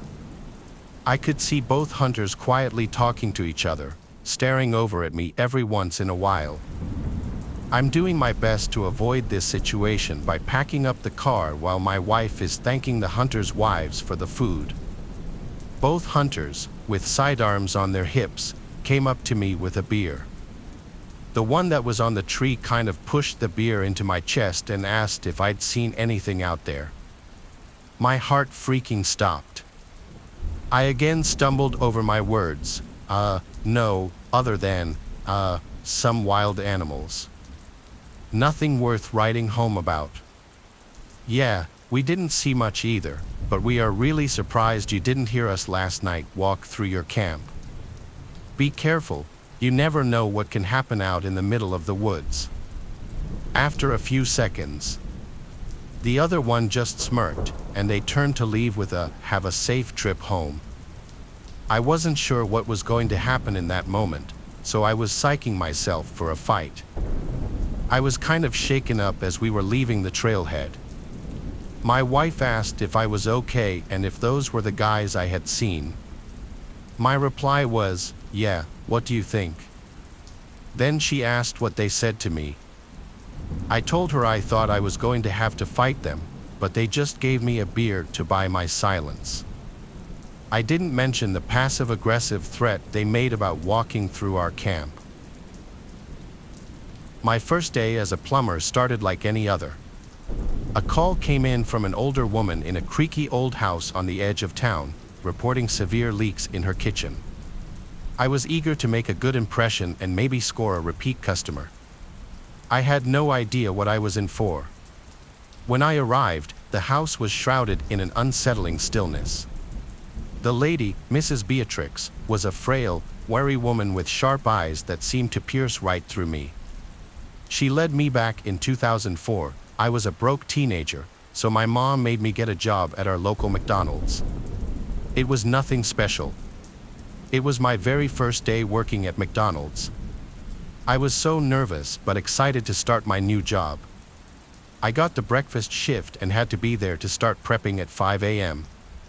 I hardly slept the night before, anxious about making a good impression. I arrived early, introduced myself to the manager, Callista, and she got me set up. I spent the first hour or so watching training videos and filling out paperwork. Callista said I was picking things up quickly and could start helping out up front. Around 7:30 a.m., things started to pick up as we got into the core breakfast rush. I was working the register, taking orders and collecting payments. We had a full restaurant, people eating, people waiting in line. I recognized a few regulars Callista pointed out. About a half hour into my register duty, the front door chimed as a customer walked in. He was a white man, probably early 40s, average height and build, wearing jeans, boots, and a plain black windbreaker. He quietly got into line, keeping his head down. When he got to me, he ordered a sausage McMuffin meal to go and handed me a $10 bill. As I opened the cash drawer to make change, he suddenly pulled out a gun from his coat pocket. I froze in terror and shock. This couldn't be happening, I thought. The man shouted violently for everyone to get down and shut up or he would start shooting. A woman nearby let out a scream, which agitated the man. In a flash, he rapidly fired the gun at her, and the bullet hit her directly in the chest. She collapsed to the floor, the whole scene unfolding in mere seconds. The robber grabbed me by the shirt over the counter and put the hot barrel firmly into my cheek. His eyes were bulging and frenetic, like he was on heavy drugs. He told me to empty the cash register drawer immediately into a bag he threw at me. My hands were quivering so badly I could hardly grasp the money. Meanwhile, the rest of the lobby had erupted into pandemonium, with some people running for the door and others ducking behind tables. Just then, the manager, Callista, came rushing out from the back area. She saw the woman bleeding out on the tiled floor, then the robber pressing the gun to my face. I could see Callista assessing the situation, hesitating for a moment on what to do next. In that pause, the crazed robber suddenly withdrew from me and fired 2 consecutive shots directly at Callista. A piercing temporary deafness filled my ears. Callista's body hit the floor with a sick thud. I looked at the gory wound in her chest in utter disbelief, expecting she might gasp for air or show any splinter of life, but she was already gone. An eerie silence fell over the restaurant. The reality and trauma finally set in for me. I became lightheaded and could feel myself nearly passing out. Through the fog, I could hear police sirens approaching outside. The robber grabbed the bag of cash from the counter where I had dropped it. On his way out, he fired the gun erratically behind him towards anyone standing nearby. I later learned one of those final bullets killed a man who had been waiting quietly for his breakfast order when the madness broke out. The survivor guilt crushed me for weeks, thinking if I had gotten the robber what he wanted faster, that man might be alive. But the trauma counselors told me that was misplaced blame.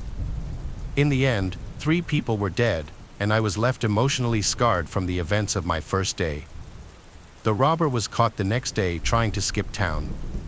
Every time I pass a McDonald's now, everything comes flooding back as if it just happened yesterday. Into the kitchen where water was steadily pooling under the sink, spreading out across the faded linoleum. "Thank you for coming so quickly," she said in a voice that quivered like dry leaves. "It's been like this for days. I've had trouble getting someone out here." I nodded and got to work, sliding under the sink with my flashlight in hand. The smell hit me first, something foul and putrid, far worse than just mold or mildew. The pipes were ancient, corroded, and clearly the source of the leak. As I began to dismantle them, a thick, dark sludge oozed out, filling the air with a nauseating stench. "Looks like you've got some serious blockage here, Mrs. Beatrix," I called out, trying to keep the disgust out of my voice. She didn't respond. When I glanced over my shoulder, she was standing in the doorway, watching me with those unnervingly sharp eyes. I turned back to the pipes, focusing on clearing the obstruction. As I pulled out handfuls of the thick muck, I noticed something odd. Among the sludge were small bones, animal bones, I thought at first, but then I saw what looked like tiny, human-like fingers, complete with nails. A chill ran down my spine, but I kept working, trying to rationalize what I was seeing. Maybe a rat had gotten stuck in the pipes and decomposed, but the fingers, they were too perfect, too intact. As I probed deeper, my flashlight flickered and then went out, plunging me into darkness. The silence was oppressive, and the smell seemed to grow stronger, almost as if it were pressing down on me. "Mrs. Beatrix," I said, my voice sounding strange and hollow in the confined space. "Do you have another flashlight?" No response. I scrambled out from under the sink, my hands covered in the vile sludge, and found the kitchen empty. Mrs. Beatrix was gone. I fumbled for my phone, using its weak light to navigate the dim room. That's when I saw it, a small wooden door in the corner of the kitchen, slightly ajar, revealing a narrow staircase leading down into the basement. Curiosity and dread battled within me, but the plumber in me needed to know where the pipes led. I pushed open the door and descended the stairs, each creak of the wood echoing ominously. The basement was cold, damp, and filled with the same overpowering stench. My phone's light swept across the room, revealing a scene that made my blood run cold. There were jars, dozens of them, lined up on shelves, filled with murky liquid and what looked like more of those tiny bones. In the center of the room was an old, rusted tub connected to the pipes that ran up into the kitchen. Inside the tub was the source of the blockage, a grotesque, half-decomposed figure, its limbs twisted unnaturally and its face frozen in a grimace of pain. The fingers, they matched the ones I'd found in the pipes. Panic gripped me, and I stumbled back, knocking over one of the jars. It shattered, spilling its foul contents across the floor. I turned to flee, but there, at the top of the stairs, stood Mrs. Beatrix. Her eyes glinted in the dim light, and a twisted smile played on her lips. "You weren't supposed to see this," she said softly, almost kindly. "But now that you have." I didn't wait to hear the rest. I bolted past her, adrenaline fueling my sprint through the house and out the door. I didn't stop until I was safely back in my van, my heart pounding and my mind racing. I reported what I'd seen to the authorities, but when they arrived, the house was empty. The jar, the body in the tub, everything was gone. Mrs. Beatrix had vanished without a trace. That was my first and last day as a plumber. The memory of those tiny fingers in the pipe still haunts me, and I can't shake the feeling that Mrs. Beatrix is still out there, watching, waiting for the next unsuspecting soul to stumble into her web. It was the fall of 1986. I was 23 years old. I'd never really been scared in the woods before. Honestly, I always felt like the wilderness was my safe place, somewhere I could go and relax and get away from the stresses of life. I've never seen a Bigfoot, skinwalker, or any kind of boogeyman in the woods. As a lineman for a small town in West Kentucky, I have seen crazy things. Being a small muni, we all had to wear a lot of hats, including utility disconnects. It wasn't fun, but it was part of the job, and there was a lot of crazy, but never in the woods. My only real hobbies were hunting and fishing. Back then, it was easy to find a really good place to hunt just by stopping and asking the landowner for permission. Most were eager to have the deer population thinned out as they were really destructive, eating young soybean crops. This was coal country, and back in the 50s, there was a lot of strip mining that left a lot of land unusable for building and farming, so much of it was open for hunting. It was October 1986. Daylight savings time hadn't happened yet, and it was still daylight till just after 7 p.m. I left work at 4 and ran home to change into my camo. It was bow season in Kentucky, my favorite season. I was going to hunt in an area that was special to me. It was in an area we'll call Ridge. This was a very remote area with broken farmland and wooded areas. After parking, I decided not to unload my three-wheeler and just walked the 3/4 of a mile to where I was going to hunt. I was using a summit climbing stand, so I had to carry my stand and my bow, as well as my fanny pack with my knife and flashlight. I had to walk halfway around the cornfield. The corn had not been cut yet, so I stayed in a lane left by the farmers so that they could get their equipment to the upper end of the field. The field was rectangular, and the upper end was a much higher elevation on the bottom, where it heads across a creek with shin-deep water to enter the field. At the top of the field, the right-hand corner was where I was going to enter the woods. It was the highest point of the field. I had to pick my way through a thick blackberry thicket but managed to find a game trail that led me through, and it finally opens into a hillside with large trees. After finding a tree suitable for my climbing stand, getting set up, and a little climb, I was ready to hunt. I loved to watch nature. The deer hunting was just an excuse to be in the woods.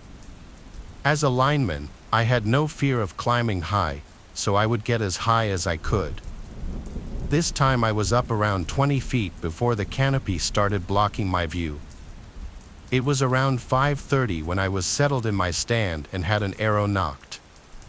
I regularly stated my permanent stands late as not to spook deer close by. I had added reflective tape along the trail to mark the way out. This made it easier to find my permanent stands at night, but this day I was in my climbing stand in an area I hadn't been in. That night I was about to start down when I heard something walking. So I waited. It sounded like a deer in the thicket, but I never really could get a look at it. It was 8 o'clock and close to a full moon that night, so from my high vantage point, I could see pretty well in the woods, and I felt like I could still shoot up to 15 yards. But it was after shooting hours, so I started down. As I did, I heard the loud crashing of a deer that must have spotted me moving like a sloth down the tree. On the ground, I quickly secured my stand and bow and looked in the direction of the way I came in. I turned on my flashlight. Now, the woods look different at night in the dark and downright foreign when you turn on your flashlight. It's not bad in mature woods with no undergrowth, but I was walking into a thicket. I walked along the edge of the thicket for a while, trying to find the trail I came in on, but no luck.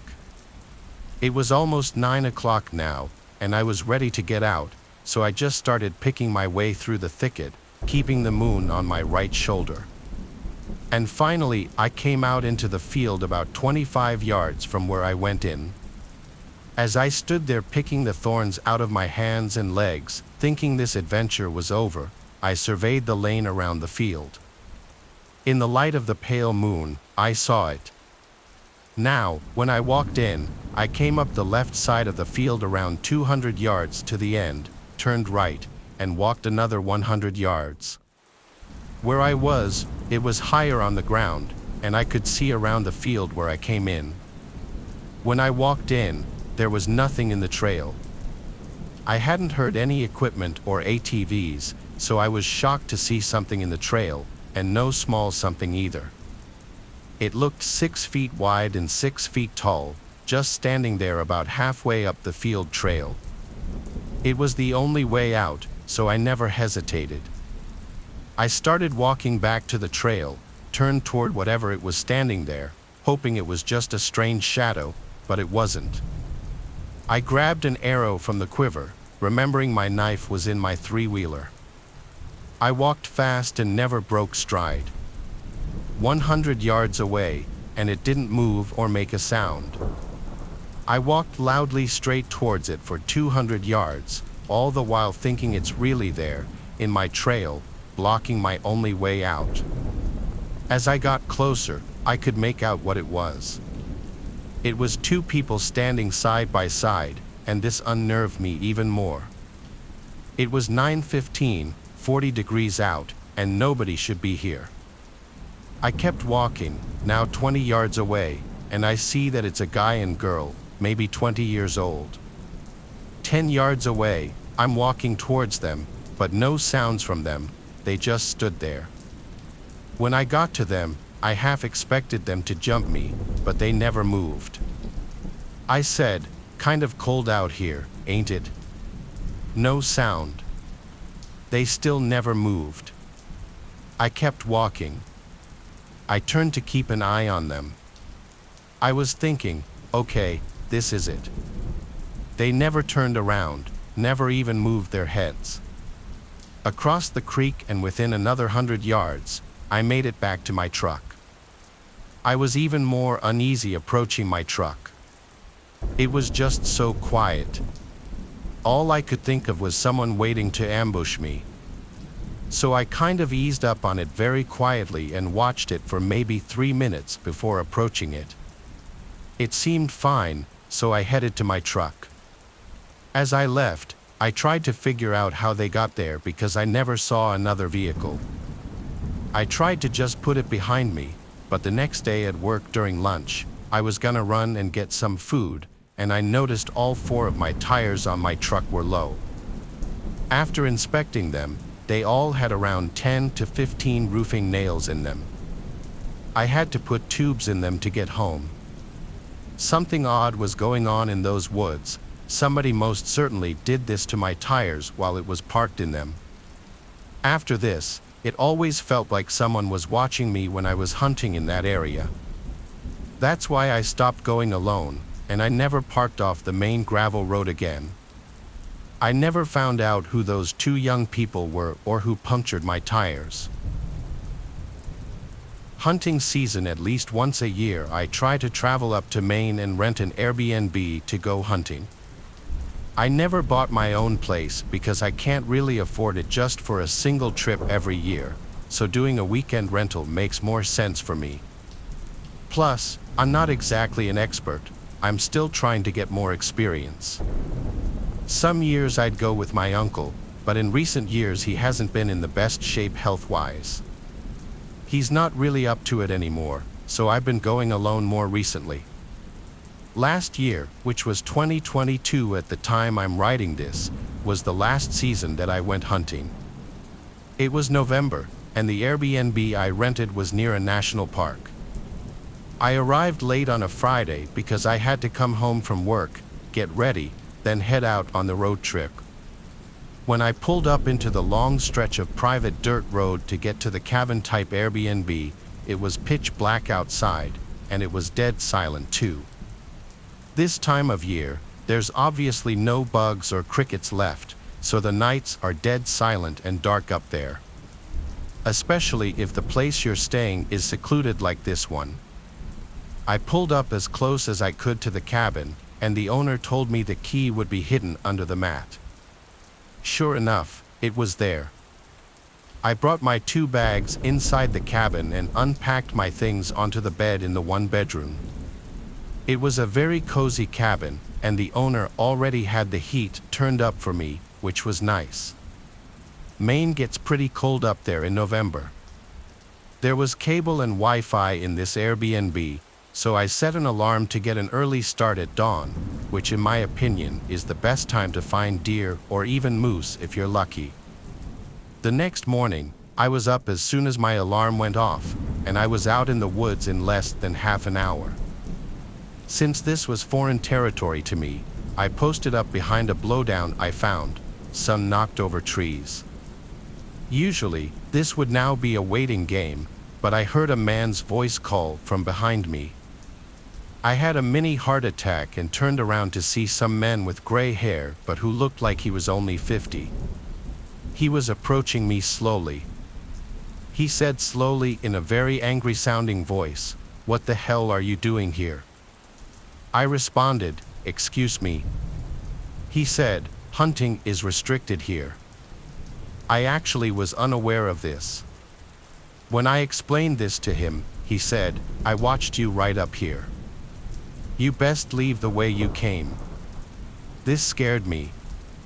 I said, "What do you mean you watched me right up here?" He told me he always sees people riding up to that cabin, always out-of-town folk who come up here for the wrong reasons. I apologized to him and told him I'd leave. I grabbed my things and started walking back the way I came, and when I looked behind me, the man was gone out of sight.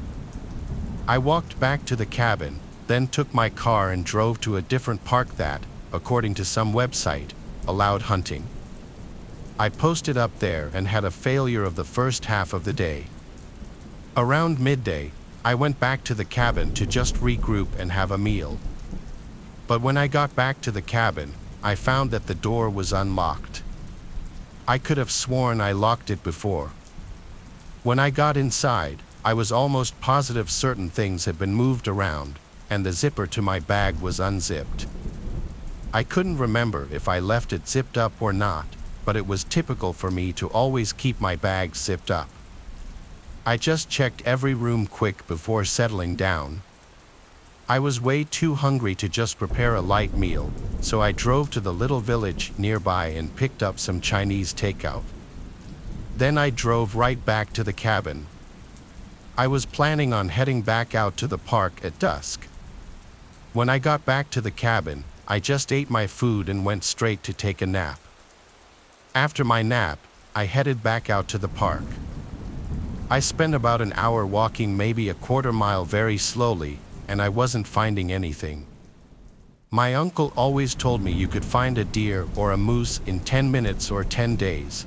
It just depends on how many are present and being in the right place at the right time.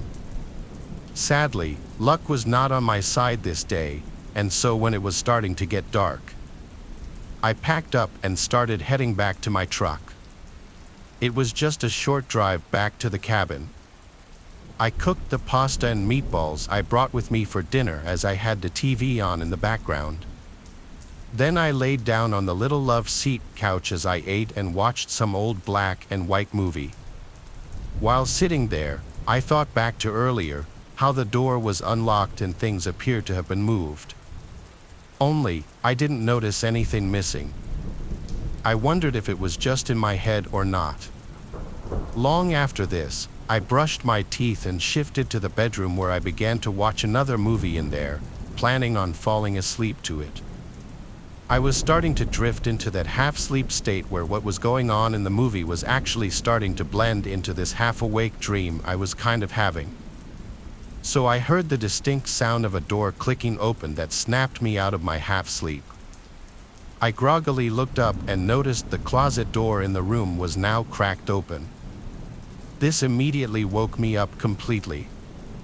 Now the door being unlocked and belongings potentially being moved did not seem like a coincidence. I waited a moment and got out of bed, went to my hunting pack, and grabbed my CZ-75. I went back to the bedroom, turned on the light, and pointed my gun at the closet door. I yelled, "Come out now or I'll shoot." A big part of me still didn't believe there could actually be a person in there, and I thought that I was just being overly cautious. But when the door actually pushed open, I was in pure shock. That older man from earlier in the day stepped out, and his unhappy-looking face switched to a gross smile missing a front tooth. He said, "You got me." I said, "Don't move," as I went to grab my cell phone and call 911. Thank God I had service here. The sheriff's department was on their way, and I let them know I was armed and had the intruder at gunpoint. It was an excruciatingly long wait before the sheriff's deputies arrived. During that time, the man was telling me how he's sick of people like me having no respect for the parks up here. I had no idea what he meant, but I wasn't entertaining him. I kept telling him to shut up. When deputies got there, it was an obvious arrest for breaking and entering and possibly robbery, though I don't think he ever actually stole anything from me. The man claimed the door was simply unlocked, though I don't know if that was true or if he had somehow picked a lock or even climbed through a window. The Airbnb host said that there were no other hidden keys and that I definitely left the door unlocked. He seemed more concerned about whether anything of his was stolen and putting blame on me as opposed to asking me if I was okay and apologizing for the experience. He said he had no idea who the man could have been, even after getting his name. I still don't think I left the door unlocked, but thank God I was on a hunting trip and had my firearms with me to quickly neutralize the threat. This story was inspired by a disturbing drawing submitted by a viewer. Here, you can clearly see there's something extremely bizarre going on. The picture appears to showcase what looks like one big happy family. Over by the left, you can clearly see what looks to be the parents looking over their 8 children. You can see a pet dog and cat, but over by the right is a mysterious giant black figure. More context will be explained during and at the end of the story. Here's what the story looked like. My wife and I used to have this running joke about our kids. We'd say we lose track of how many people were in the house if we kept having so many children. That's definitely in the category of dad jokes, but it started to get old even for me around the time we had our 8th kid. By then, the house was in such a constant state of disorder that it wasn't even funny anymore. It got to the point that it was a little embarrassing, maybe even a fire hazard.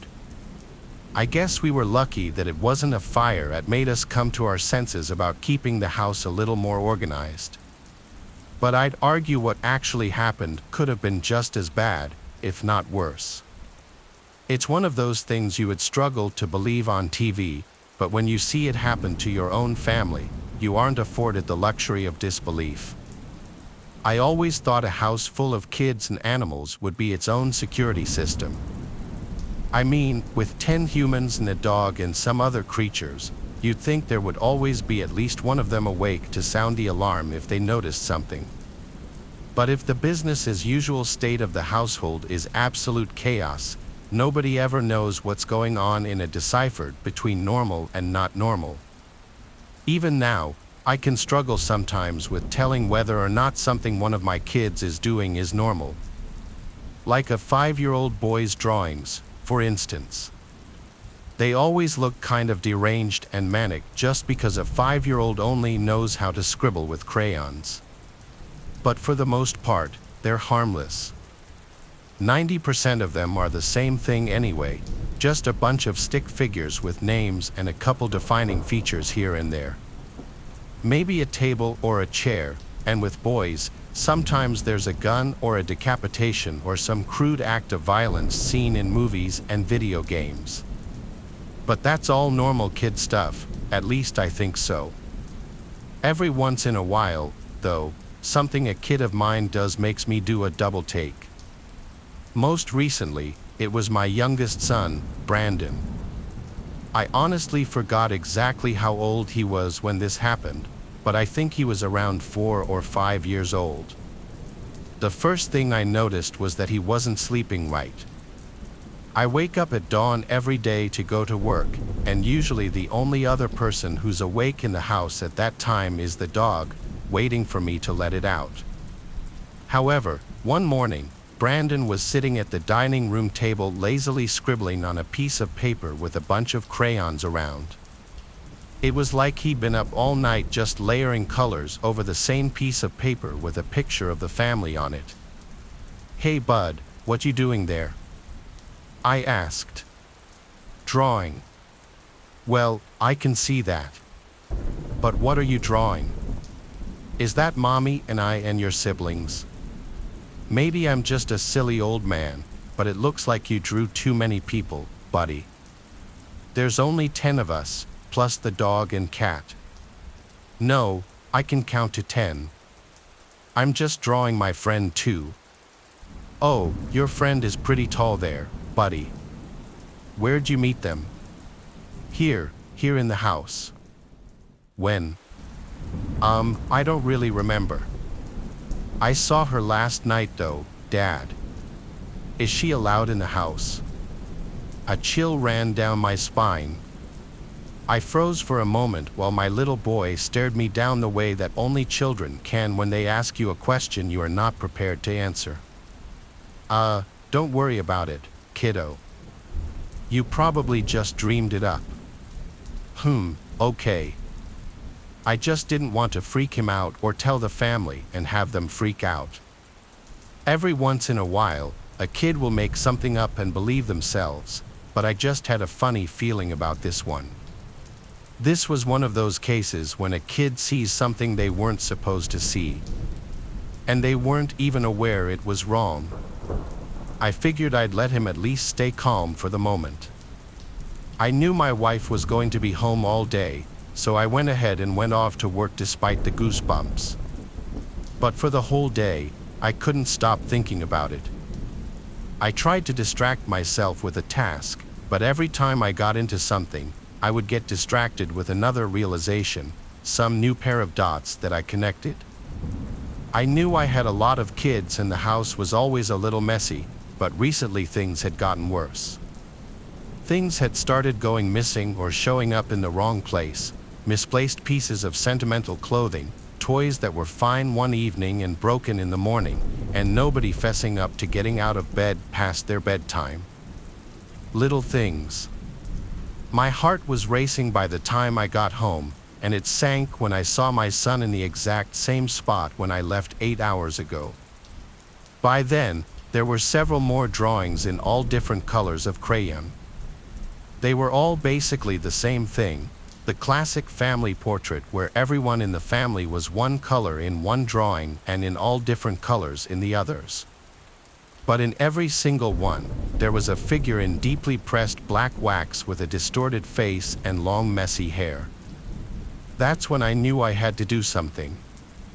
I left right away and bought a bunch of security cameras along with a whole new set of power tools. I spent the evening drilling holes and mounting cameras in the corners of the hallways, in the living room, and even some of the bedrooms. I tried to hide each one with some out-of-season holiday decorations so they wouldn't be obvious to any potential intruders. Honestly, I was hoping I'd just gone crazy, that I'd gotten so overworked and scatterbrained that I let the imaginations of a kindergartner get to me. But the very next morning, everything came to light. There really had been someone sneaking into the house, a woman digging through my family's laundry and trying on her clothes, rummaging through my children's toy chest and stealing the most valuable items she could find, using my bathrooms to relieve herself, and even eating the food out of the kitchen I worked so hard to keep stocked for my family. She even had the audacity to drink the milk straight out of the jug, spreading her germs to every single person in the house.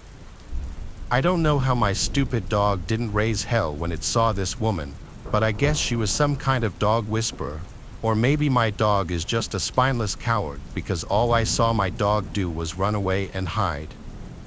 I don't know how, but I guess my youngest son was lying awake one night and caught a glimpse of her, unsure if it was one of his sisters, his imagination, or something else entirely. Of course, I called the cops immediately and had the woman arrested. That night, we made sure she faced the proper punishment of the law, but I still have nightmares about those happenings.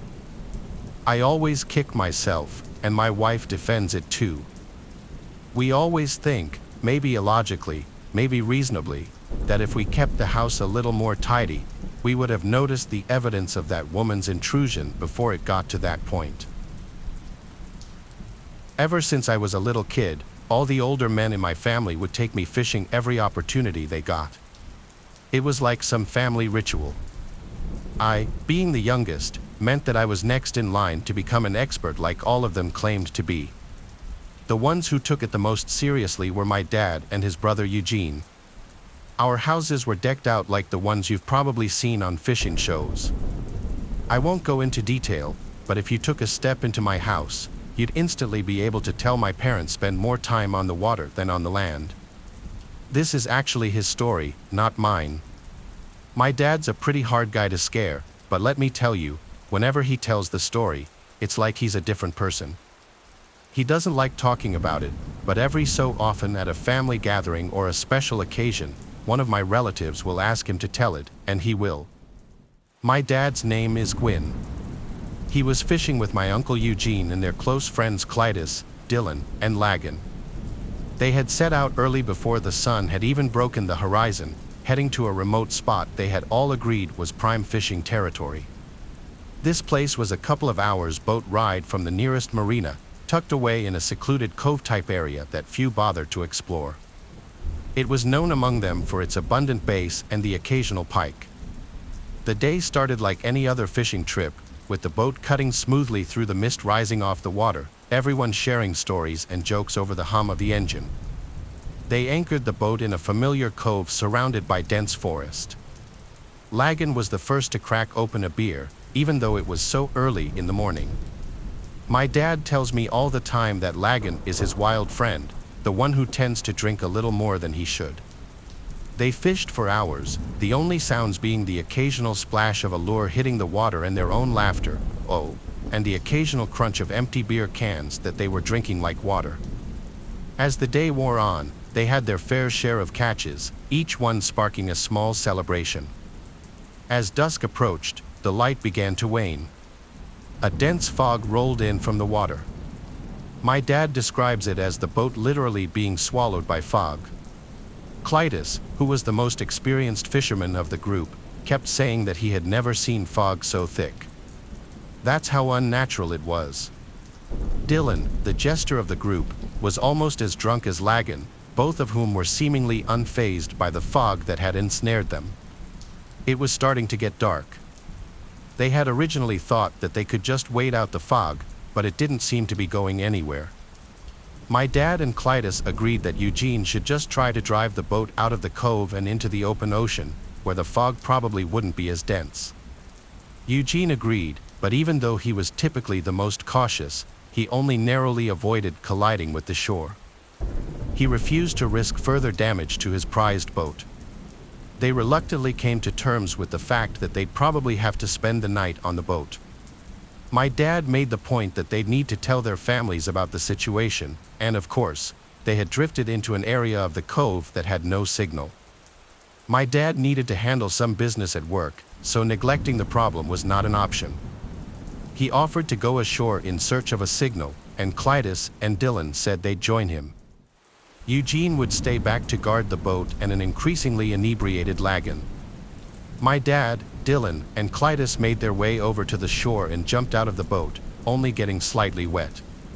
My dad made a point of snagging the emergency flares in the boat, just in case they got lost and needed to signal Eugene to come find them. The three of them made their way into the pitch-black woods, lit only by the shine of their phone flashlights. My dad and his friends have all done their fair share of camping, so it wasn't like a forest scared them too much. They began trekking uphill, hoping that higher ground would give them a better chance of finding a signal. My dad always made a point of emphasizing how dark yet eerily foggy the forest was.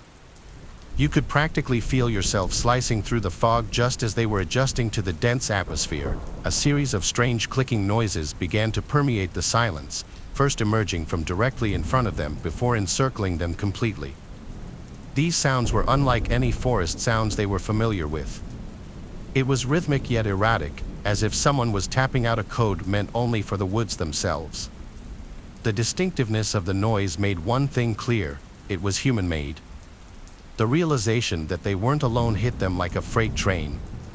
Clytus, the most seasoned of the trio when it came to outdoor survival, whispered urgently for them to turn off their flashlights. "Don't give away our position," he hissed, with a note of genuine concern in his voice. As the lights switched off, the darkness became thicker than the fog. The clicking noises stopped abruptly, replaced by a silence that seemed to weigh on their chests. Time lost meaning as they stood there, frozen, unsure of their next move. I'm sure they were all thinking the same thing. The idea that they might have stumbled upon some kind of clandestine gathering or a woods cult was terrifying. Then, as suddenly as it had stopped, the silence was broken by rustling noises, this time much closer. Then silence again. And then a guttural scream echoed through the trees, a sound so primal and full of anguish that it rooted them to the spot. Before they could process what was happening, rapid stomping noises thundered through the woods towards them. The three men took off back the way they had come, acting on fear and pure instinct. My dad fired the flare gun behind them. The flare cut through the fog, lighting the woods up for a moment. The woods were as clear as day, and the sight that met their eyes was nothing short of horrifying. Illuminated by the flare's red glow was a pack of more than 10 individuals dressed in what could only be described as tribal attire. Some of them brandished wooden spears, but the light from the flare only lasted a split second. Dylan screamed and almost stumbled, but Clytus quickly grabbed his arm to keep him upright. My dad describes this part as the most overwhelming feeling of pure terror he has ever experienced. The forest seemed to fight against them as they fled, ducking under branches and jumping over roots. By some miracle, they emerged from the tree line, panting and disoriented but alive. They screamed at Eugene to start the engine, the urgency in their voices leaving no room for question. Eugene complied immediately, and the boat lurched forward just as their pursuers reached the shoreline. In the chaos, my dad fired the last flare into the air back towards the shore. For a split second, as the flare's light pierced the fog, they saw their pursuers at the water's edge. It was freakish. There must have been at least 15 of them just standing motionless at the water's edge. The flare's light faded, and it was dark again. Eugene managed to get a safe distance away and stop the boat again. After the engine was off, the only sounds were Dylan, my dad, and Clytus's breathing. My dad says he wasn't able to process what had happened for nearly an hour. He was functioning off pure adrenaline and survival instincts. They ended up taking turns keeping watch while the others slept and left first thing in the morning as soon as the fog dissipated. Funnily enough, Lagan had passed out before everything went down and doesn't remember any of the details of that night. I still get shivers down my spine when I tell this story. I can only imagine what my dad must feel when he thinks back to it.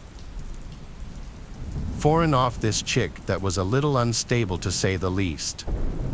She'd probably kill me if she heard what I was about to say using her real name, so for my own sake, I'm going to refer to her as Jane. To make a long backstory short, she came from a messed up family, and her dad was sort of at the center of a lot of her problems. When he finally died, she told me she went to the funeral just so she could find out where he was buried.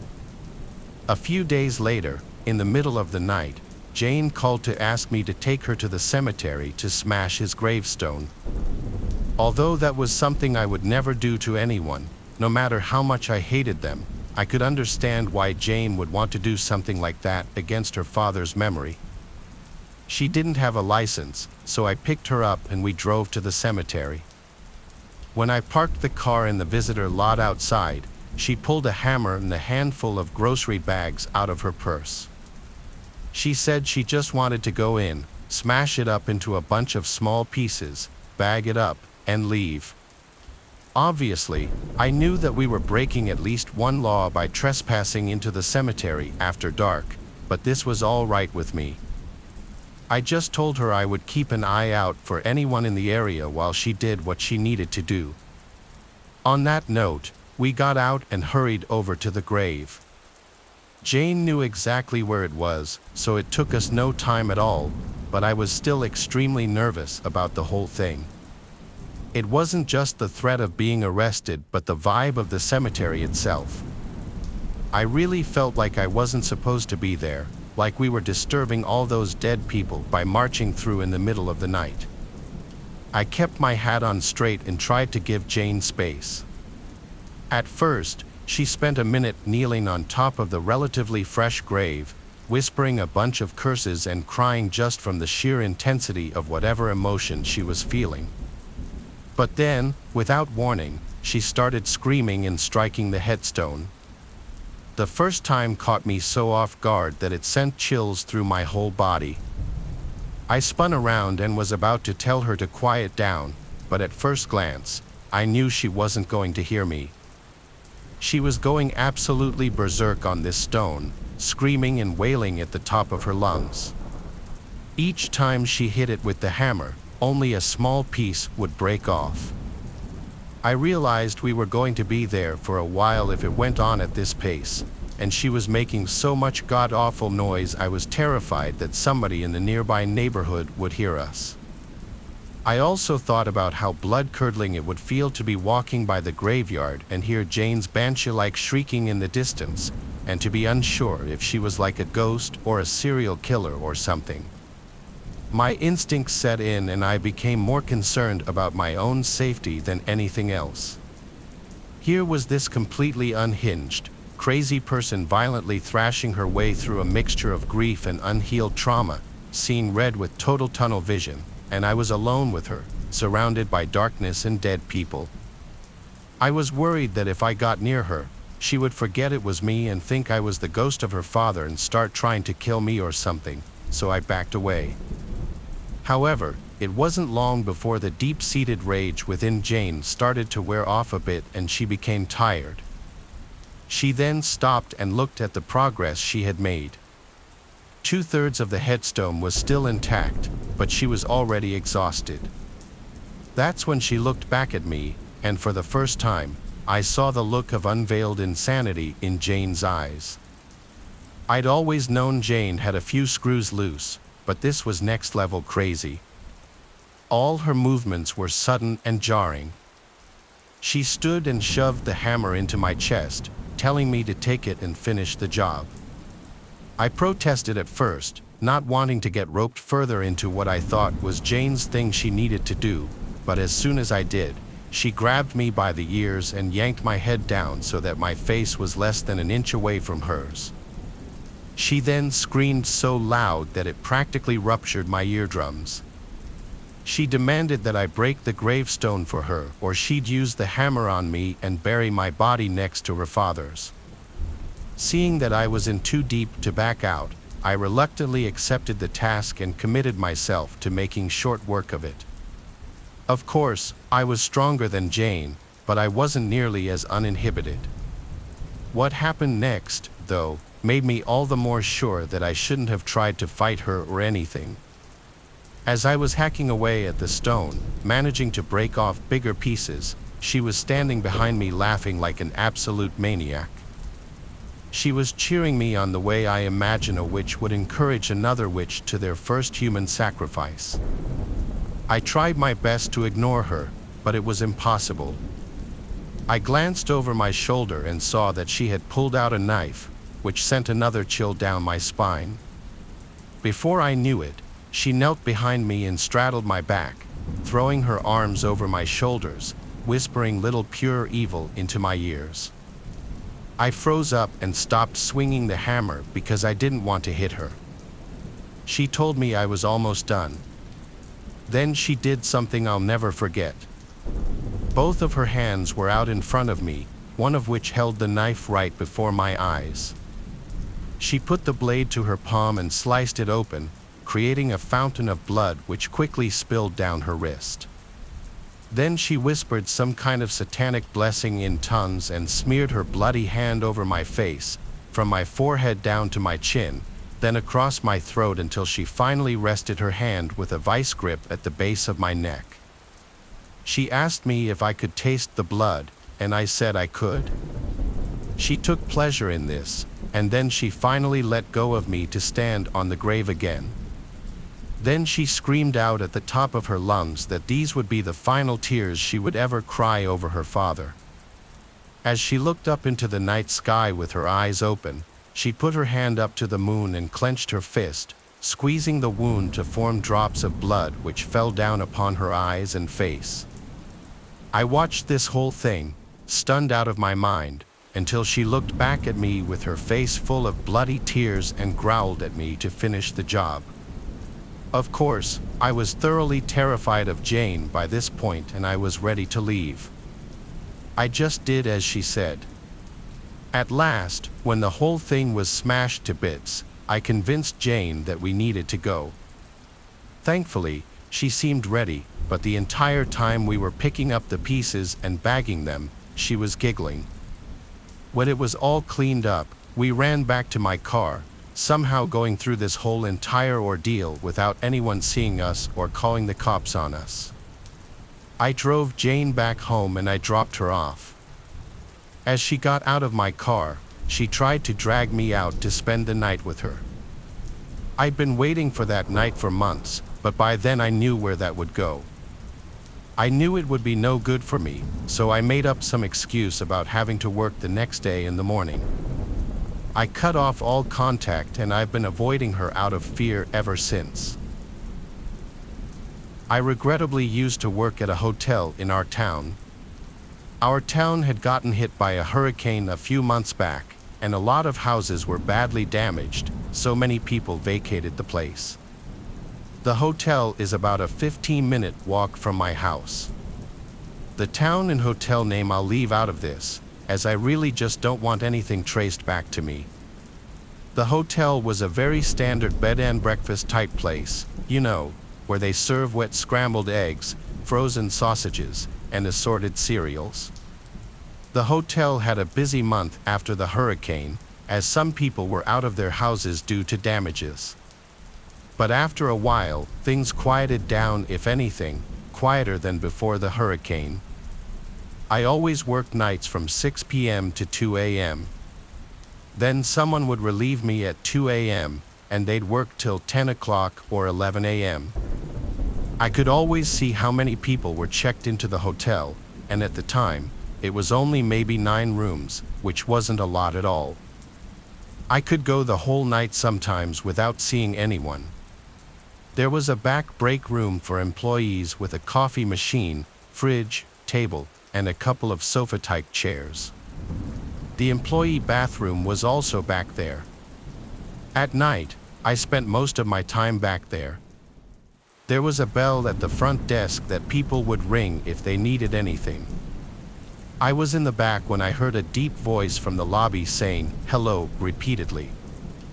I got up and went through the door leading to behind the counter and saw a man on the other side of the glass. There was a glass barrier with an opening underneath about 10 inches high. He said he needed towels. I grabbed him a couple of extra towels and slid them under the glass for him.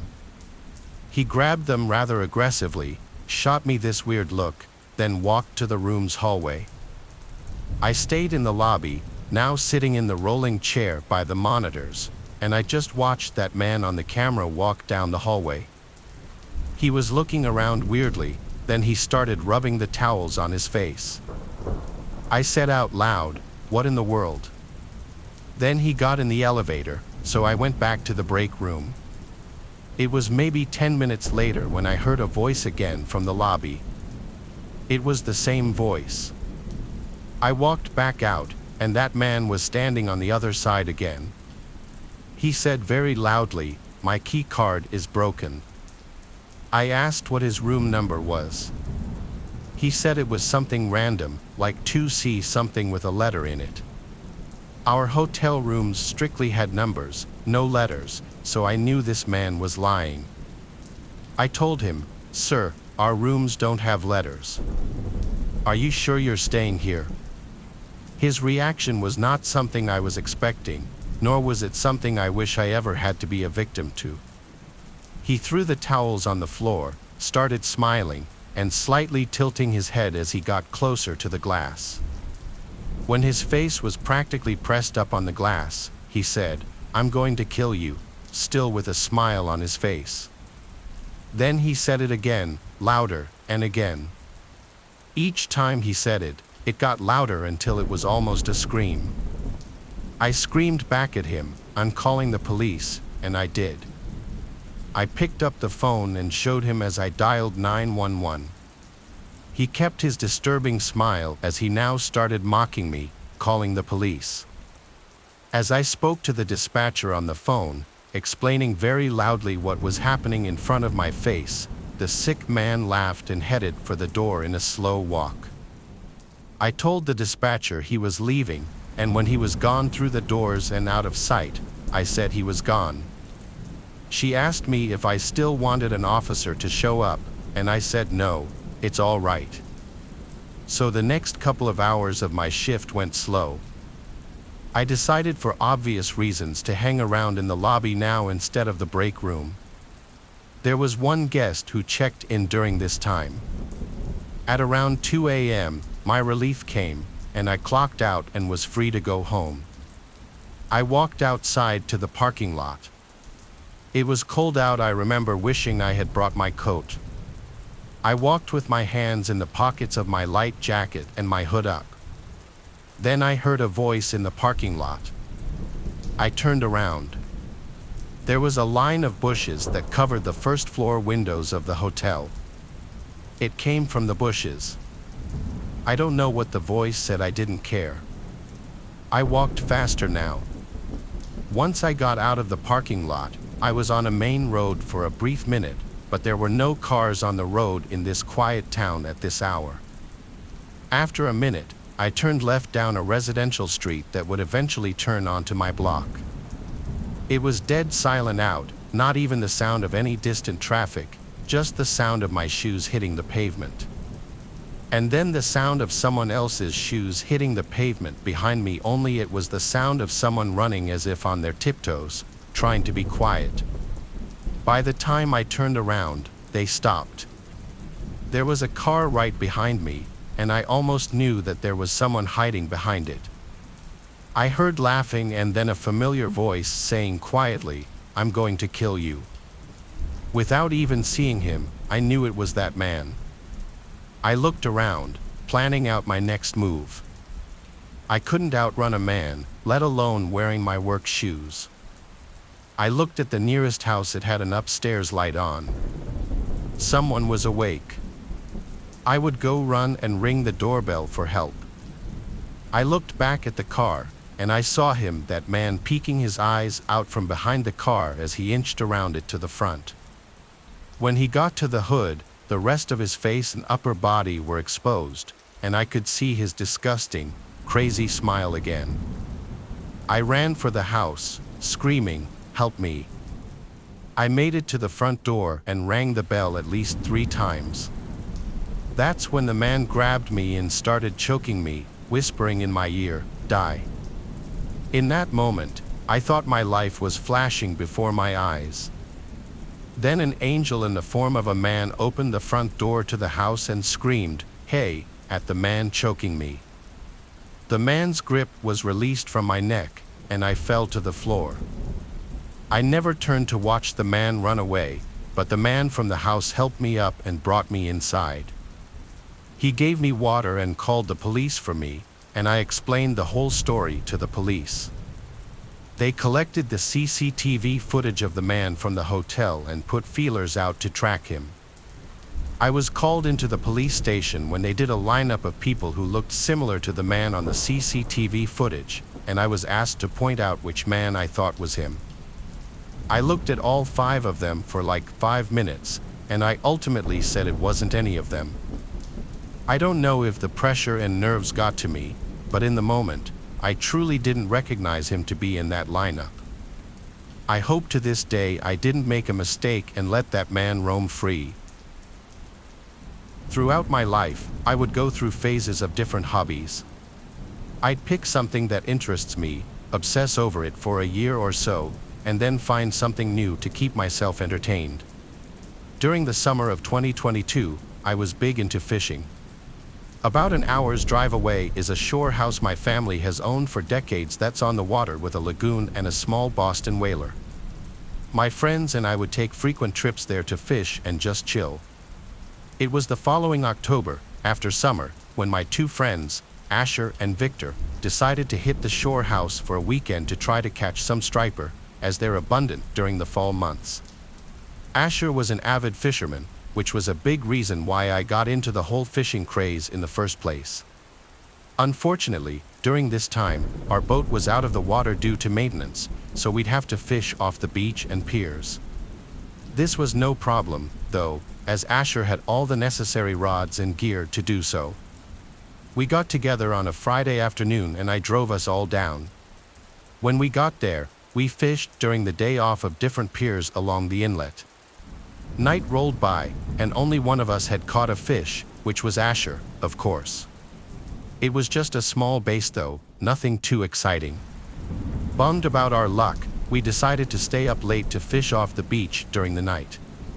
Asher said he knew a good beach spot about 20 minutes away, which took us down a desolate road with woods on both sides. It opened up into a small gravel parking area, or at least what seemed like one. Asher said since we'd have to walk a little ways to the spot, we should take everything we need now so we wouldn't have to go back to the car to get anything. We planned on staying up to catch the sunrise, so we packed accordingly. We walked about 5 minutes down this path, which opened up into a massive beach. We set up camp, which consisted of beach chairs, a speaker, and 2 coolers, one filled with ice for fish and one filled with snacks, water, and beers. Asher brought these massive fishing rods that were ideal for beach fishing and also rod holders that you would hammer into the sand. He also had these little bells that connect to the tip of the rod to notify you of any movement. We all cast our rods, cracked a couple of beers, and played the waiting game. Within 2 hours, each of us had caught decent-sized fish, which definitely lightened our spirits. We were having a great time, music blasting, knowing that no one was around on this deserted beach. Mid-conversation, Victor stopped talking, lowered the music, and jolted his head to the left. He asked if we heard that, to which we replied, "Heard what?" It looked like he was concentrating on something for a second and then said, "I heard someone yell something." We obviously thought he was hearing things or just joking with us, but he insisted he heard someone yell out something that sounded like a "yo" or a "hey."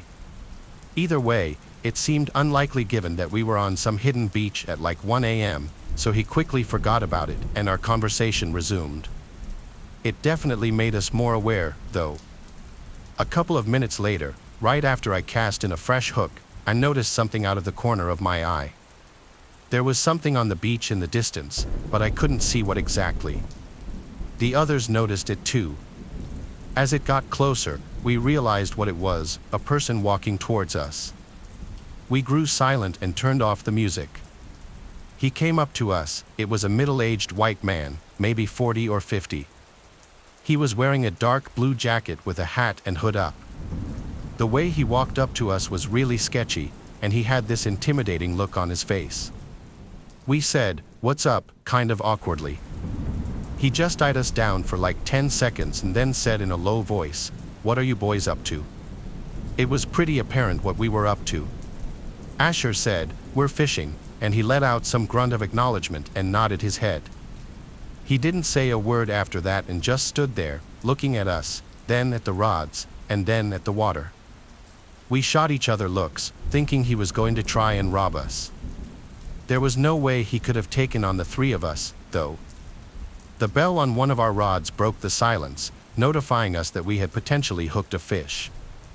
I said, "We got one," kind of directed at everyone, but mostly at that weird guy in hopes that I would get some response out of him like a normal person. I walked over to the rods and reeled in a small striper. When I went back to unhook the fish, that man had turned around and left. We watched as his dark silhouette faded away into the night. We made sure that we had all of our belongings, then sat and just talked about how odd that encounter was. He left without harming us, though, so we concluded that he was just some weird man who was now, thankfully, out of our business. We kept the music off just to be cautious and cracked a few more beers as our conversation transitioned to different topics. At one point, while staring into the horizon, I thought I heard something in the distance. It took me a second to realize what it was, but when I did, my heart dropped. It was a car alarm. I knew it was mine. It was the only car in that lot, and there were no houses out there for probably miles. We started panicking and decided to run back to the car, leaving all of our stuff behind. It took us a couple of minutes to get there, and when we did, I was completely distraught. My tires had been slashed, and my driver's side window had been shattered. I got on my phone with the police immediately and told them my location and situation. The operator asked if I knew who may have done it, and we said some sketchy guy came up to us as we were fishing. She asked if I knew where he went, and I said no. Just as I said this, we heard rustling in the woods around us. My heart rose into my throat. I felt trapped. We frantically ran like 200 yards down the road and hid in the trees. I told the operator this, and she said to stay hidden and keep quiet. Within 10 minutes, we saw 2 cop cars speed up with their lights on. We ran back to the car and saw 3 officers searching the area. Multiple things had been stolen, including my wallet, some cash that was in the glove box, and the remainder of Asher's fishing gear. They found a large knife lying on the ground nearby, which they took for fingerprints and evidence. I told them the whole story, with my adrenaline still pumping. They said we were smart to run away and hide, as it's very likely this man meant us harm. Those words made me appreciate my life so much more. The officers made us feel safe and were nice enough to help us pack up the equipment and carry it back. They took down our information and gave us a ride back to the house. We stayed up all night reflecting on what had just happened. That morning, Victor got us a ride up north, and I picked up my car from the shop a few days later. To this day, this is by far the most frightening experience I've ever had.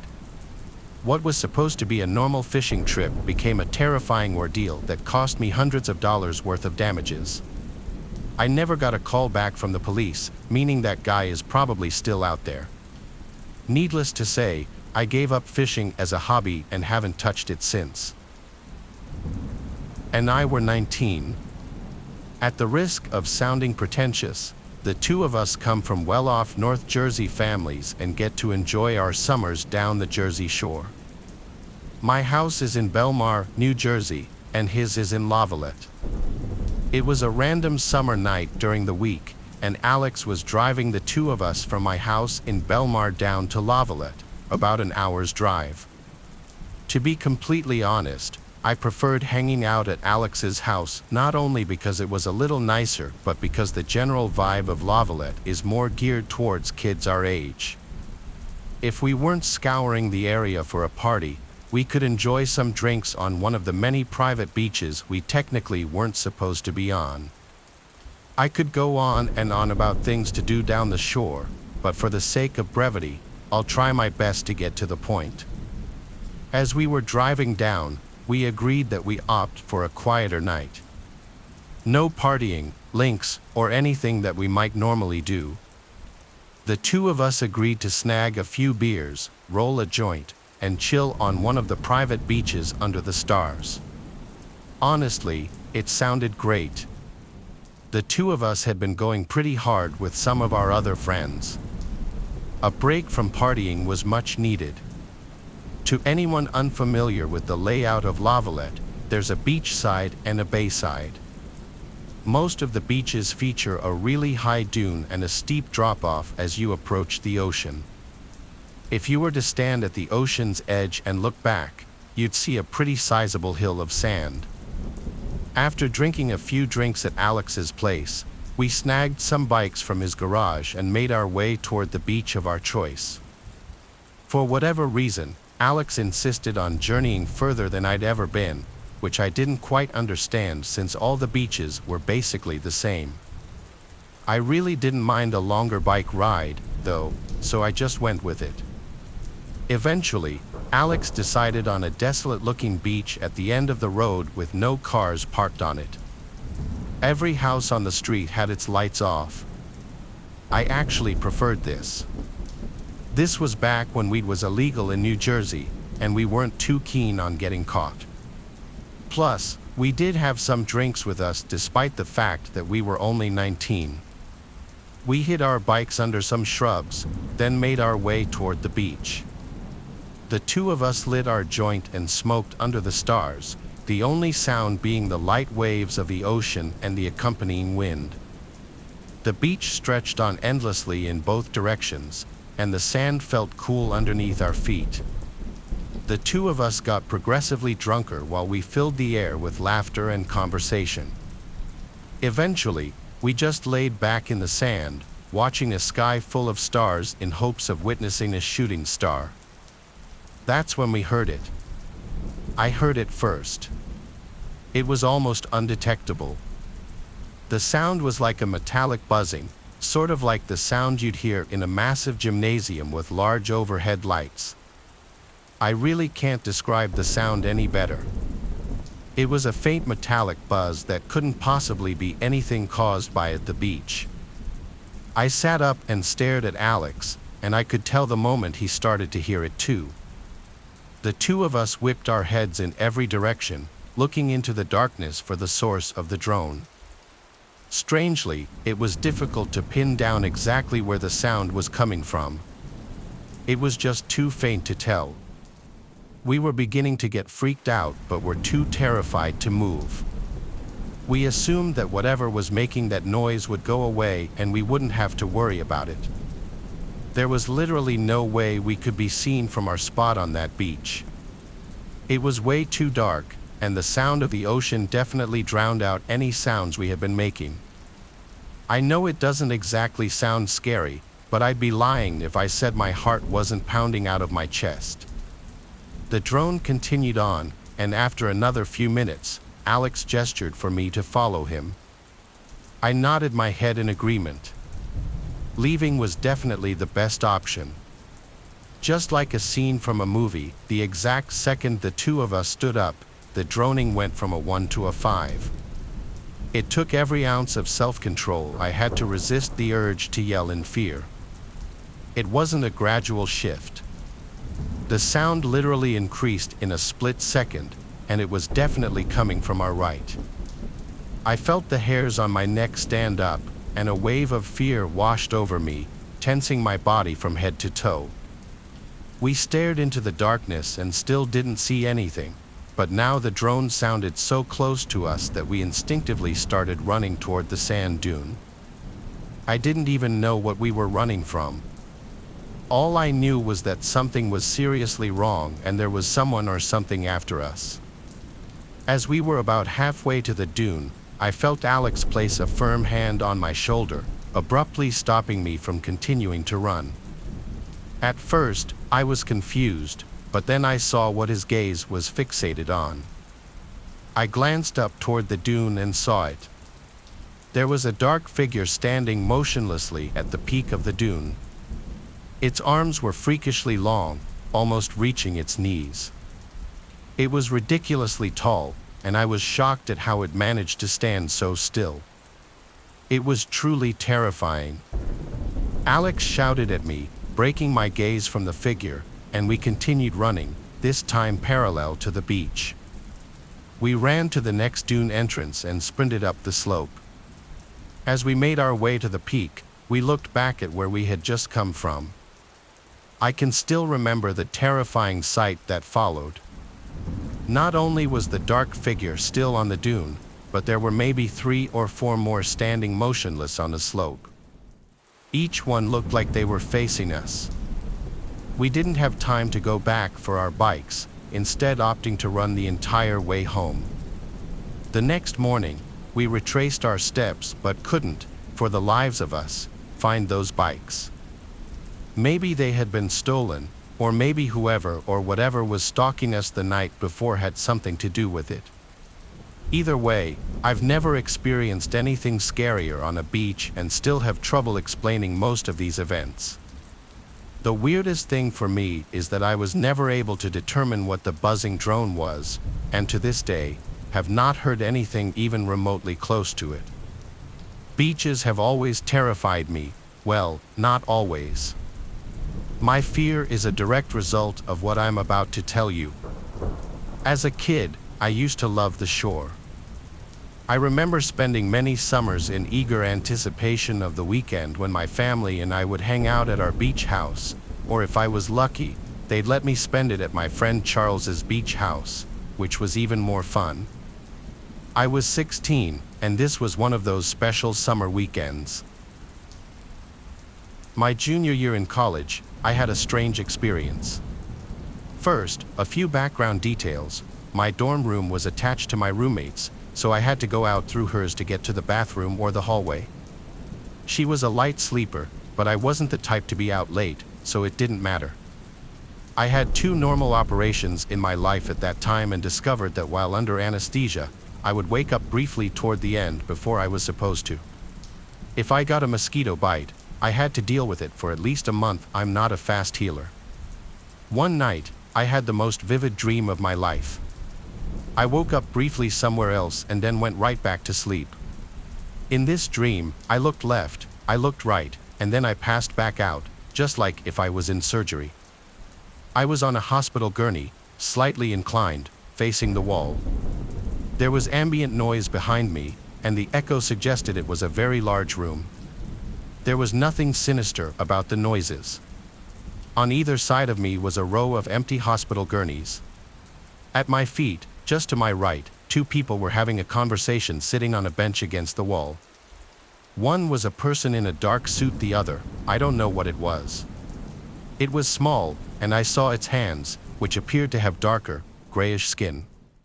They were speaking together, so animated and excited, like 2 old friends who hadn't seen each other in years, and they didn't notice me wake up. I didn't recognize the dialogue. Though I don't speak German, Mandarin, Russian, etc., I can recognize them when I hear them.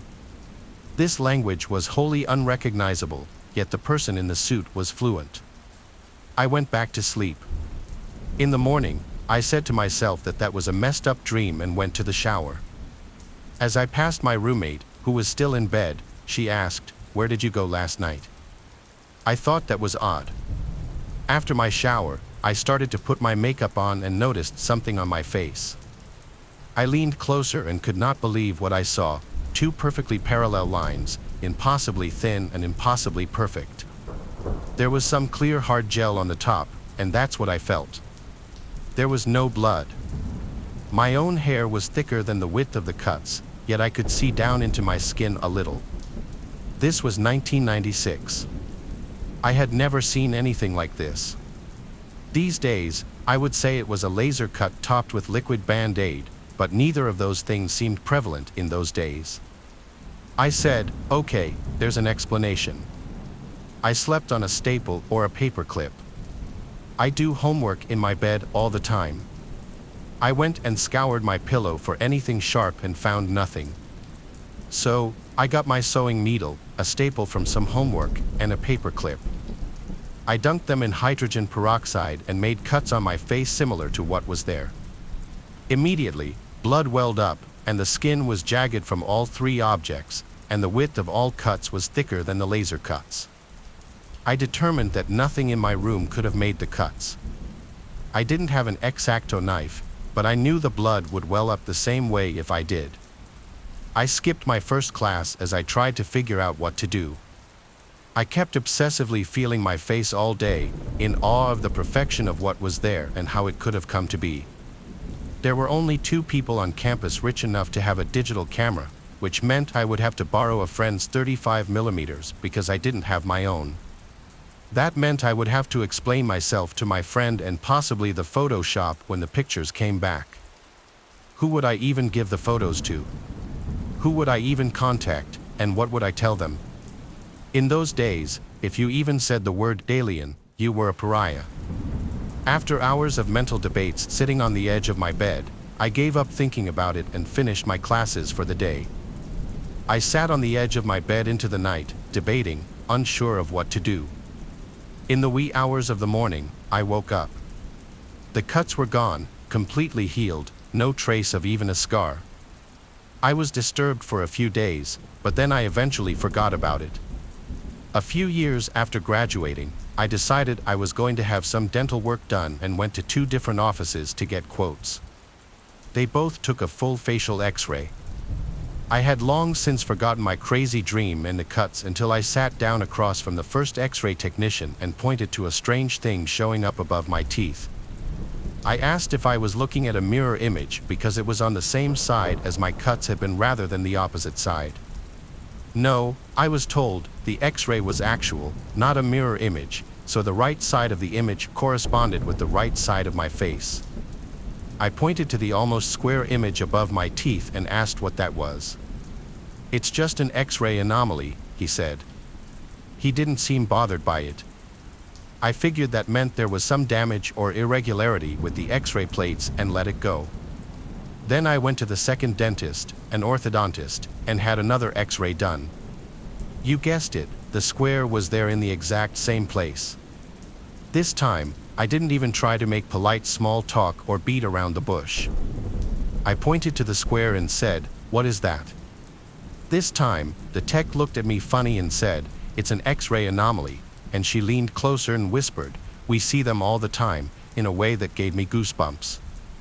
This was in Spokane, Washington. I didn't know what else to say, so I said nothing. Could it be that whatever negatives or plates or whatever they used for an X-ray were damaged in exactly the same spots and exactly the same shape? Maybe, I guess. I don't know much about X-rays. But after that, I reflected on my situation. I don't feel freaked out, but I think there might be something in my face put there by somebody else. Here's what I know, we do this all the time to other species. We chase them in helicopters, shoot at them with tranquilizer darts, take rectal temperatures, take blood samples, stamp radio tags in their ears with no regard to if it hurts or the trauma of the event, or if their furry buddies will ostracize them later because they have something funky on their ear. In my situation, I was clearly well cared for, if it really happened at all. Someone was there as some kind of representative on my behalf. I was handled in such a way that if I didn't have a weird metabolism, I wouldn't have known what even happened. I never once felt pain. My cut healed instantly. If this is some kind of research-driven radio tag for the purposes of data collection or preservation of habitat or species, like we would do, they did it with far more regard for me than we have for other species on our own planet. I don't know what might happen if I get another X-ray 20 years later. I have tried to look when I go through airport security if anything shows up on the image we see in the booth, but I don't see anything. Surprisingly, I'm okay with this. I think it might just be science and nothing nefarious or evil. I wish my consent to be asked first, but I suppose it's hard to ask for consent when you're not even supposed to exist. My best friend and I decided to get jobs at the same place. It was this diner that had to look like it was from the 50s, even though it had only been open for a few years. We were excited to work together, but it ended up being the worst decision I ever made. The problems really stemmed from the fact that we were both incredibly competitive people. Both of us wanted to be the best employee, and it turned into a competition that actually made us hate each other. We were constantly trying to outdo one another, and I got tired of it quickly. I started dating one of our coworkers. His name was Johnson, and he was super sweet to me. I had a crush on him for quite a while. The problem was that I had no idea my ex-best friend, Jessica, also had a crush on him. We hadn't spoken on a personal level for months, so there was no way that I would have known about it. But to be honest, in reality, even if I did know, it probably wouldn't have changed anything. We hadn't been friends for a while. Johnson and I were respectful when it came to showing our affection at work. We knew a lot of people didn't like PDAs, so most of our affection on the job consisted of smiling, maybe winking at each other, that kind of thing. Anytime Jessica saw this, she just kind of scoffed and acted like she was going to throw up. I thought she was just being childish and tried not to think anything of it, but it stopped being childish and turned into her doing everything she could to sabotage me every day at work. I knew she wanted to get me fired, but her obsession with it got way too excessive. Scheduling was handled by our district manager, and I had a very specific schedule set up because I was taking some college courses a few days a week. I had shown up for my Monday shift at 4:30 p.m., and the second I walked in, my manager started yelling at me for being late. I was confused because I always came in at 4:30 on Mondays, but he pointed to the schedule, and according to that, I was over 6 hours late. I was given a formal warning, and Jessica was standing right there smirking at me. It was obvious she had something to do with it, but I didn't want any more issues that day, so I just left it be. It got worse the next week when I had cleaned the bathroom at the end of the day. I hated cleaning the bathroom, but it had to be done. Our manager went around the restaurant after we had closed to make sure everything was looking good so we could all leave. But when he came out of the bathroom, his face was pale, and he was gagging.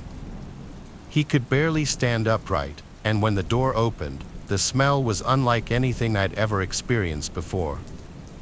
He screamed and asked why the bathroom hadn't been cleaned. I was adamant that I had cleaned it only 30 minutes before then, so he told me to go look at the clean bathroom and let him know if I still thought it was clean.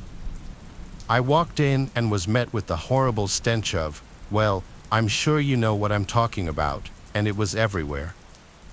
Someone had relieved themselves in that bathroom and hadn't even attempted to make it to the toilet.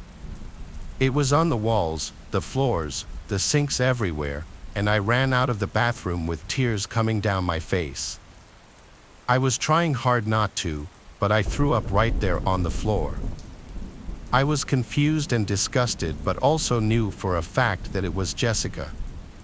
She was the only one who had gone in there after we had closed, and no matter how much I wanted to believe that she wasn't capable of doing something like that, it was clearly her. She started laughing as she watched me get sick over the mess she had made. I accused her in front of everyone, but she denied it. She even started crying and said I was awful for saying that she would do something like that, and obviously, I had noticed it before and just didn't want to clean it up. Of course, everyone believed her. Her plan didn't go as well as she had hoped, though, because our manager absolutely was not going to allow any of us to clean it up. We had to hire an actual hazmat team to come in and clean the crap up because it was considered too toxic for someone not trained to clean up human waste like that. I'm not even kidding, and I got a text later that night from Jessica that was just a bunch of poop emojis followed by laughing emojis. I couldn't believe I was actually friends with her before. The week after that happened, I showed up for work, and Johnson was furious with me. I asked him why over and over again, but he wouldn't talk to me at all. I opened my locker in the back, and inside was a printed up picture of a screenshot, apparently of me texting Jessica and telling her I had cheated on Johnson. I told him it was photoshopped and even let him look through my phone, but it didn't matter. He broke up with me right then and there. Jessica decided to rub salt in the wound, so to speak, and that same week she told our manager that I was interested in him and that I was too scared to tell him.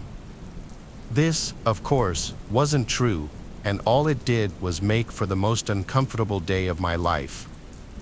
Anytime I walked over to him, he made sure to stand almost 5 feet away from me at all times. I didn't know why and finally asked him and was shocked to hear that he thought I wanted to start a relationship with him. I told him it wasn't true, but clearly, he didn't believe me. Jessica also started rumors with our other coworkers, saying I was talking behind their backs and saying awful stuff about them. She made everyone at the restaurant despise me. No matter how much I wished I could tell you that this was a happy ending, it just wasn't. I was fired only 2 months after putting up with Jessica's antics.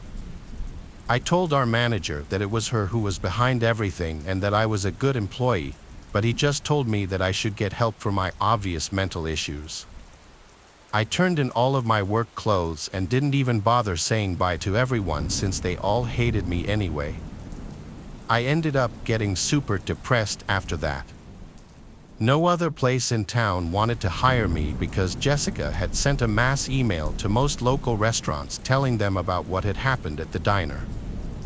I guess a bad reputation, false or not, really does follow you. I ended up moving back in with my parents in my hometown a few states away and was able to find a job doing something I actually liked. Last I heard, Jessica still worked at the diner, which does make me feel a little bit better knowing she's probably not happy. As for me, I'm relatively happy but still getting very paranoid when making friends at work. I just really don't want to meet another person like Jessica and have to go through that all over again. As I write this, it's early July. This story took place at the beginning of summer. I usually try to hang around my college town or travel to Europe in the summer as a way to avoid going home, but that wasn't a possibility this time around. I found myself reluctantly returning home at the beginning of the summer. I just had to make it through 1 week, and then I'd be on a plane to Germany. I didn't really feel like seeing any of my old friends, but I wasn't too keen on staying home either. So, I found myself waking up early and spending my entire days hiking, watching movies, or even just driving around aimlessly. It was my last day home. I was getting bored of the stuff I had been doing and wanted to do something a little more exciting. My friends and I used to train hop, one of the many unruly activities that I had since cut out of my life. I decided, what the hell, and drove to a secluded set of tracks I knew about. Freight trains always passed through here, so I knew there would be many options. The tracks were surrounded by trees and various flora, part of the reason I had chosen them. The last thing I needed was to be caught for doing an illegal activity after having been clean for so many years. I parked my car and made my way over to the tracks. Let me describe the layout so it's easy to understand. This specific set of tracks ran through the trees for a while before entering a tunnel. There was a very small clearing on the other side of the tunnel and then a massive bridge over the water. My friends and I used to ride the train all the way across the bridge, but since it was just me, I would have no way of getting back to my car unless I felt like walking 10 miles. So, I decided that I'd hop on the train, take it through the tunnel, hop off, and get a peaceful walk back to my car. I walked along the tracks and waited for a train to pass. It was probably 3 or 4 in the afternoon. Finally, after about 10 minutes of walking, I started to feel the familiar vibration in the rails. I quickly ran to the side and tried my best to stay out of sight.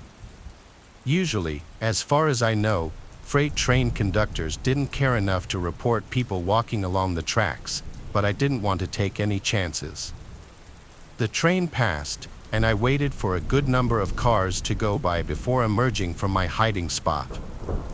I picked a car that looked easily attainable and began jogging alongside the train like I had done 100 times before. Once I was confident enough, I grabbed hold of the ladder and swung myself up. It was pretty easy, the train wasn't traveling very quickly. As my part of the train was about to enter the tunnel, I saw a strange flash of light from up ahead. I assumed it was a spark from the train or something, but truth be told, I had never seen anything like it before. I hoped there wasn't an errant wire or something dangerous in the tunnel, but it was too late to hop off. The train started picking up speed since the tunnel was perfectly straight, and I closed my eyes as the adrenaline rush started coming on. Just then, I felt a hand reach out from the darkness and literally grab my leg. I lost my footing and nearly slipped, but my hands were firmly gripping the train. I screamed and kicked, but the train sped by before I could make contact with anything. Before I could even comprehend what just happened, I felt another hand slap against my leg. I screamed again before scrambling up the ladder, hopefully out of reach. My heart was racing. What the hell just happened? The train exited the tunnel, and I hopped off without thinking.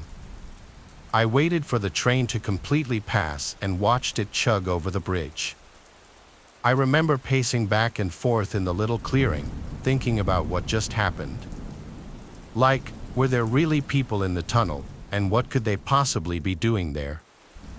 Why the hell would they try to drag me down? All these thoughts and more were racing through my mind when a stark realization struck me in the face. The only way back to my car was through the tunnel. There was absolutely no chance in hell I was walking back through that tunnel with those people in there, especially since they'd be able to see my silhouette and I'd be walking through darkness. I sat on the ground for what felt like forever. There was no other option. I couldn't walk across the bridge without risking my life. A train could come along at any second, and the bridge was too long.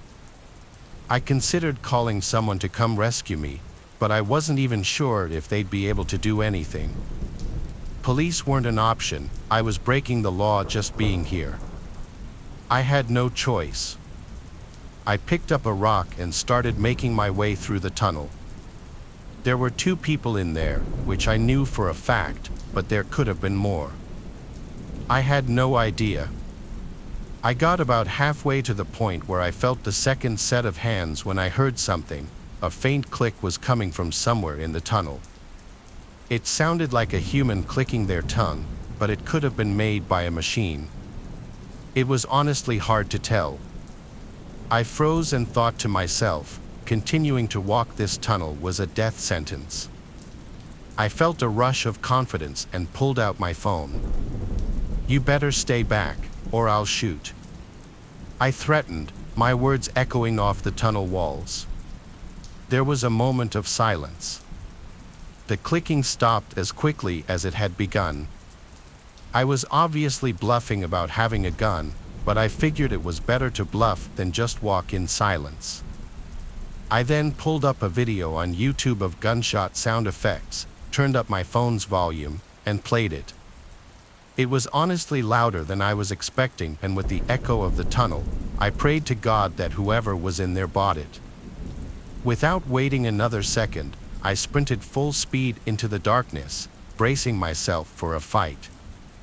I didn't stop running until I had reached the other side. By some miracle, no one tried to grab me. After making it out of the tunnel, I looked back.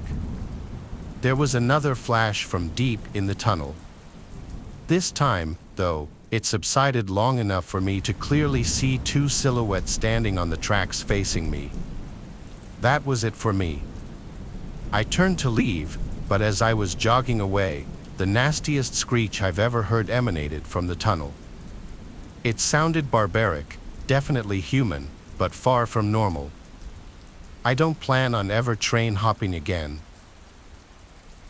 The door is locked right now. I'm sitting here all alone and with nobody to help me, and I know my hand is near. Still, I want as much of this information to be available to the public in case anyone ever comes looking for answers. I went to that town on a vacation as a tourist. I should have never visited that town, but it seemed quaint and quiet, the perfect place for a writer like me to get some peace and quiet and work on my latest book, so I thought.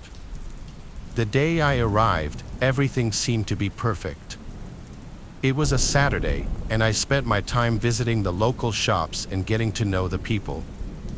The Sunday that followed was perfect as well. Nobody acted off, and everybody seemed to be genuinely happy. They all mulled through the streets, particularly the main street, and engaged with me just as they did with the multitudes of other tourists who flocked to the town. It was Monday when I first noticed something strange. Sure, you expect the weekdays to be quieter, I thought, as I drove through town and stopped at a local diner on Main Street. But this was different. It was eerie the way that all the shutters were down and there wasn't a soul to be seen.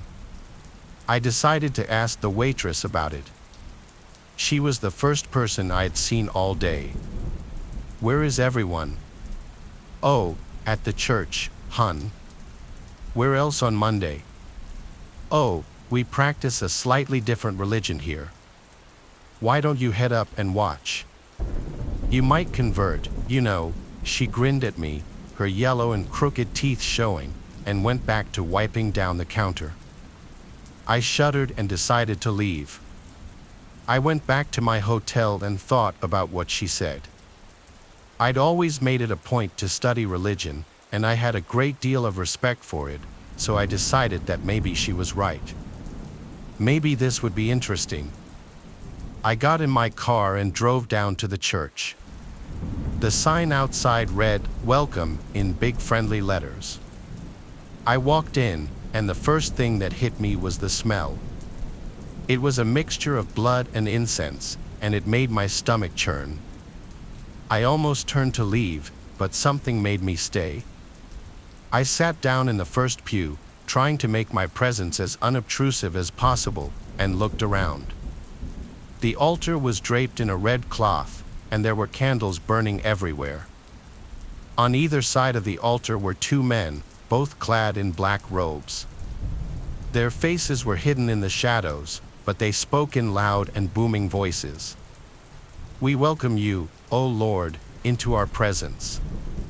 Now heal our sickly brother of his sins and his fleshly heirs." And with that, a man walked forward, placing his head on the altar. The two men in the robes began to chant a sort of song, and I realized with a start that it was in Latin. As they chanted, they and the rest of the congregation began to file out of the church one by one. Turning to the woman next to me, I asked quietly what was going on. "God will heal him.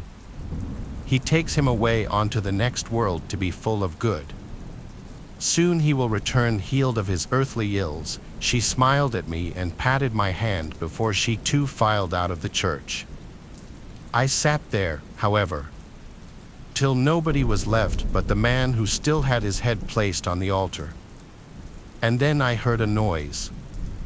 It was deathly silent, but it caused a wind to whip through the church and the candles to flicker out. I turned around and saw something standing next to me. He was tall with wings, and its eyes were glowing red. It had a gigantic unhinged jaw and teeth of molten lava. It had the body of a human despite these deformities, and he was wearing some sort of torn robe. What was perhaps the worst thing about it, however, was the smell. It reeked of death and rotting flesh, and I had to fight the urge to vomit. The man raised his head from the altar, saw the beast, and screamed, but too late. It lunged towards him, knocking him to the floor. I stumbled to my feet, terror filling my body, and ran toward the door. As I did, however, I saw the creature raise its head from its feast toward me. its eyes glowing red with hunger, locked onto mine and began to stalk toward me. I ran even faster out of the door and through the crowd that stood there. "Get away, it's coming for you." But nobody listened. They just stared at me as if I was crazy and watched me get into my car and looked toward the church door, half expecting the beast to be standing there. It was empty. I drove away as fast as I could, not looking back till I was out of town. But it wasn't over for me. That's why I'm documenting this. The first hotel I stayed at seemed to be peaceful, and I had almost put the entire experience behind me. But as I sat in my room, my computer open in front of me, I heard a soft flapping noise outside my window. I got up to close the curtains, but when I looked out, I saw the beast, its eyes glaring at me through the glass. I stumbled backward, tripping over a chair. In an instant, the creature had leapt from where it stood on the roof to the window of my room, its red eyes boring a hole in my mind. It stood there staring at me, and I felt an immeasurable amount of hatred and rage directed at me. I had ruined its plan, its happy life, which it had lived right to it. And I had to be removed. Screaming, I called for management, which burst into my room seconds later, but then, however, the creature had gone, vanished into the night. I tried telling them what had happened, but the manager looked at me as if I was crazy. I know he thought I was insane, and even when I left the hotel the next morning, I know he was glad to have me gone. I'm writing this from a different hotel now, one in a different state. I don't know how long I can stay ahead of it because I know it's been following me. It's intelligent. It knows I saw it, and it was dead. I can hear its wings above me even now, circling my room like a vulture. It follows me when I'm driving, just waiting till I'm alone to strike. I can't go on like this. I'm running out of money, and I'm running out of time. Soon it'll catch up to me. When I was a kid, before we lived in Texas, we lived in a home that had this huge backyard in Georgia that made me feel like the most popular kid in class. Anytime playing outdoor games or sports was ever an idea, my backyard would be the spot to go since we had a 2-acre backyard. The backyard was surrounded by woods on 3 sides. It also had many trees throughout the yard, a trampoline in one corner, a hot tub, a big detached 3-car garage, and an above-ground pool. For a middle-class area, we really had everything you could want in the backyard. There was enough open grass to play any sports, soccer, baseball, football, anything. We even played hide-and-seek, tag, or manhunt, as we would call it. One Friday, when we were in like 6th grade, my friends and I wanted to have a camp-out sleepover in my backyard. It was Anthony, other Anthony, who I'll call Michael, and Jason. We all had to get our parents' permission, of course, but we were like 11 or 12, and it was a Friday. None of our parents had any reason to say no. Plus, my family had lots of camping equipment, including 2 tents that could easily fit 2 of us in each one. After all of us got permission from our parents, we made arrangements for them to get to my house around 5 o'clock so we could play sports in the backyard. We had too many soccer nets in the yard that we used to play soccer 2-on-2. We did that for like half an hour, then we played baseball for another maybe half hour, and after just sitting around for a few minutes regaining our energy, my parents ordered pizza for us, so we ate around 6:30 or 7, if I had to guess. The sun was starting to go down a little bit now, so now came the time to set up the tents before it was too dark. I was pretty good with setting up tents because I was a Boy Scout, and we had just recently learned how to set up tents. My friends kind of helped, but I did most of the work. By the time they were done, it was decently dark out, and the backyard lights were on, giving a nice glow. It was now dark enough for us to play our favorite game, Manhunt. There were a million spots to hide in the backyard. We played in pairs. It was Anthony and I hiding first, and Michael and Jason would be hunting. Anthony and I split up. Our goal was to get back to the home base point, which was the back door to the house. No camping by the door was allowed. The trampoline was in a far corner of the yard before the woods. I crawled under that to hide. When the hunters would start looking, they had to blow a whistle to let the hiders know they were starting. Once I heard the whistle, I stayed under the trampoline, waiting it out, watching the two of them in the distance looking around. I was waiting for a good moment to creep closer to the back door. I had my sights on the hot tub, which was right next to the house.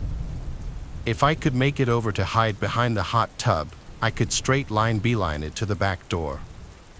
So when both Michael and Jason had their backs to me looking in different areas of the backyard, I sprinted towards the hot tub, and just as I got right behind it and ducked down, I heard one of the trash bins on the side of the house almost tip over, and then I noticed the motion detecting light on the side turn on. The hot tub was by that corner of the house, but it wouldn't have triggered that light. I went to peer around the corner to the side yard, and I saw a tall person dressed in dark clothes speed walking away in the direction of the woods before entering the woods. It wasn't my dad. I ran to my friends and called the game off, then went to tell my dad about it.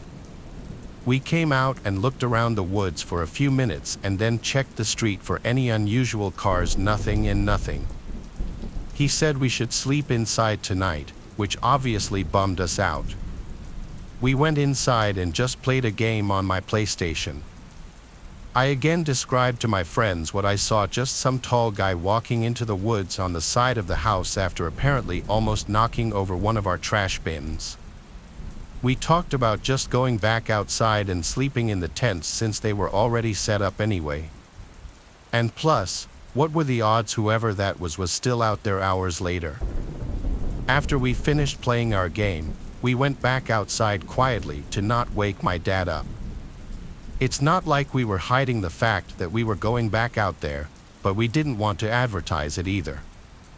We each had a sleeping bag.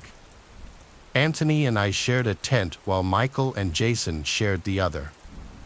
After a while of joking around and yelling things between tents, we started to quiet down and try to go to sleep. I wasn't asleep yet, but it seemed like Anthony was. I started hearing walking sounds in the grass nearby, approaching the tent, and then the zipper to the tent was unzipped and I looked up and saw my dad looking inside the tent. He said, "What are you guys doing out here?" I replied to him with something like, "They wanted to sleep out here, so we came back out." Then I took a closer look at the face peering into the tent. I realized it wasn't my dad, but some complete stranger who looked to be my dad's age. It looked like he was about to come in when I screamed bloody murder like a little girl. Everyone woke up and Anthony started to scream as well. The man grabbed our ankles and said to be quiet, but he gave up when he realized he was about to be exposed. He left the tent and disappeared. I told my friends to run inside the house, and as we were running to the house, my dad was already coming out the back door in response to our screams. I told him I didn't know which way he went, but that the man from before was back. My dad ran around the yard screaming and taunting the creep to come back if he had any balls. We heard it from inside the living room. My mom called the police, of course, and all that really happened when the police officer showed up was he took my recount of what happened, and I'm sure he made a police report then left. It was good to have a police report at least so that the cops would be aware of a creep going around. I'm not sure if that man ever came back to our property or not, or if he ever got in trouble for something similar.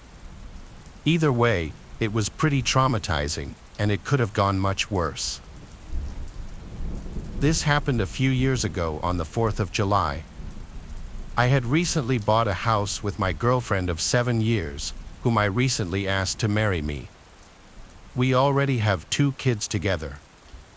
This year was the first 4th of July we were celebrating as an engaged couple and homeowners, so I wanted to make this an extra special summer. We invited a bunch of our friends and family to our house for a backyard barbecue, and I promised everyone they would see fireworks they would never forget. I bought the biggest, baddest fireworks I could find on the internet for a great price. This was not the usual Roman candle sparklers and tiny little rockets that I usually got. If I could recall, it was a firework called something in the lines of the Armageddon. It was one of those fancy fireworks boxes that shot out a variety of fireworks and allegedly lasted a minute. On the day of the 4th of July, I spent the afternoon manning the grill and catching up with my old friends. I let the older kids play with the smoke bombs and bottle rockets. But it didn't stop them from begging me to set off the big fireworks all day.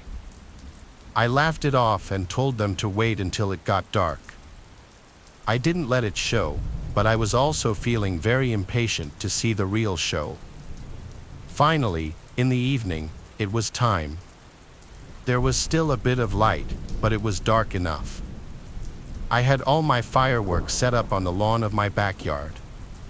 I started with the smallest fireworks I bought from the internet, a pack of 6 exploding mortars in all different colors, and then finally, the best for last, the Armageddon. I then picked a spot in the backyard and started digging a hole.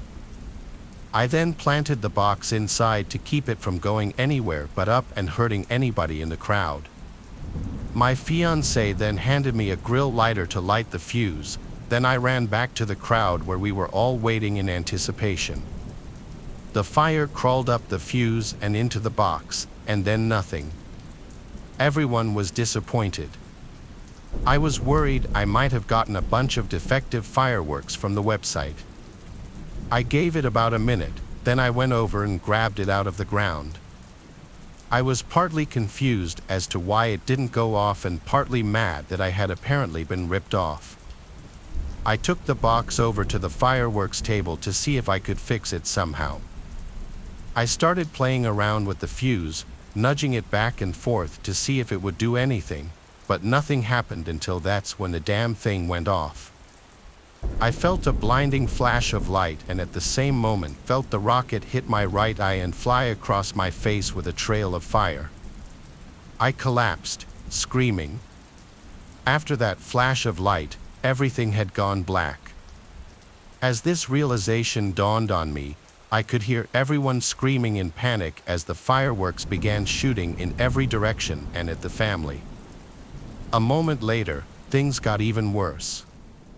The rocket managed to light the entire table of fireworks on fire, and after just a few seconds, every single one of them started going off as well. It was a brutal barrage of explosion after explosion. Everyone screaming and crying and trying to get away. I couldn't see a thing. I was so in shock that I couldn't even stand up. I just cowered with my head in my hands and screamed helplessly as I listened to my family and friends being bombed by the fireworks I brought into my own home.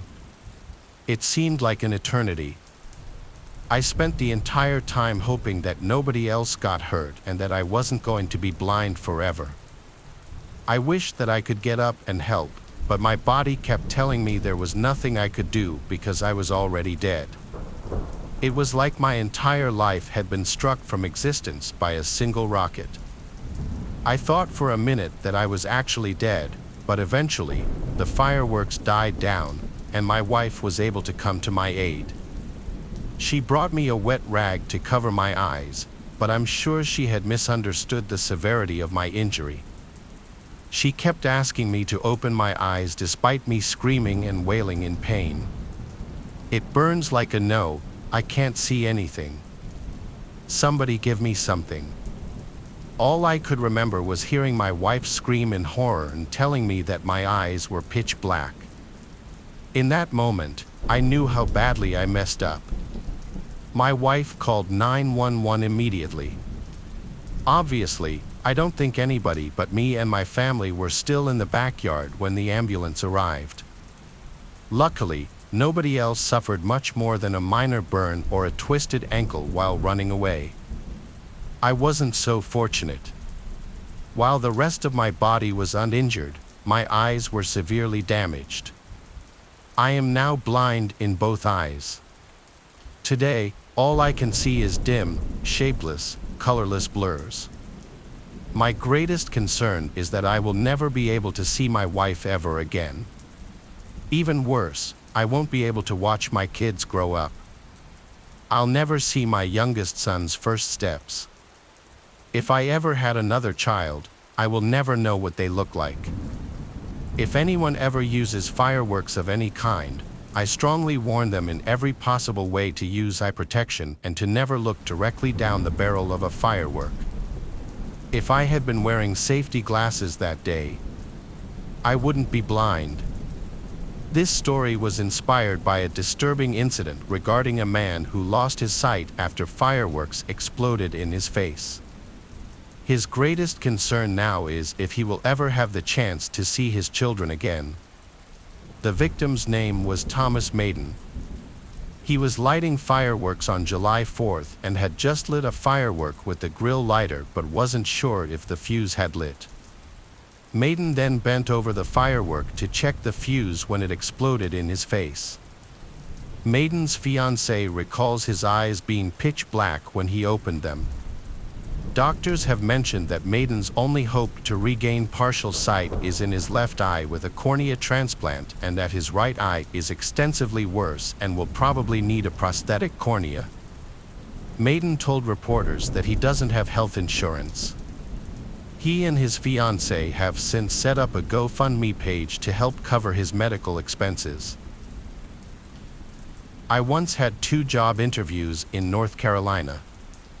I lived in New York at the time. I was taking the drive down there instead of flying to save money. My job at the time sucked, and the 2 jobs I was interviewing for could finally be a new start for me. They were corporate office jobs with a lot of benefits and good salaries, plus the weather would be much better than New York. I was driving down there on a Thursday night. I took off from work Friday because that's when the 2 interviews were. Since I had to work Thursday, I had to hit the road as soon as I was off work. I stopped home first to grab my suitcase and other stuff I was bringing, then I said goodbye to my family and set off. It was a long 8+ hour drive ahead of me. My ETA was into the early hours of the morning, like 2 a.m. I was heading to a comfort inn. I drank like 3 cups of coffee my first few hours driving, and for a while, I was good. But if you're already running on fumes, no amount of coffee is going to keep you going. I already didn't get much sleep the night before because I was stressing over these interviews, and after a long busy day at work, the last thing I wanted to be doing was driving close to 9 hours. It was late at night now and I had about 2 hours left in the drive. There were very few other cars on the road this late at night on a weeknight. I was starting to feel really sleepy now, but I knew most of the drive was behind me. Suddenly, on the side of the highway, I saw a man in a suit standing there. Not walking, not moving. He was facing my car, and as I looked at him as I passed, I saw his face turning to follow my car. I said out loud, "What the hell?" It was truly bizarre. I almost contemplated turning around and asking if he needed a ride. He was just in the middle of the highway in a suit at like 12:30 at night. I came up with stories in my head about what may have happened, like maybe his girlfriend kicked him out of the car. I did this to keep my mind away because I felt like I was drifting away. Then something beyond frightening happened. It was only maybe 10 minutes after I had seen that man that I saw another man on the side of the road coming up, also in a suit, also just standing there. What the hell was going on? I slowed down to pull to the side of the road and possibly ask if everything was okay and maybe offer a ride. I don't know what I was thinking, but either way, when I was on the shoulder, almost to a stop, I looked in a rearview mirror and then turned around completely, and that man was gone, as if he just disappeared. I stepped on the gas and got back on the road. I was losing it. I needed to stop for another coffee. I had about an hour and a half to go at this point. I stopped at the first pit stop I could find and bought a medium coffee. I drank a few sips, but as I was sitting in the rest area gas station parking lot, I spotted a man in a suit again standing under a light post. Same man. This time I got a clearer view of his face. He looked like a middle-aged white man. Short dark brown hair, clean-shaven, and a neutral expression. But it was the way he was once again facing my car that freaked me the hell out. I turned the car on and got out of there without looking back. I wanted to complete this drive, but the coffee wasn't doing it. I felt like I was going to pass out behind the wheel. I wasn't gonna make it, so I pulled off the highway and parked in a random parking lot. I angled the seat all the way down, and I attempted to go to sleep. As tired as I was, I couldn't help but be scared in this empty parking lot, scared that if I opened my eyes I would see that man in the suit again. I was drifting into a sleep when something made me wake up again and open my eyes, probably my mind playing tricks on me again. I looked around the outside of my car, scared I was gonna see him. I looked out each window and then the front windshield, and it was clear. Then I looked in the rearview mirror and I felt my soul leave my body for a second, because there I saw for a second a person in the back seat was the man in the suit again. But I didn't look long enough, because I opened the door, screamed, and fell backward out of the car. As I crawled back, I kept screaming until I finally got up, looked inside the car, and saw nobody. The back seat was empty. As I came to my senses, I realized my mind had been playing tricks on me all night. There was no man in a suit. I'm just completely exhausted and need to sleep. I got back in my car, my heart racing. Honestly, now though, I was too awake to go to sleep. I turned the car back on and finished my coffee and banged out the rest of the drive. By the time I checked into the hotel and got to the room, I fell into the bed and passed out right away. The next day, my first interview was at 11 a.m., so I didn't get much sleep, but I definitely felt somewhat recharged. However, the second my interviewer walked out to greet me, I froze up. My interviewer looked identical to the image of that man in the suit I kept hallucinating the night before. I know the interviewer noticed me freeze up. I could see it in his face. I tried to recover from this, but it set the tone for the rest of the interview and I was completely nervous and out of it. I felt like I was in a dream. I left that interview with only an hour to get ready for my next one. My next interviewer was a woman. I did much better with this one because I actually got the job. I still work here and live in North Carolina now. My old therapist told me that she thinks the stress of mentally preparing for the interviews mixed with the lack of sleep caused me to hallucinate.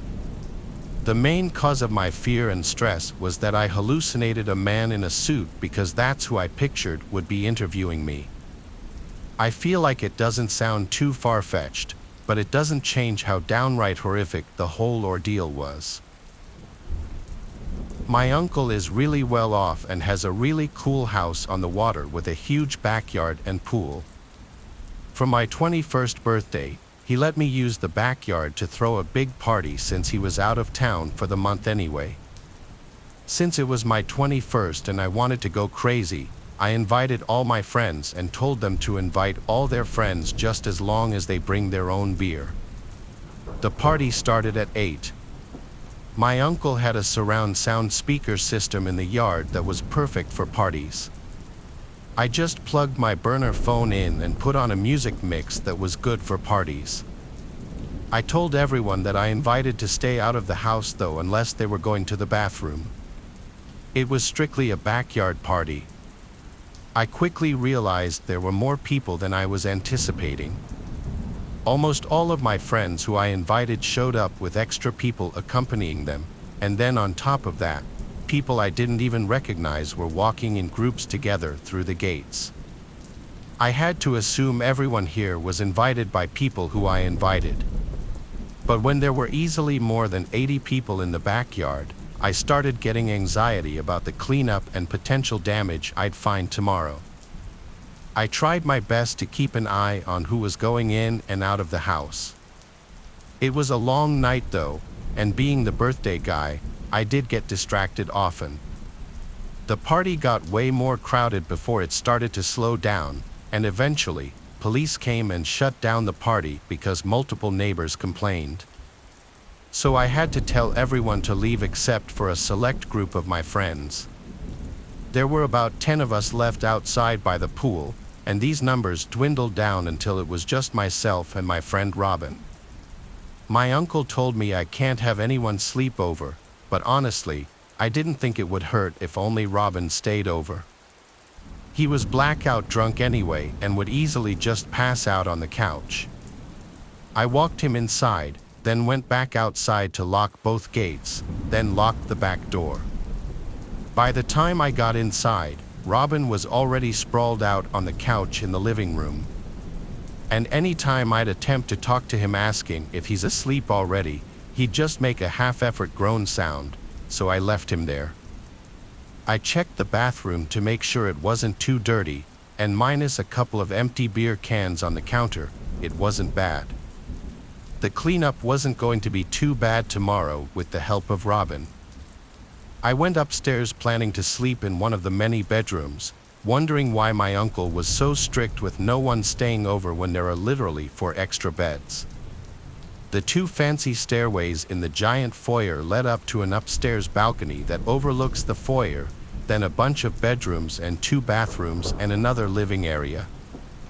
I brushed my teeth with my finger in the upstairs bathroom and went right to sleep. I was drunk too, so I fell asleep with ease. I woke up about an hour later feeling really nauseous. I mixed way too many liquors. I had to run to the toilet to puke. After I puked, I walked back out into the upstairs balcony area and I heard footsteps from down in the foyer. I walked over to the railing of the foyer balcony and looked down. I said Robin, and I saw a figure in the darkness below stop moving. I felt like I could see them looking up at me, but with how dark it was in the house, I couldn't see the person's face or any features. I then heard something from the living room downstairs, the sound of snoring. It just dawned on me that the person in the foyer wasn't Robin. I said, "Who is that?" thinking maybe it was just another party guest who maybe passed out somewhere drunk earlier, but they didn't answer. I heard more footsteps from the kitchen area downstairs. My heart started pounding now. I said I'm going back to sleep, pretending like I thought they were just party guests, when in reality I was going back to the bedroom to lock the door and call 911 right away. But then I remembered Robin was down there. I had to try to warn him. I called his number and someone picked up. Before saying anything, I said Robin at least 3 times. All I heard was breathing on the other end. I hung up the phone and dialed 911 now, and while on the phone and whispering to the 911 operator, the doorknob to the door twisted around and then there was a light knock on the door. I asked the operator in a whisper if I should say I'm on the phone with the police, and he said no, don't announce my presence.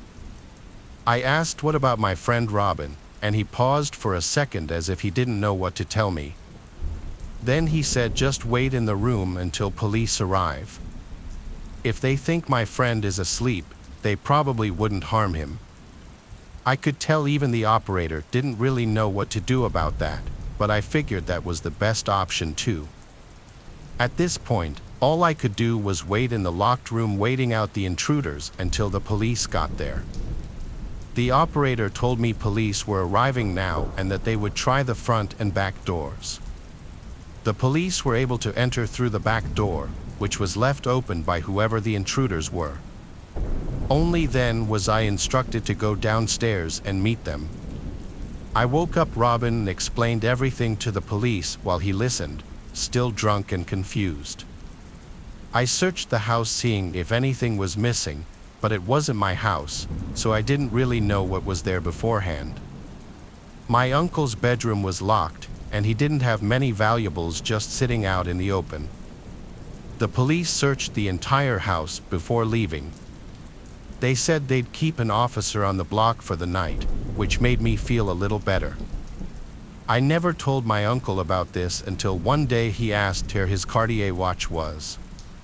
Apparently, it was stolen right from the kitchen drawer by one of the intruders. It was then that I had to tell him the truth, and obviously, he was anything but happy.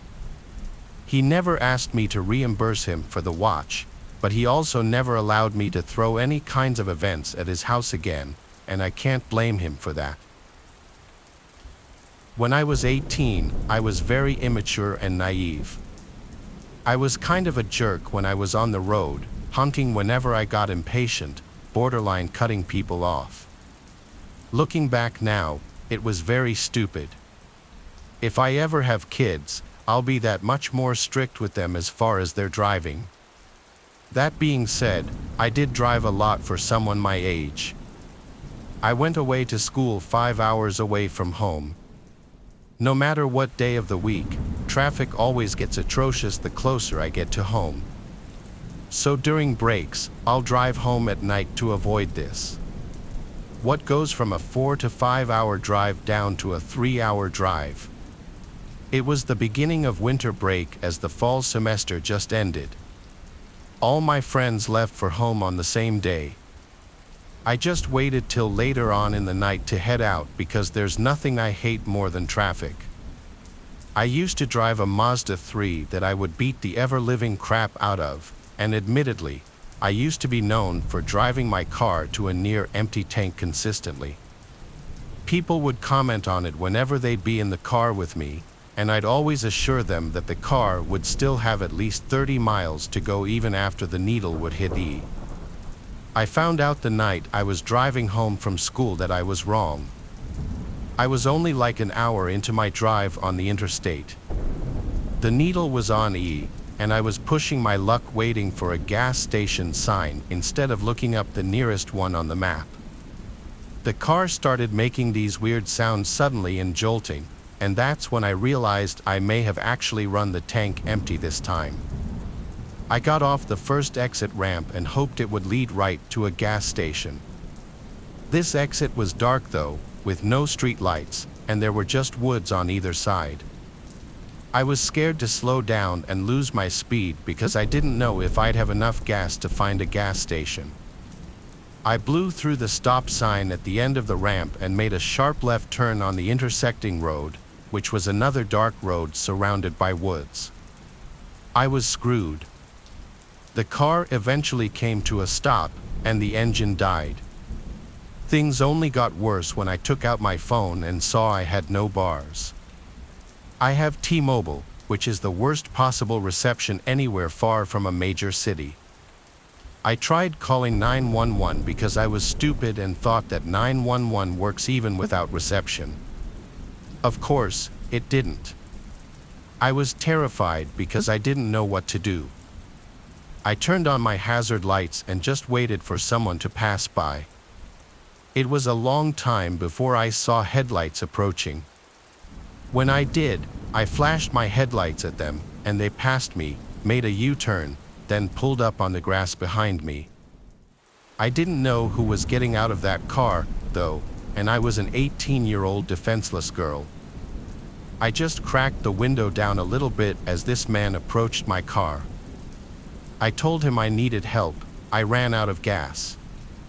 He offered to give me a ride to the nearest gas station.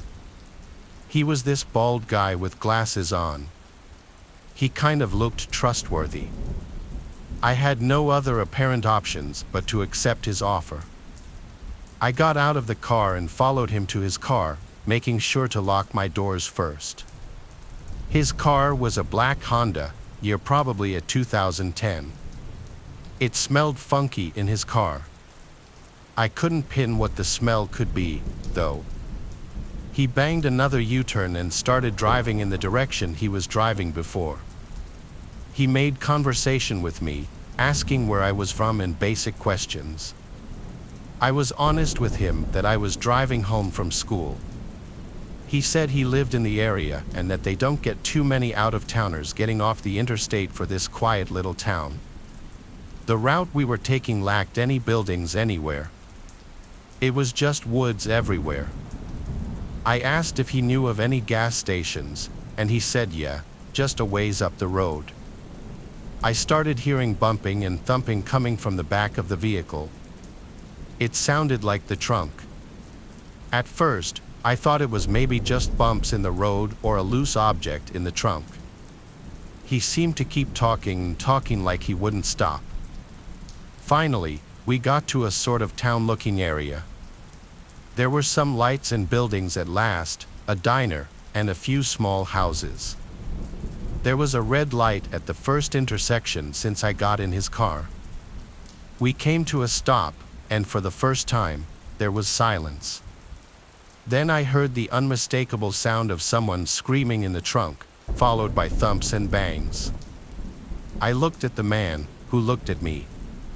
In a split second, I unbuckled my seatbelt, opened the door, and ran while at the same time, he tried grabbing me and pulling me back into the car.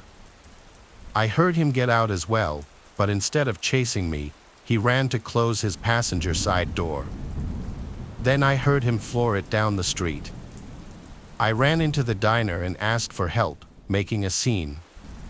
I used their phone to call 911. I waited there, and it became this whole huge thing with multiple police showing up to the diner to take a report. Given the gravity of the report that I was making, that I heard someone in the trunk of the car, they had to get every last detail from me about the man's car, his appearance, and where he picked me up. I was also given a ride back to my car so that they could also include the pickup location in the report. They also helped me get a hold of AAA, which eventually would come to my location to fill my car with gas. This was overall the scariest experience of my life. I was shaken to the core the whole rest of the ride home. I hope they found that man. I hope whoever was in that trunk is still alive today. For all I know, that man could have been bringing me to his house or somewhere else, and I was just lucky I had a chance to get out at that red light. My family is very religious. I have a wife and a daughter named Cassie. We attend church every Sunday and say our prayers before bed every night. That's just how I grew up. My entire family is like that, even my cousins, aunts, and uncles. Every weekend, we would all get together and pray for each other and for what was going on around us. We didn't think about it too much, it's just what we did. Everyone in each of our households was raised the same, and it's how I was raising my daughter. All the parents in the family would enroll their kids in Catholic schools, and I did the same. I pushed Cassie to go to the local priest classes just like everyone else in the family. We were very big on tradition. I did what my parents did, and they did what their parents did. I didn't think about it too much, and the priest always seemed very friendly. Everyone in the church was pretty chill, honestly. I would take my daughter and a few of the other kids in the family to the priest classes twice a week. It started out fine, but before long, something unusual started to happen. Every time I dropped Cassie off, she would start to cry. The other students would do the same. I just figured it was because they'd rather be playing outside. Something about the way they cried seemed strange. It was like they were scared as hell in the church. I didn't think too much of it at first. This was around the time The Conjuring came out, so the older folks assumed it was due to the film and all the scary nuns in the movie that all the kids were freaking out from. Honestly, I would have just let my daughter stop going to the classes, but I knew how the rest of my family would react. I just followed the traditions and figured Cassie would grow out of this scared phase she was in. The problem was, she was also having nightmares every night about some monster.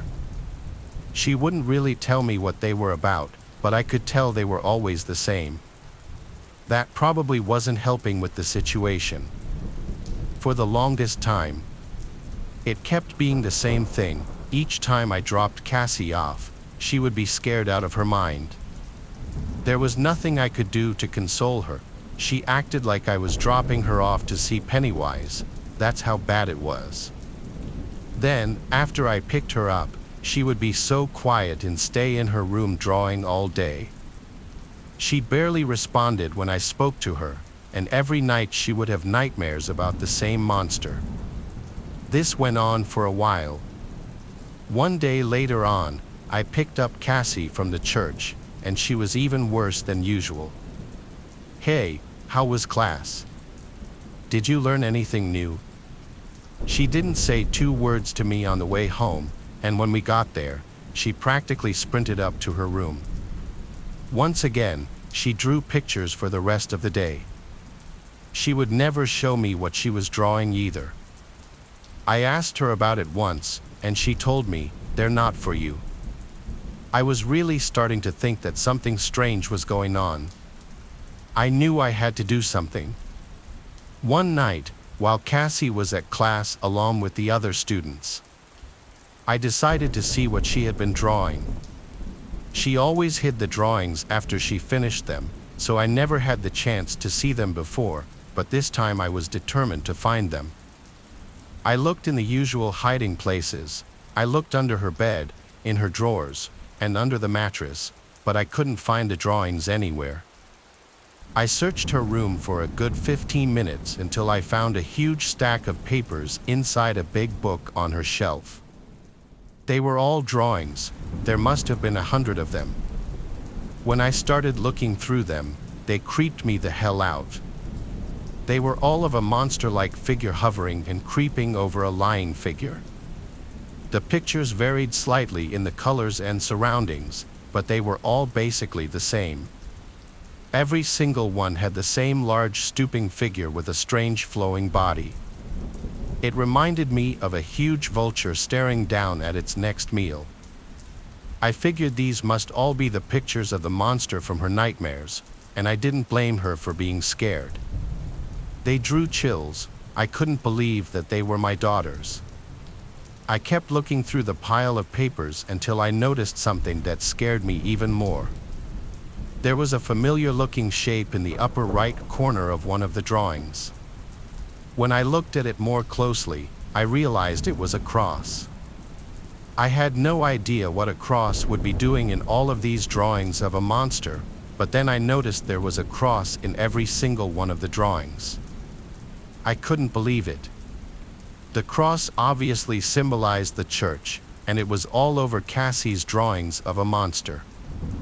I didn't know what to think, but once I saw the cross, then everything else in the picture started to make sense, and the monster looked like it was wearing the robes of a priest. After the initial shock, I called the police. "I'm calling about a priest in my church." The priest was arrested soon after. Since then, no one has heard anything about it. I think the church tried to cover it up, but I'll tell you this much. No one in my family enrolls in the classes conducted at that church anymore. This story was inspired by an incident that happened in 2016. A victim had repeatedly expressed that they no longer wanted to be a part of attending a priest's classes after constantly displaying the same behavior. The victim was removed from the classes, but what makes the story more disturbing was the discovery of 6 bizarre drawings hidden amongst the victim's books. Here's an image of the first one. Here's an image of the second one. The drawings are pretty bizarre and downright terrifying, as it looks like a monster-like figure hovering over someone. After disclosing the drawings to law enforcement, it later led to the arrest of the 54-year-old priest. I'm not a big birthday celebrator. I'm not the type to make a big thing and invite all my friends out or throw a party. My close friends know this, so usually, I'll do something more low-key with my family or close friends. One year in particular, after I went to dinner with my family, 3 of my friends were texting me trying to make plans to go out and do something. Not out to bars or anything. We were only 19 at the time and didn't have fake IDs. My friend John has a Jeep, so he suggested we go night off-roading on one of the trails about a half hour from our houses. It was this really huge state park that had trails big enough to off-road on. He had done it before. Technically, you're not allowed to, but past dark, nobody's in those woods. Since my birthday's in July, the days are really long. It doesn't get pitch black until around 9 o'clock, and I'd say that was around the time we started heading over to the park. My friend Carol brought a bunch of weed, and my other friend Joey brought a handle of vodka to celebrate my birthday. The plan was to hotbox the car in the middle of the woods and just get really up. John wouldn't be partaking in the alcohol since he was driving, so Perez to start an hour. The entrance to the state park's parking lot would be coned off, but since there's no night security guards, it's easy to just get out and move one of the cones and drive around it. We just were on the lookout for any cops before entering the parking lot. Once we passed the entrance, there was a somewhat long stretch of a narrow one-way road with woods on either side, and then eventually it led to the big open parking lot, which also was surrounded by woods on 3 sides and then baseball fields and a playground on another. John knew exactly where to go to get to the trails, which were technically for walking, but they were plenty wide enough to drive on, according to him. We made sure there were no cops sitting in the parking lot before entering the trail, though. Once we were on the trail, John turned his brights on to have better visibility. Some parts of the trail were definitely very bumpy and tight, where he'd had to drive slowly to be sure not to scrape any trees or bushes on either side. The trails were not made for cars, after all, so caution was necessary. It was definitely fun at first, where the trail would open up, where there would be drops. The bumpiness of the ride made it fun, almost like an amusement park ride. Carol lit up the joint he rolled and started passing it around. When we were deep enough into the trails, John stopped the engine and turned off the headlights. We sat in the car with the music playing and the bottle being passed around. The music was pretty loud too, so when all of us thought we heard something from outside, we genuinely went silent and looked at each other. John turned off the music, and we all said basically at the same time, "What was that?" or "Did you guys hear that?" We all agreed it sounded like a high-pitched screaming. John turned the headlights back on, but we didn't see anyone in front of us. Still, we wanted to move out of that immediate spot, so he drove a little further down the trail. Once we stopped again, we agreed it might have been a female fox we heard. From here on, we hung out with the music a bit lower. We were just chilling, making mixed drinks. At one point, my friends sang me happy birthday really loudly as a joke. Eventually, I had to go pee, so I just got out of the car and took a few steps off the trail into the woods. Midstream, I heard what I swore were footsteps nearby. I cut it short and went back into the car, telling my friends I heard footsteps.